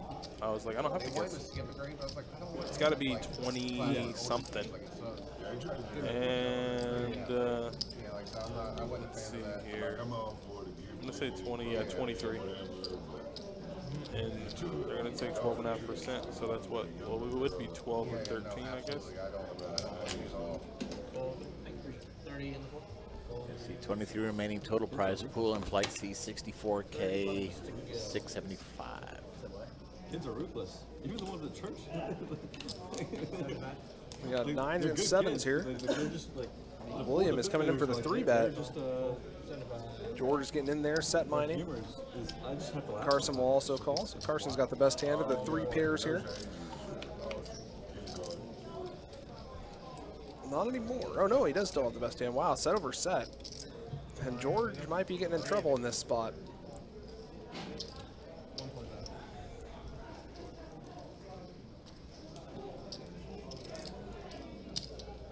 I don't know why that 4 was invisible to me. I don't know what our excuse is here. This isn't even a double board. William stuck in the middle with a live flush draw, but it's not a very good one.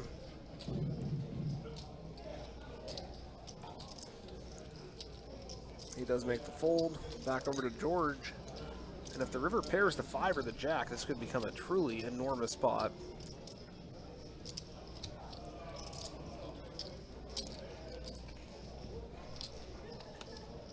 Oh my God. Wow. Ah, 1 out and it hits on That's the the river. second time George has had quads against a full house tonight. That is insane.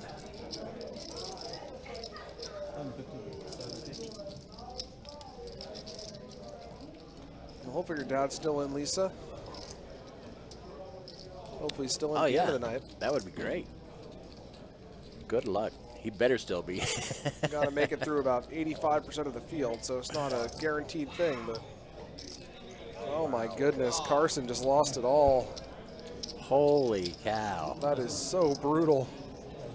And George is up 5 figures now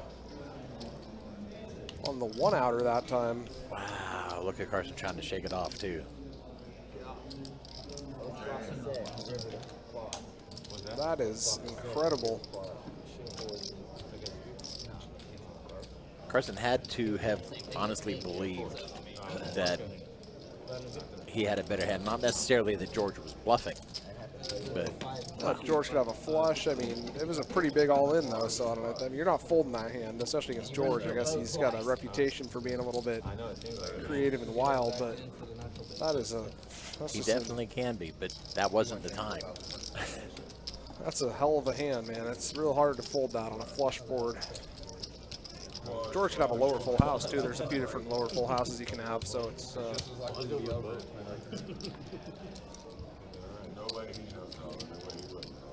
I was talking about the 5 or the jack pairing, but we didn't consider what happened if the 4 paired, and we saw it right there as George. It's another tremendous cooler. Yeah, Carson's going to have to shake that one off. That was a very, very big pot. It's going to take a while to make that one back. 10 to go. Yeah, ouch. Carson was up, if I recall, when we just looked at the stats. He was up maybe 2K, and now he's going to be down 6. Yeah. Ouch. All in one hand. I think I don't have any boats in that range. I need to rip it.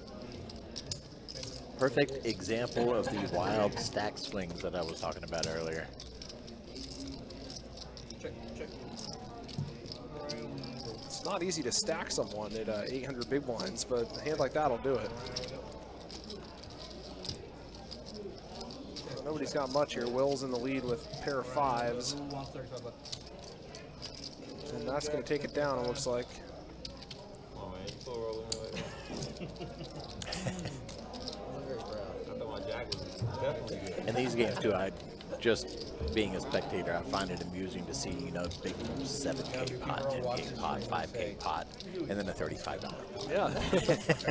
It's really the two ends of the spectrum here. But we have been blessed with some nice big pots tonight. And, you know, if the cards don't fall the right way, it's sometimes you'll just get a game that's all small and medium pots. Right. But quads against a full house tends to be a big pot. And George has made the most of it both times. Pots have been massive. I mean, I'm massively cool. And if you came. All 7, fold, and 9. George now sitting with over 2,000 big blinds in front of him. Call. Carson's with a bigger cooler.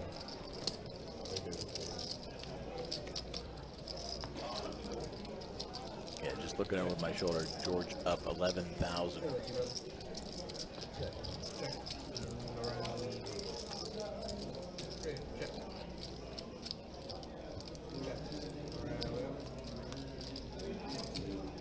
Check. Check. Check. Let's show who wants 30 bucks. Forward.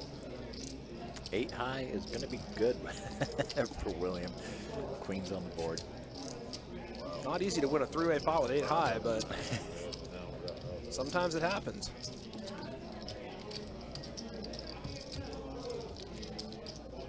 Yeah, I mean, I've seen a couple of the roughest hands. I mean, I looked at my tracker. I played 50,000 hands online this week, and I don't think I saw quads against a full house. Maybe once. I don't know, but we've seen it twice tonight. Twice tonight. And like less than 200 hands. It's crazy the way this game goes.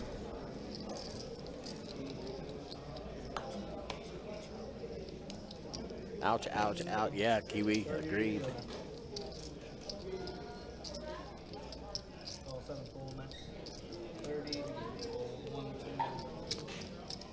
3, 4. Outright are just coming. Mario's got the jacks. Check. He's up against the Queen 6 suited of William. William picks up a flush draw.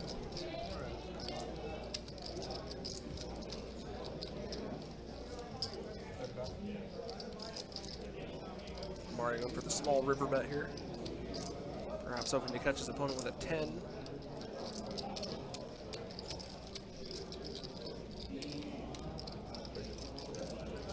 Hey, Ann, yeah, we are experiencing some technical issues. We normally have a second soundboard that helps amplify the microphones. Unfortunately, we are waiting for a replacement for that, so we're kind of dealing with it as we can.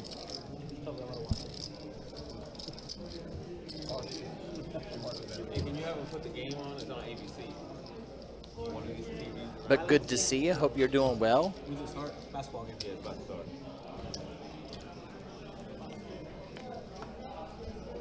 No, it's not.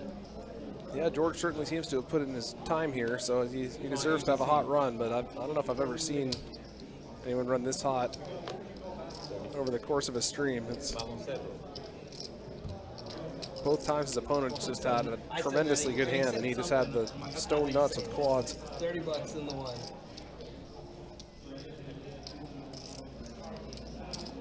$100 and 2 full, 3, 4. Miguel 3-betting with the ace-jack against the king 6 suited of Tsunami.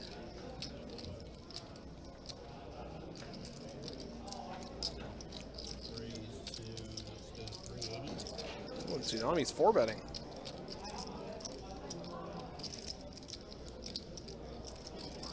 Everyone's trying to bluff Miguel, and it looked like it worked that time.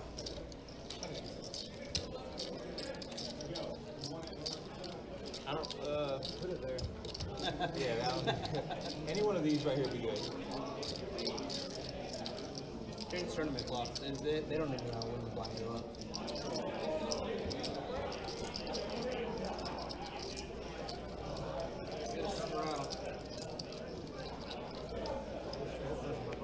Three of spades, guys. Three of spades. You don't want that anyway. Three spades. Here you're gonna have to auto buttons in 4.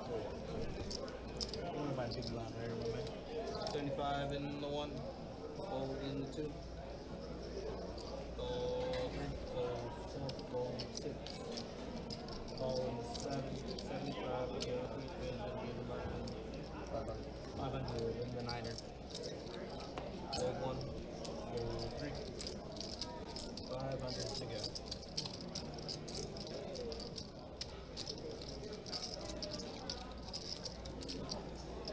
No, we got a big pot here. George making it 500 over Williams. $75 open. I guess this must be a straddle pot.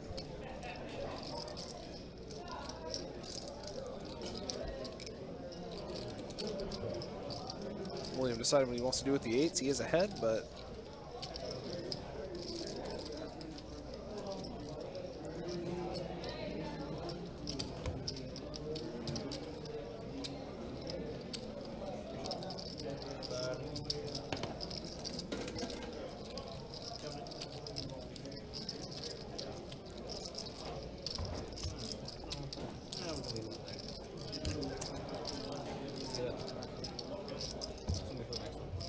thing about having 8s in a spot like that, you know, you're technically ahead, but your opponent could have a higher pair. You're going to be out of position post flop. It's never going to be easy to see the river with a hand like that, even if you're still ahead. All right, as Theo makes his way into the dealer's position, gets set up here. It is another 30 minutes already in the books. William 51%, slowing down just a very small amount. Mario speeding up a small amount, and we are looking now at everybody at 23% or higher. Taking a look at the wins and the losses, this is where we're going to see a big swing. Oh, man. Ooh. That's got to hurt. Yeah, George all the way up at the top, 11,380 up. Miguel, the only other one at the table who is up.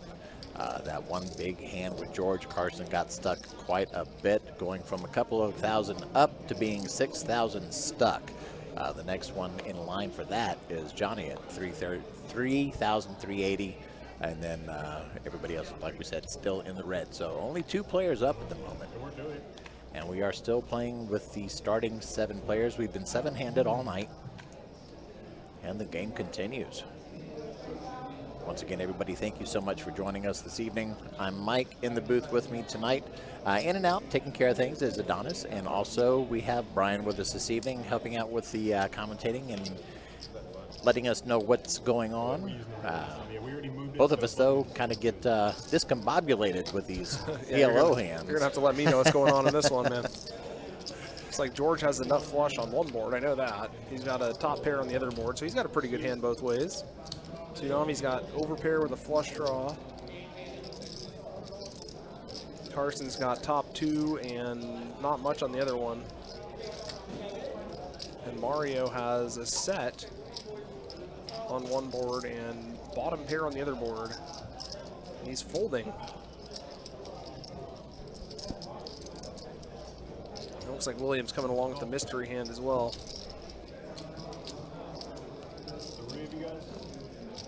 Not often you see someone fold a flop set, but I think in these double pot, bomb pot, Omaha boards, it's the set just might not be good enough.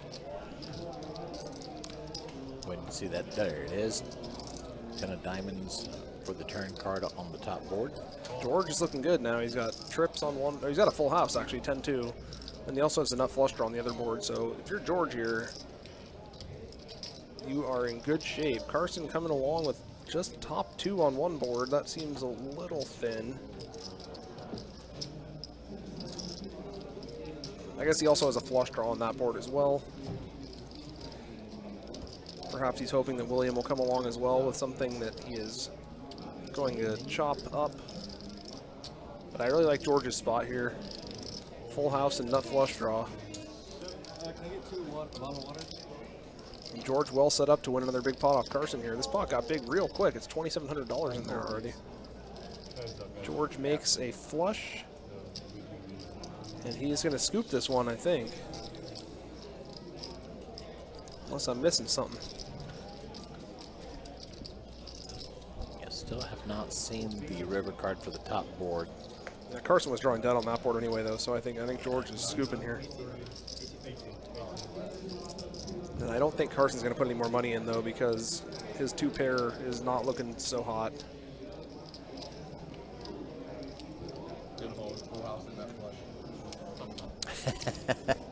Yeah, you see Full house Carson. and nut flush. Just like. And George is untouchable tonight. He's got everything. Hold'em, he's got quads, and Omaha, he's got full house and the nut flush. Must feel good to run good. Oh, it does, man. It happens every so often. It happens, and you're just like, this is why I play the game. Steve says, of course he does, right? You sit there getting your ass kicked for days and weeks, and then every now and then you hit a run like you're seeing George on right now, and it makes it all worth it. George, can I give you a gold bar for 5K? Sure, if that's what you want. I'd like to purchase some back. I mean, I'm okay with you getting 5K. Okay. Yeah, I thought like you wanted George feeling bad for Carson letting him buy in for more. What's gold at right now?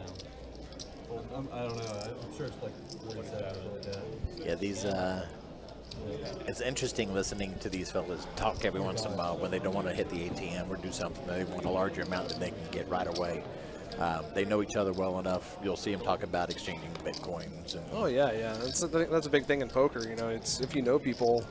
And it's funny because you'll go to the bank and you try to take $2K out of your own bank account and they'll put you through the frickin' ringer, you know. But in poker, you go up to the table, you're like, hey, man, I need 5K. He's like, sure, here you go. And it's, right. It's a different sort of economy.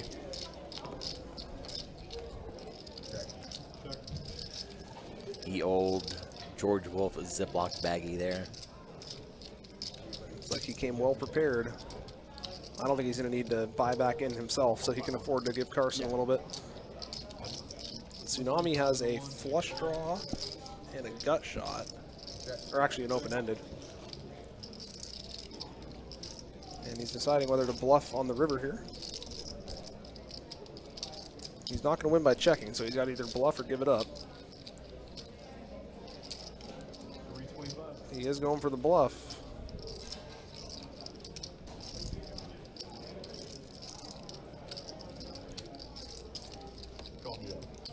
George does make the call. Nice call by George there. He's got a weak top pair without a diamond, and he correctly assessed that Tsunami is trying to bluff him there. Not the easiest hand to call with on the river. I mean, top pair is a good hand, of course, but you're up against an early position player. All sorts of high cards on the board, 3 diamonds out there. You got no diamond, and George just casually making the call there.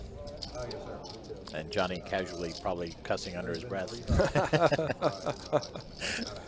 Chose the wrong opponent to bluff that time. He's ran some good bluffs tonight, but that one did not work out for him. I don't mind. I think he had a pretty good hand to try it, but George looked him up real quick. I was at, I went to Ohio State for college. In my life, I was at 11 Ohio State Michigan games before I moved here to Jacksonville, and we won one of them. Just to show you, like, I've been through a lot of pain when it comes to Michigan. Like, the Rich Rod Vegas years, like, I don't know how yours. There's you win deep, buddy. Like, Quick win for Will there. It was probably before that, but when they ran it in, I fucking just started crying. I was so happy. It would only be that because, like, it was like since '97 when, you know, whatever. But like, I wouldn't pay the money and go to the game. Like, that one time, it was so worth the fucking money. Well, George casually making what a lot of people make in a month here in 4 hours. Right. When you're hot, you're hot. Wait, Michigan? 30? I'm sorry. Michigan? Yes. I used to sit in, I was graduate from Ohio State. I used to sit in the Ohio State student section wearing nothing but Michigan colors. Yeah, it's easy to sit here and look at a stream such as this one and see somebody do that one and go, I can do that. Yeah. And then you don't necessarily see the 30 other times that it didn't go that well. Well, yeah, I mean, even just watching this stream, for the other 7 guys at the Right, table, they're true, all, very the true. money's coming from somewhere. I was thinking that when I was a kid. I'm not a well-adjusted. Miguel's up a little bit, but everyone else is down. Literally hundreds of hours of therapy. Like, you know what I mean? Like, I was not somebody you wanted to say anything to. And Carson's been playing great all night, but, you know, one big pot, it just He sinks plays you. football. He's the only white guy, but he played for Bethune-Cookman. And like, after every game, And then he you was got to like, hope that you "You'll get be another naked good and hand to up get on somebody guard, like, else try to get him to fight." in the reverse position so that you can make it back. And he's got about an hour left unless they decide to go a little longer, so we'll see if he can manage it, but man, it's tough to win back 600 big blinds. That's not, you need a real big cooler to win that kind of pot. Like, I don't back down ever. Like, I'm like, it's That's all I was about to say. like, there's no tough, being a tough guy in this world. Yeah, even if they don't go overtime on the stream tonight, chances are they'll probably relocate to another table out on the floor and keep going. At least a few of the players. I tell my kids, like, we only need one tough guy in this family. I've seen them come on the stream, play the entire stream, then go to another table and play until 4 in the morning. It all seems to mind. I was an all-state wrestler, and I started boxing when I was 15. So like, I'm not the guy you want to fight either. Like, it's not going to. I have to put you down. Unless you, you're some MMA guy, I'm gonna mess you up.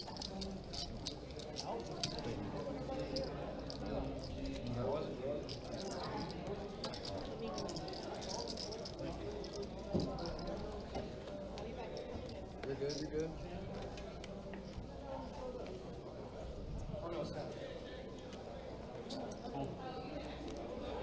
When you're stuck especially, it's always tempting to keep playing, try to make it back, but sometimes you end up turning a loss into a bigger loss.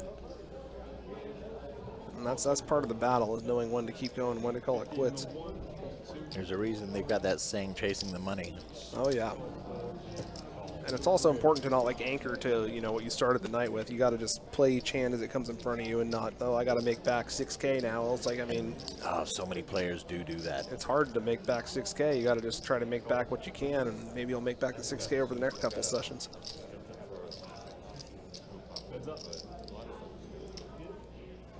This is about normal for Miguel. He wins, but not a huge amount. That's a good place to be in, though. I mean, avoiding the big losses is a big part of, you know, adding your end of the year up to a decent amount. Yeah, I think Miguel is a little bit underrated in terms of wins and losses from what we see. I don't think I've seen him very often leave the live stream. I don't know how he does on the floor, but I don't think I've seen very often him leave the live stream stuck. With a loss, right. Yeah, I mean, even if you're posting a small win every time, that's going to be a lot better than some of these guys who have huge wins and huge losses, you know, because those huge losses are really tough to overcome.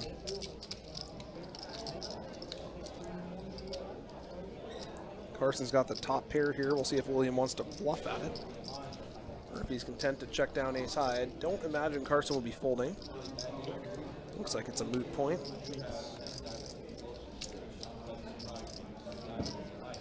William going to get the bad news there. You know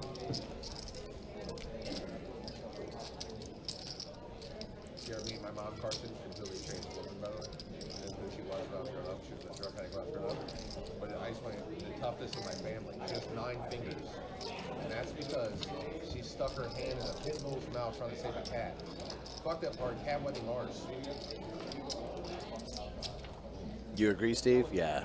What finger did she do? Pinky or? Wow. It's no longer there. The pit bull took it. She gave a cat. The cat died. So the pit bull. That's a crazy story. Like I said, she was literally trying to save the cat out of its mouth. She tried to like rip her out, lost the entire finger. In our family, we don't skate. I guess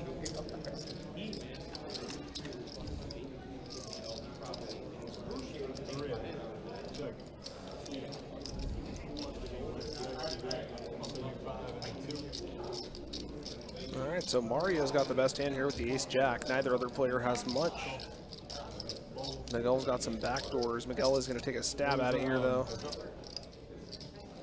Bad turn for Miguel. He is now drawing dead.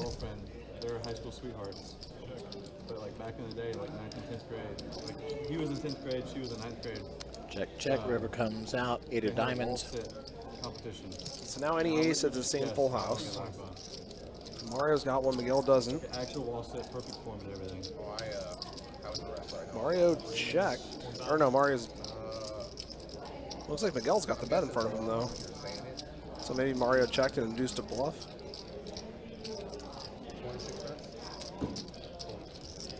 And this is like, it made my brother respect his now wife.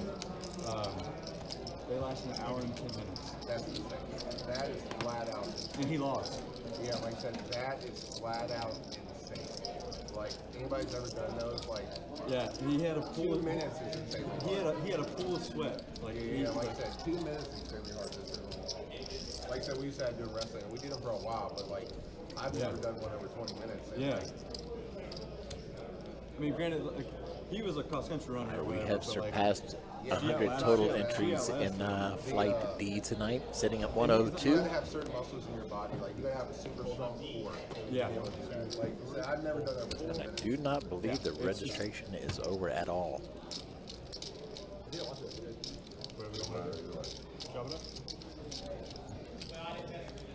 Tempting to jump in there. We'll see. I see you thinking about it. I am. Probably the same way I thought about my first fight. I got to get up kind of early tomorrow, so I'll probably pass on it. But you know, if I go look at the tables and see the chips, it's gonna be hard to pass. It'd be hard to walk by him. Yeah. You know, that's the thing about it. So she didn't get to see You see an opportunity, it's hard to pass it up. Anything over 10 pounds, she would have to, but she ended up not. That's crazy. At one point, they literally, like, he was stuck, so they just cut it. I remember thinking, D-Mine just lasted 34 hours. His birth. And it's not like you'll be able to scoot around it because they're all around us. No, I know. The minute you walk out the door, they'll be right there. I'm going to be seeing it. Be seeing some big pots and some good tables, and it's going to be hard to pass it up. Like these giant basketball centers, just cutters. Kiwi says, go do it. Go do it. Like I said, I was like, You can do it. I can handle. Like, I'm a pretty tough dude. Oh. He took that one on the chin. My other son was like 9 pounds. I don't want to accidentally bust Lisa's dad, though. So. 3 hours. I think Lisa's dad was supposed to still be in flight C, so if you get in D, you might be Oh, okay. okay. Okay. If he's still in C, then I'm good. My brother was 9 pounds, 12 ounces. My mom had to get a C-section. Queens with an 8 come out on the flop. Williams ahead with the 4s. Like induction because she didn't want to get a C-section. And they're like, anything over 10 pounds, you got to go now. So He's got to pick up some wins because his stack is dwindling. He was a pound over. It was early. Yeah. I mean, by early, like a couple weeks. But still, No, but still, like, that's still insane. I mean, they still drove. It looks sad that he won there. I'd be pretty happy to win with 4s on that board. Yes, sir. That's insane. Fucked up. He did that the entire time. First one to hold the kid was me. Kiwi, our local New Zealandite instigator over here. She really should have got first. You don't say? Well, I would think that she wouldn't be able to, or like just be able to, like, she'd have to recover, I would think, but. Raise 30, 4. Mario's got the 10-8 suited on the cutoff. He will come in for the call. William coming in just behind with 10-6. And Tsunami in the big blinds got ace-king. I expect we'll see a squeeze from him. This hand plays much better heads up than it does multi-way, so he is going to re-raise and hope to get one caller, but I don't think he's going to get any. Unless William wants to run him down with the 10-6 suited. Looks like he does not. It's the way the future, like, one day they're going to have diseases be able to cure because they have early symptoms, like that other people do not have cured. It's definitely something you want to look through as a parent. Like, it's, yeah.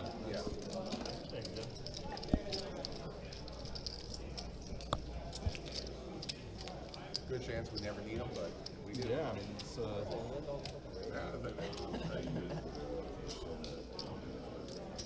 Yeah, like I said, we need whatever it came from. They had this, like, a person was literally sitting there waiting to get it so they could get it to a facility where they put it in a freezer. Yeah, Kyra was, exactly. Carson raising the ace-9. Keeping that VPIP up.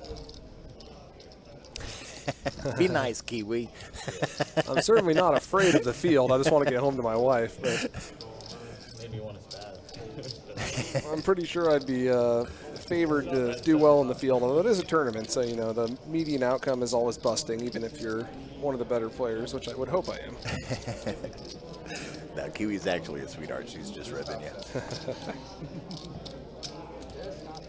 I should actually try to play more of the tournaments here. I played the you know, the main event, like 1Ks and 1600s they have once a quarter, but they got a lot of other smaller stuff that I don't always make it up for. And you know, I got 3 kids, so it's hard to be out of the house too much. But they're good opportunities. You know, I got a lot of friends who've done well in these things, and they're winning, you know, 40, 50K, and I feel dumb for passing it up.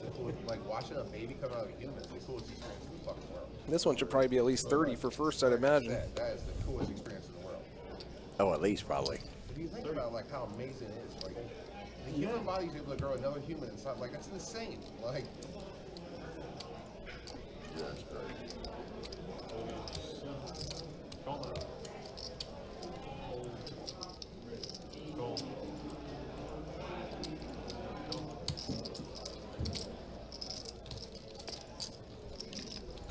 We got a 4-way pot here. George with the best hand, ace queen, deciding to just call this time. I look forward to those days. And he's got a nice spot on the flop. George is just running too hot tonight. Top pair against Carson's worst top pair. Carson will not be going anywhere just yet. Heads up. Woulda, shoulda. That's how it is with tournaments. You know, you pass on one and you see somebody win, and if you played it, it probably wouldn't have been you, but it might have been. You never know. Right. You certainly can't win if you don't play.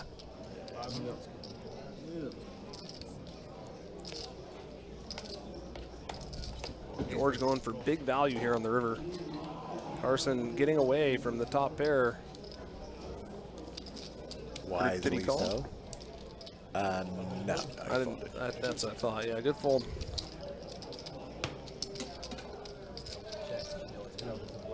Oh, actually, no. Says he did call. Oh, he did call. Okay. Yeah, I guess George is tough to fold against from what I understand here. So, although tonight we've mostly seen him have good hands, we haven't really seen him run any bluffs or anything. That's where history, I guess, sometimes can mess you up because, like you said earlier, and it's true, George is not afraid to run a bluff here and there. It's just tonight, he's had it. And some of the most interesting hands come between these players who have a lot of history together.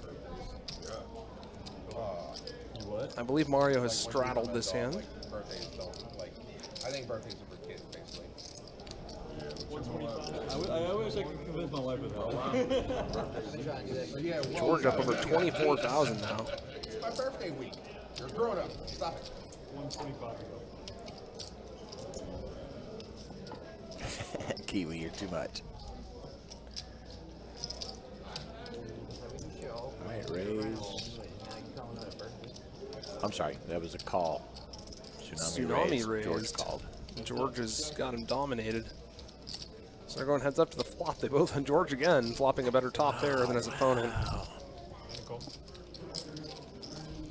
George is going to string him along here, just check calling on the flop.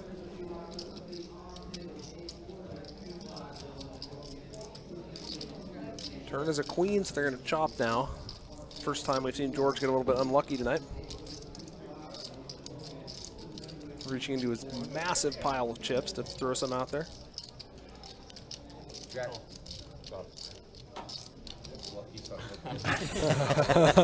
Yeah, he was. Yeah, that could have been a whole lot worse for Johnny. Lucky son of a bitch. I don't know if George can credibly accuse someone of that tonight, but Yeah, talk about luck.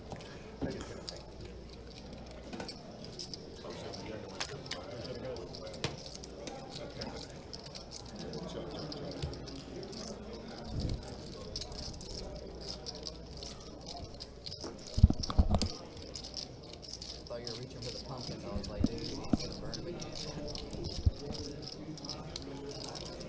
Who was it that got quads a couple of times during the stream and still got salty on the day? It was pretty sick. It happened like, yeah, it probably was like a year ago. Maybe. They ran like pretty hot, and that's like hot in that session. They got paid quad twice. I think it was Carlos. That's what it was. Carlos got quad. You're right, it was Carlos. I do remember that. And he still ended up getting. We got Tsunami raising the hijack with 7-6, going after Williams limp. Will coming along with 10-7 suited. He's actually got the best hand. William is also going to come along, so we're going 3 ways to the flop. Some pretty weak hands here. And Will has flopped a straight. Tsunami's got bottom pair with an open-ended, so he might be putting some money in here. But Will is in very good position. This is exactly the flop you want when you call with 10-7.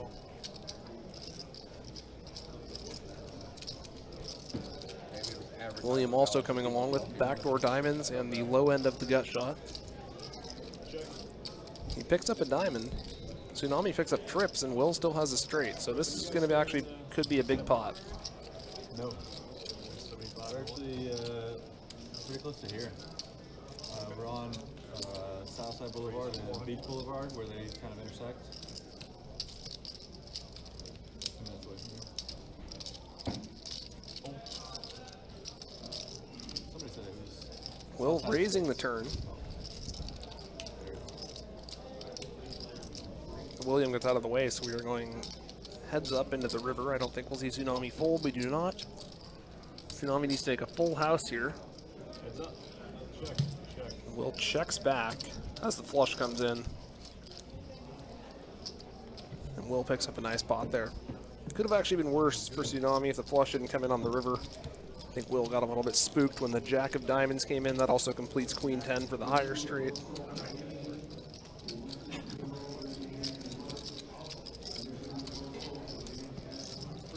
And a nice pickup for Will, who's had a pretty quiet night overall.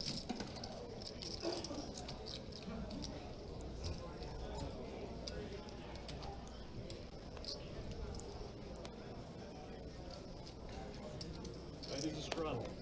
Big blind raise. 25 to go. 75 to go. We got a straddle and a raise to 75 from Tsunami with a 10-9 suited. Carson 3-betting with ace-8. He's got the best hand. Ooh, you tweaked this. You tweaked the ball. You tweaked the levels. Just a touch. We I know got, you did. You know I know when you touch it. Don't tell people I touch it. Pause. Today is National Don't Die Day. What's up, Scuba? It sounds better. I don't know what you do, but it sounds good. It sounds better. Yeah, it sounds good to us, but I had to kind of crank us up just a little bit because chat was saying that it was still a little bit quiet. So we're still waiting on that second soundboard to come in, and when it You'll does, plug everything in there. Yeah, that'll work better. Carson taking that one down without too much resistance post-flop.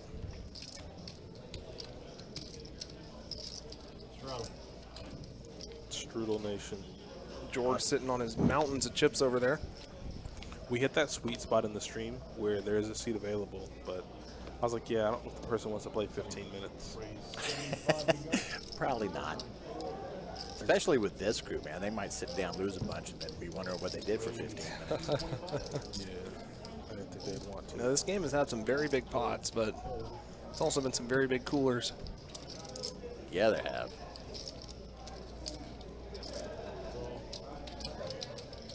Ooh, kings for Miguel. Yeah, or something about quads over a full house. A couple of times. Yeah. You didn't see it? Yeah, I saw it. I saw it out there when it happened. Oh, okay, Like, yeah. Jeez. Yeah, George hit the 100 quads on the river. And that's why George is the best, because he's the luckiest. Better to be lucky than good. Although Every day of the week. He does seem to be pretty good as well, to be fair. But I thought Johnny's name was Run Good Johnny. Yeah, it was for about 2 or 3 months. And then just like everything, all good things must come to an end. That pendulum swings both ways. It's what I just told the guy that yesterday. He's like, Don, I was running so good. And I go, you know that pendulum always is going to come right back. Oh, yeah. It always does.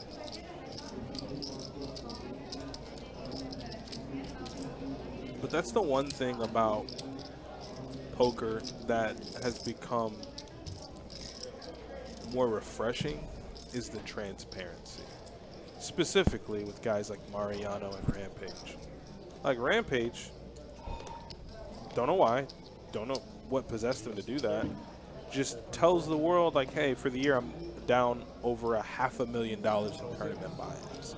And this is like with him like speaking a few things here and there. He's like, yeah, but the untold, or not the untold, but the unseen truth is like, I've won these tournaments, but like these are the bullets I'm firing, and this is what I'm down.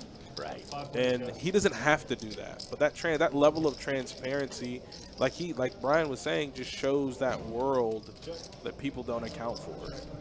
Yeah, you see the glorious moments, but you don't see the times you fire 5 bullets and don't cash, and those add up real fast, especially if you're playing higher buy-ins. That's literally what happened. I was like, oh my God.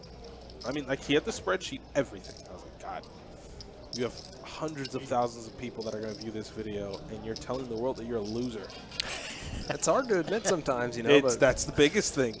People don't want to admit it. But you know what? I appreciate that kind of honesty too, because I 100% for the people who are just getting into the world, thinking that, hey, I can do this, I can do this. Yeah. So we were just talking about this a little while ago. They don't necessarily see the other side of it.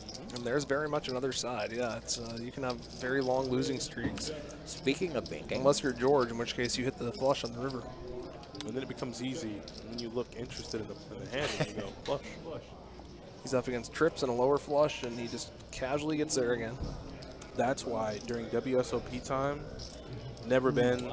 I mean, I would love to if I could, but I wouldn't say that's where dreams go to die, but everyone is just so optimistic. Like, I'm going to be the person. And like he said, when you enter, which makes so much sense, when you enter a tournament, you got to automatically assume you're going to lose because 15%. Yeah, 15% cash and the other 85% lose. And, you know, no matter how good you are, you're just probably going to lose. And that's the perfect way to look. I mean, it's a realistic way to look at it. And so you have all of these people from around the world. European players are apparently the best. Americans hate playing with them. That's true. That's part of the reason I moved back. I don't want to play against those guys anymore. I just, for like 2 to 3 months, heard the same thing from every tournament in cash player. Like, the Europeans are so good. I'm like, you know who else is really good is Brazilians. Those guys are tough. Really? They're very aggressive, and they all study together, and they know the spots to bluff. And they're you never want to see Brazilians when you're playing online. It's they're tough customers, man. Really? That's not something a lot of people don't expect that when you say that. No. It's true. It's some of the toughest players. Yeah, that's when the Europeans invade Vegas. They're like, oh, the cash games, man, they're so hard. Yeah, Europeans, they study real hard, too. They take a certain level of, you know, rigor to the game that's, I wouldn't say it's absent here, but people here, you know, play more for fun, and over there they treat it like it's a real intellectual pursuit, and they study the hell out of things, and they're aggressive in the right spots, and, you know, they're just tough to play against.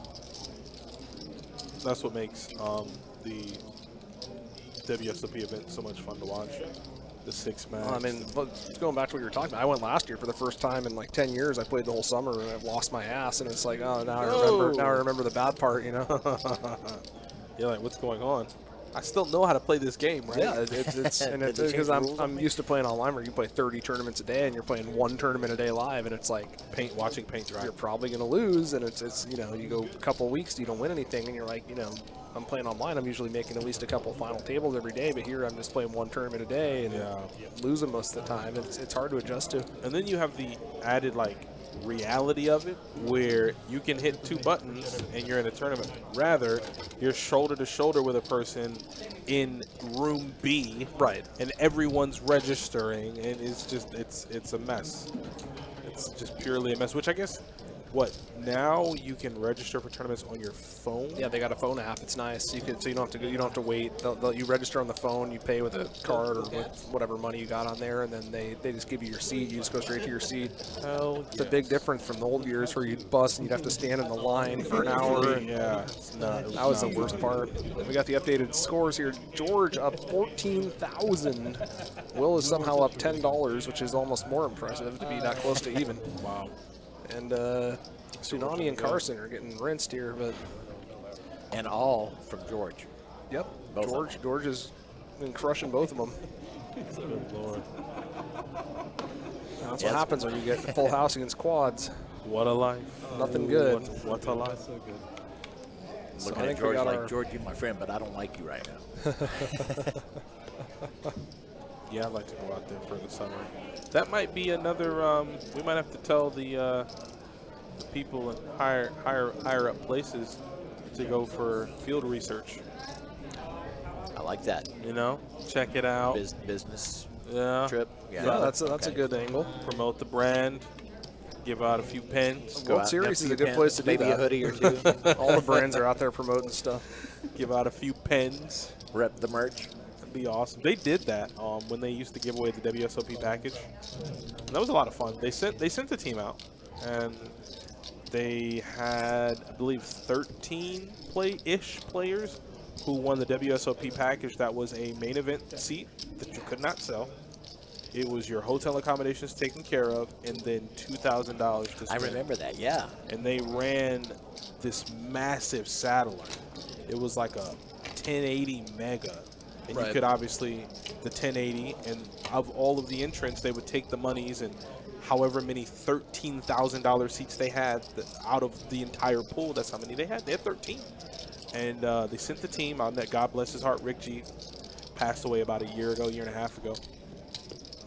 A lot of the people in poker are just not very expressive people. Like they're not the kind of person that their emotions are on this, because they've been through it all sitting at a poker table. Yep. So Rick's standing in front of one of the representatives from BestBet. She's got her mic, and she goes, "We're here live with Rick, who was one of the recipients of our WSOP package. Rick, how is Flight A going?" And he just goes, "I made a full house, and he bet into me. And I won."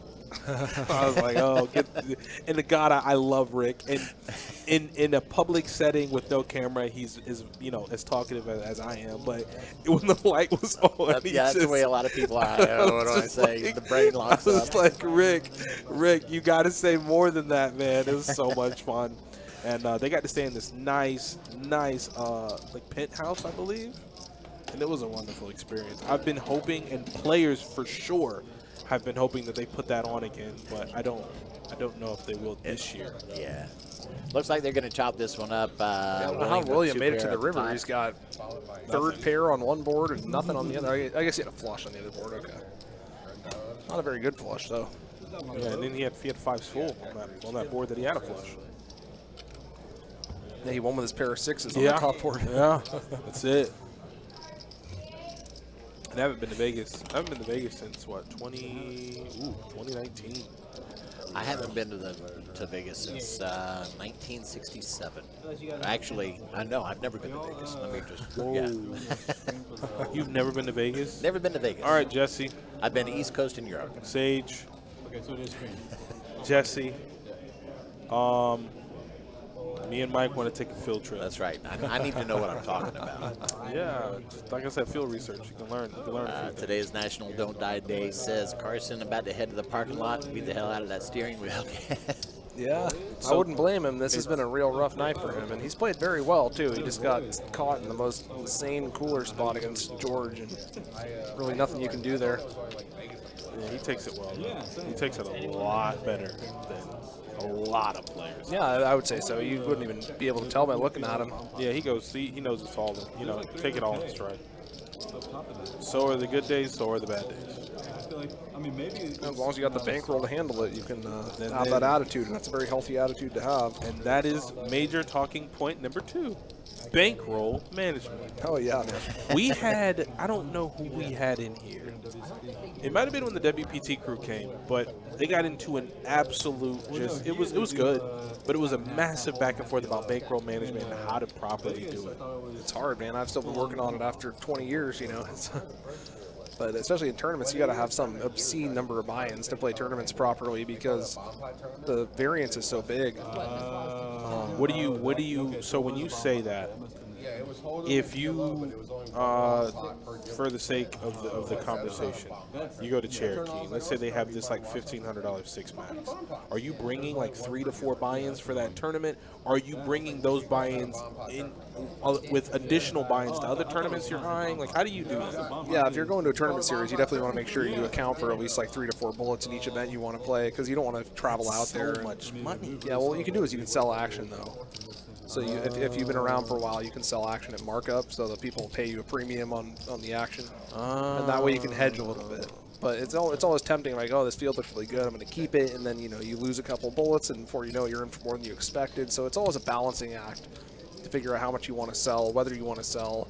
But it's always good to account for a lot of bullets, because you don't want to be passing up good spots because you're like, well, this is my last bullet, and if I bust here, I can't do anything. Yeah, you don't want to do that. The thing about poker is, like, you got to have enough money to play the game properly, and sometimes that means you put it all in with like a 54% edge or whatever. That's the right thing to do, and you got to be willing to take whatever consequence results from that.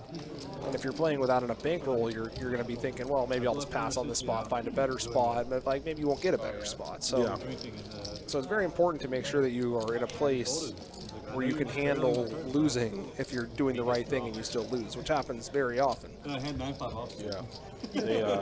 I had a player, speaking of bankroll management, he told me he went to a neighboring casino.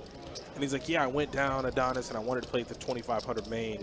And he goes, but it didn't happen. And I go, what happened? He goes, the first night I was there, I played cash, I won 7K. So he goes, I played the big game the very next day. He said, and then as soon as he said, he goes, I deviated from the plan. That's the thing. That's the tough thing. He goes, I lost the 7K and I lost my buy-ins for the tournament. Right. Yeah, I mean, you're up 7K the first night. You're like, oh man, I'm the best. I'm gonna go play. That's exactly what I said. I said, oh man, you felt like you're the king. You feel like you can win everything. And that's how it goes. But you got to remember, you probably just ran good, and you got to stick to the plan, man. But it's hard. Poker will throw you a lot of curveballs, and it's hard to stick to the plan sometimes. So he didn't play the tournament, and I believe he made day 2. Yeah, he made day 2, so he'll be back on Monday. Hopefully you can make a lot more than 7K if you win this tournament. Yeah. So I told him, I was like, hey, all can be made right if you win. And I always hear players, which it makes me laugh, but then I realize how true of a statement it is. They'll go, man, like, I need to make second place money to break even on this tournament. Dude, yeah. I'm like, after a few tournaments, you're like, I'm losing, right? Like, I'm losing. Like, oh, okay, here's this 2500 main that I fired 3 bullets in. It's like, ooh, that's 7,500. Yeah, that's a big hill to climb out of, especially if your normal buy-ins are like 600. You gotta but then table something, okay, top 3 something. So then playing within your means, how do you know when to move up? Like you said, kind of like you want to play within your means. You want to be really crushing a certain level before you try to move up, and I think people underestimate how much the difficulty increases with each buy-in increase. Like the World Series main event's kind of an exception because it's like a big 10K that all sorts of recreational players play in, but for the most part, a 2K buy-in will be a lot tougher than a 1K buy-in, and a 5K buy-in will be that much tougher than the 2K buy-in. So I think you really want to be like doing very well at the level you're at before you think about moving up. And it's okay to take shots occasionally if you satellite into something or if you sell some action or whatever. If you have an extra good tournament, you can do it, but you have to be very aware of the skill difference between the different levels and not move up too fast, I think. And I'm sure the same applies in cash to some degree. So just like, and that's why I tell players, I'm like, hey man, even if you got to start doing the $60 dailies, $100 weeklies, get yourself comfortable first. Yeah, you have to be comfortable. And you have to, and the other thing is when you do move up, it's very challenging to treat it the same way. You're like, oh, this is so much money now. It's like, oh, maybe I don't want to bluff here and have it be wrong, but it's like, well, it's the right spot to bluff. You got to try it. So you have to make sure that you're comfortable with whatever you're playing at. You can't allow the money to affect your decision. It's a game, no matter how much you're playing for. It's a game, it's a card game. You got to play the cards and you got to play the player and you got to be willing to pull the trigger when the spot presents itself. Yeah, that's fair. I feel like that's really big. Even in cash games. Yeah. They'll tell you to detach yourself from the monetary value of the chips. You have to. And it's harder in cash. I was talking about that with him earlier. Yeah. It's because in cash, it's just the dollar per chip. In tournaments, it's a little easier because it's like, well, my buy-in's in and now I have tournament chips. It's a totally different scale of currency or whatever. But in cash, it's just $1 as a chip. And, every you waste $300 on a stupid bluff, that's $300 less you'll have and you're done for the night. Sean Kung Fu Panda in the house. How you doing? Good to see you. What's up, Sean Kung Fu Panda? You made it through. We're just hanging out. We're not doing much. Trying to see if there's one more big pop before the night ends here. There's always that potential. Still a little over 15 minutes left in the stream. Had quite the viewer base tonight. Thank you so much, everybody, for joining us, hanging out, even if you've been quiet and hanging out in the background. We do appreciate you. For those who've been active in the chat, thank you for that as well. It gives us something to talk about with you. Be sure to tell him to play defense. Yeah. Otherwise, it's borderline psychotic for us to sit here and talk to ourselves all day. So it's good that you guys I drop run into that a lot on Twitch too, because whenever you're doing a live stream, there's only going to be maybe 5% of the people who are watching actually chatting, and so you can sit there feeling like you're talking to yourself all day. But you got to remember, there's a ton of people out there who are watching and not chatting, and it's hard to remind yourself of that sometimes. Yeah. Yeah, you got to remind yourself to speak out loud the thoughts that you're having in regards to whatever it is you're doing. Right. Yeah, that was one of the hardest things for me to remember when I first started streaming. It's like, what do I say? Nobody's talking to me. Okay. So I'm going to go up here and I'm going to turn left. And I'm gonna When I first started, I was streaming like 5 days a week, 10 hours a stream or whatever. And I started like just doing commentary in my day-to-day life. I'd be like, all right, well now I'm going to the grocery store. It's like, wait a minute, you're not on Twitch right now. Like, stop. Talking to yourself, yeah, for sure. That's why people don't understand. I mean, life is the content creator life, the streamer life is hard. Oh yeah, man, you're on all the time, and it's hard. Sometimes you just want to be by yourself, and you're just like in front of a bunch of people all the time, and it's a full-time job. It's a full-time job. That's why I respect and I always look forward to the content that Daniel Negreanu creates while at the WSOP, because it's a grind. He's got to keep his mind sharp because obviously he's one of the best players in the world, still is. And you have to carry around this like gimbal and like do the thing that, do the performative thing where it's like there's Isaac Haxton, there's Carrie Katz. Like I have to go and conversate with these guys and make content, but then you have to lock in because you're playing a 1500 do 7 triple draw and you're playing with world-renowned players. It helps when you have multiple personality disorder. And I absolutely love his vlogs because they're a lot of fun. It's quirky. He's a fun guy. Yeah, he's a fun guy. He's like that with everyone. When he gets upset, it's man, I can't wait. I can't wait. And he's gonna play it all. I think last year at the end of every vlog he'll put how much he's bought in for. And I think that last year he ended up down like 1.2 million. Yeah, and you're playing all those high buy-ins. It's not surprising. Yeah. He plays all of it. Badoogie, Raz, triple draw, he plays everything.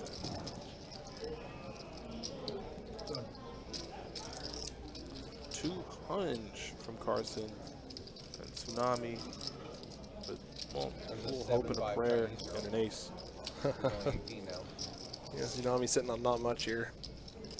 Funny, like showing our pictures with like our teammates. He plays on like the junior nationals. They look like little kids next to him. How about those two twins that are going to? He is going to make the fold. Like 6'11" or 7 feet Good. plus. Once again, everybody, I mentioned it a minute ago, but yes, thank you everybody for joining us tonight. I'm Mike. In the booth with me tonight has been my usual Saturday co-host Adonis. And we have a special commentator with us tonight as well, who will probably be joining us here and there throughout different streams in the future. Mr. Brian hanging out with us tonight. Brian Paris, yeah. Paris, okay. Yeah, no. For those who might be familiar with... We're not going to do that. We're not going to do that. Just list off the accolades, man. Come on now. This is what you do. See, what am I going to say, right? I cook sometimes in my kitchen. Mike, he's a world-renowned culture guy, but Brian... List the accolades. What have you done in your life? Tournament pro for 20 years. I'm a WPT and World Series Poker Europe commentator and Twitch streamer, and I was the second player ever to reach 10 million online cashes. Respected. Nice. Respected. Literally just put a stamp on it. We just keep rolling. Respect. Respect. Big time. Are you still active on Twitch? Do you still do the Twitch thing? I haven't been streaming on Twitch as much lately. I do occasionally, a couple times a month now. I got 3 kids now, so it's harder to work up the energy because I put the kids to bed and I'm just like quiet. Yeah. Once you take care of all of that and they're in the bed, that's just kind of where you like Mr. Potato Head fall apart. Dude, absolutely. You're like, man, my whole day is done. Like there it is, all over the floor. The last thing you want to do is jump on stream and get all hyped up. But I do want to get back into it. My kids are getting a little older now, so I'm gonna have the youngest off to preschool soon, and I think when that happens, you'll have time. I'm gonna get back into it. But doing the commentary thing is nice because you're just watching the other people play the hands. You don't have to play and do commentary at the same time. Get to stay in the world without... Yeah, exactly. It's a little more relaxing. Yeah. Yeah, I love it. I love watching those guys. When they had the Andrew Roble hand where he folded, what was it, Queen High Flush or something? and the guy lost his mind.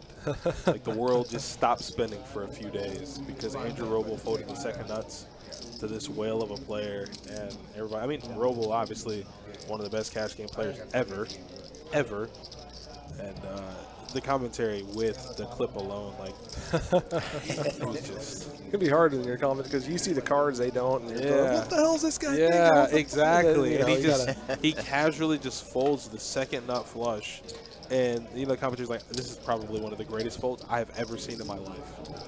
And the internet reacts and they goes, "This wasn't a tough fold." And I'm like, "You love the armchair quarter," and I'm sorry, but this is true. Some of the armchair quarterbacks that are just like, Oh, that dude, really yeah. wasn't even a tough fold. It's like, wait a minute. Yeah, there's no way you're making that fold. Come there. on. Let's be Let's realistic be here. real. Like, you're never ever going to be folding the second nuts. I mean, the money, whatever. Like, that's kind of all fluid. But you're never going to be in a spot like that. Just fold the second nut flush to a guy. Williams stepped in it here. He's got 2 pair against a better 2 pair from Carson. Yeah, and he's made it all the chips. And he just open rips it. Open rips it. Oh, boy. William is holding steadily onto his chips. Doesn't look like he's going to be folding. Yeah. This is what we call being in the blender. Oh, yeah. This is a tough spot. Been cycled. There's a lot of aces up 2 pairs he's losing to, but he's not losing any flushes or straights or anything like that. There's no straight possible on this board. Flush missed. But he has to ask himself, is Carson really trying to bluff me with this huge bet? He does make the call. He's going to get the bad news. He is up against 2 better pair. Ugh. Whew. Boy, oh boy. A tough night. Tough end to a tough night for William. Yeah. I think that's going to do it for him. Like 10 minutes left. I don't know if he's rebuying at this point, but maybe he is. Going to take a picture of the board there. Yeah, you gotta let him know what happened. You know, when you go, honey, you call the raise with ace jack. And he got there. How does he do it?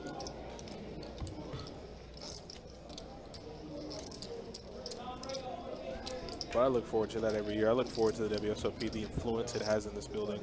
When Tony Miles made it all the way, he was playing heads up with John Sen in 2019, 2020? Sounds right. I think 19. Yeah. Did they run it in 20? Did they cancel it because of COVID? I think they canceled 20. Yeah, so I think it must have been 19, yeah.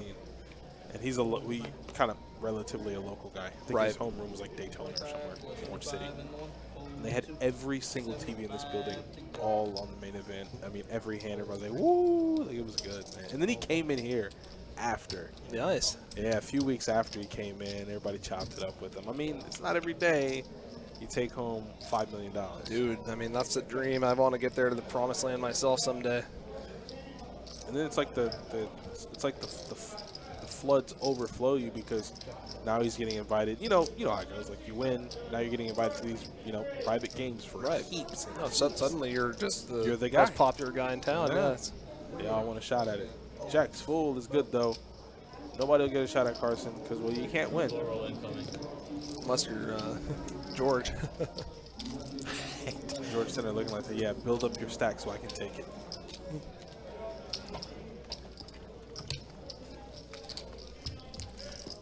Yeah, tonight is definitely one of the George nights. Oh yeah, man, it's been all George tonight. Oh, absolutely. It's been kind of crazy. It's been insane. It's been nuts today. 1 outer quads against a higher set, and that's I had a medium pocket pair. sickest spot and hold 'em.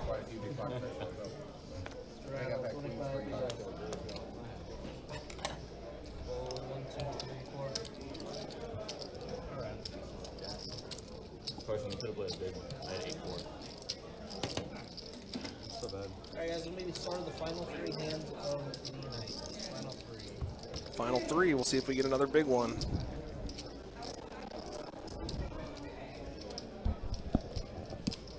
Should have said ace-8. Way more believable. It's not believable. Theo, I'm making on his stride. I was worried about Jack. All right, final 3 of them. Maybe more believable. Open. Let's make him a big one. We got the straddles out. I just shoved the turn. No one's 2-outering me. What you want to do? Not again? I'll check. Tsunami's got the 8-3, Will's got the 3-3. Check. Looks like the 3-3 is going to be ahead here. Check. Check. Three. I double check if I hit straight. Quick win, strong pair of threes in the pocket. Man, I hate this game. Which time? Which time? What a difference one stream makes, It was on winner's tilt. Welcome back, guys. I got Winners winners. till You give me the welcome back. something or else give to me the watch. adios. Depends on Kiwi. What are you into? If you can name the genre of movie you're into, I'll give you something to watch. Wow. I was like, There you go. Oh, he was nervous. If you want to cry, I'll give you something that you can watch too. You know, I'm an open book right now. All right, here comes Georgie Poo. He's gonna call 25 more, and we have 3 players, and no one hit. People always, like, it's been weird. Like, Steve, as always, have a wonderful evening. Thank you for always being here. Very much appreciate you. Good night, my friend. Hot boat versus quads. And, Yeah, Kiwi, don't tell him that you want something to cry. He'll just send you a picture of it me. was like 3 years ago. And I was like, first off, I had trips and the nut flush draw. We'll And see if the last secondly, hand has any fireworks or if we're going to be done for the like, I night. had min raise on the turn, and like all the money went on the river. It's like the same thing for George. Like, oh, that was a 8-7. yeah, A7 versus 8. Most of the money went on the river. Okay, well, fine. Good morning. Yeah, this is different though. Like, good morning. The money's going in when that 1-outer comes. Like, there's nothing. Yeah, that, Like, I don't care how there's deep. nothing I could have done to not get all the money there. Yeah.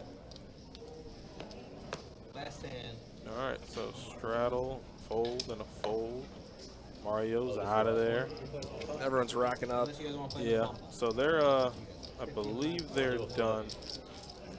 And, well, I'll make sure that we get the schedule out next week for you guys, too, for the new month. Make sure you guys have a wonderful night. It was a pleasure having Brian, and I promise this ain't the last. This is the beginning. You're going to see way more of him. We get to pick his brain about all of the tournament knowledge he has, and welcome I him might to the live actually stream learn crew. something. You might Some- see me something in one of more. these games at some point. I gotta get on the table here because this looks like a fun thing to be in. All right, folks, y'all have a good night. That's right. We're going to take one final look at the stats as we turn the table volume down just so we can see where the table wrapped up. Taking a look at the VPIPs. We got William up at the top, of course, the first one out right there towards the end of the stream. Everybody above 20%. Taking a look at the current wins and losses, of course, George way up at the top, up almost $15,000. Miguel, the only other one up $2,000. And then everybody else stuck. But 6 players stuck.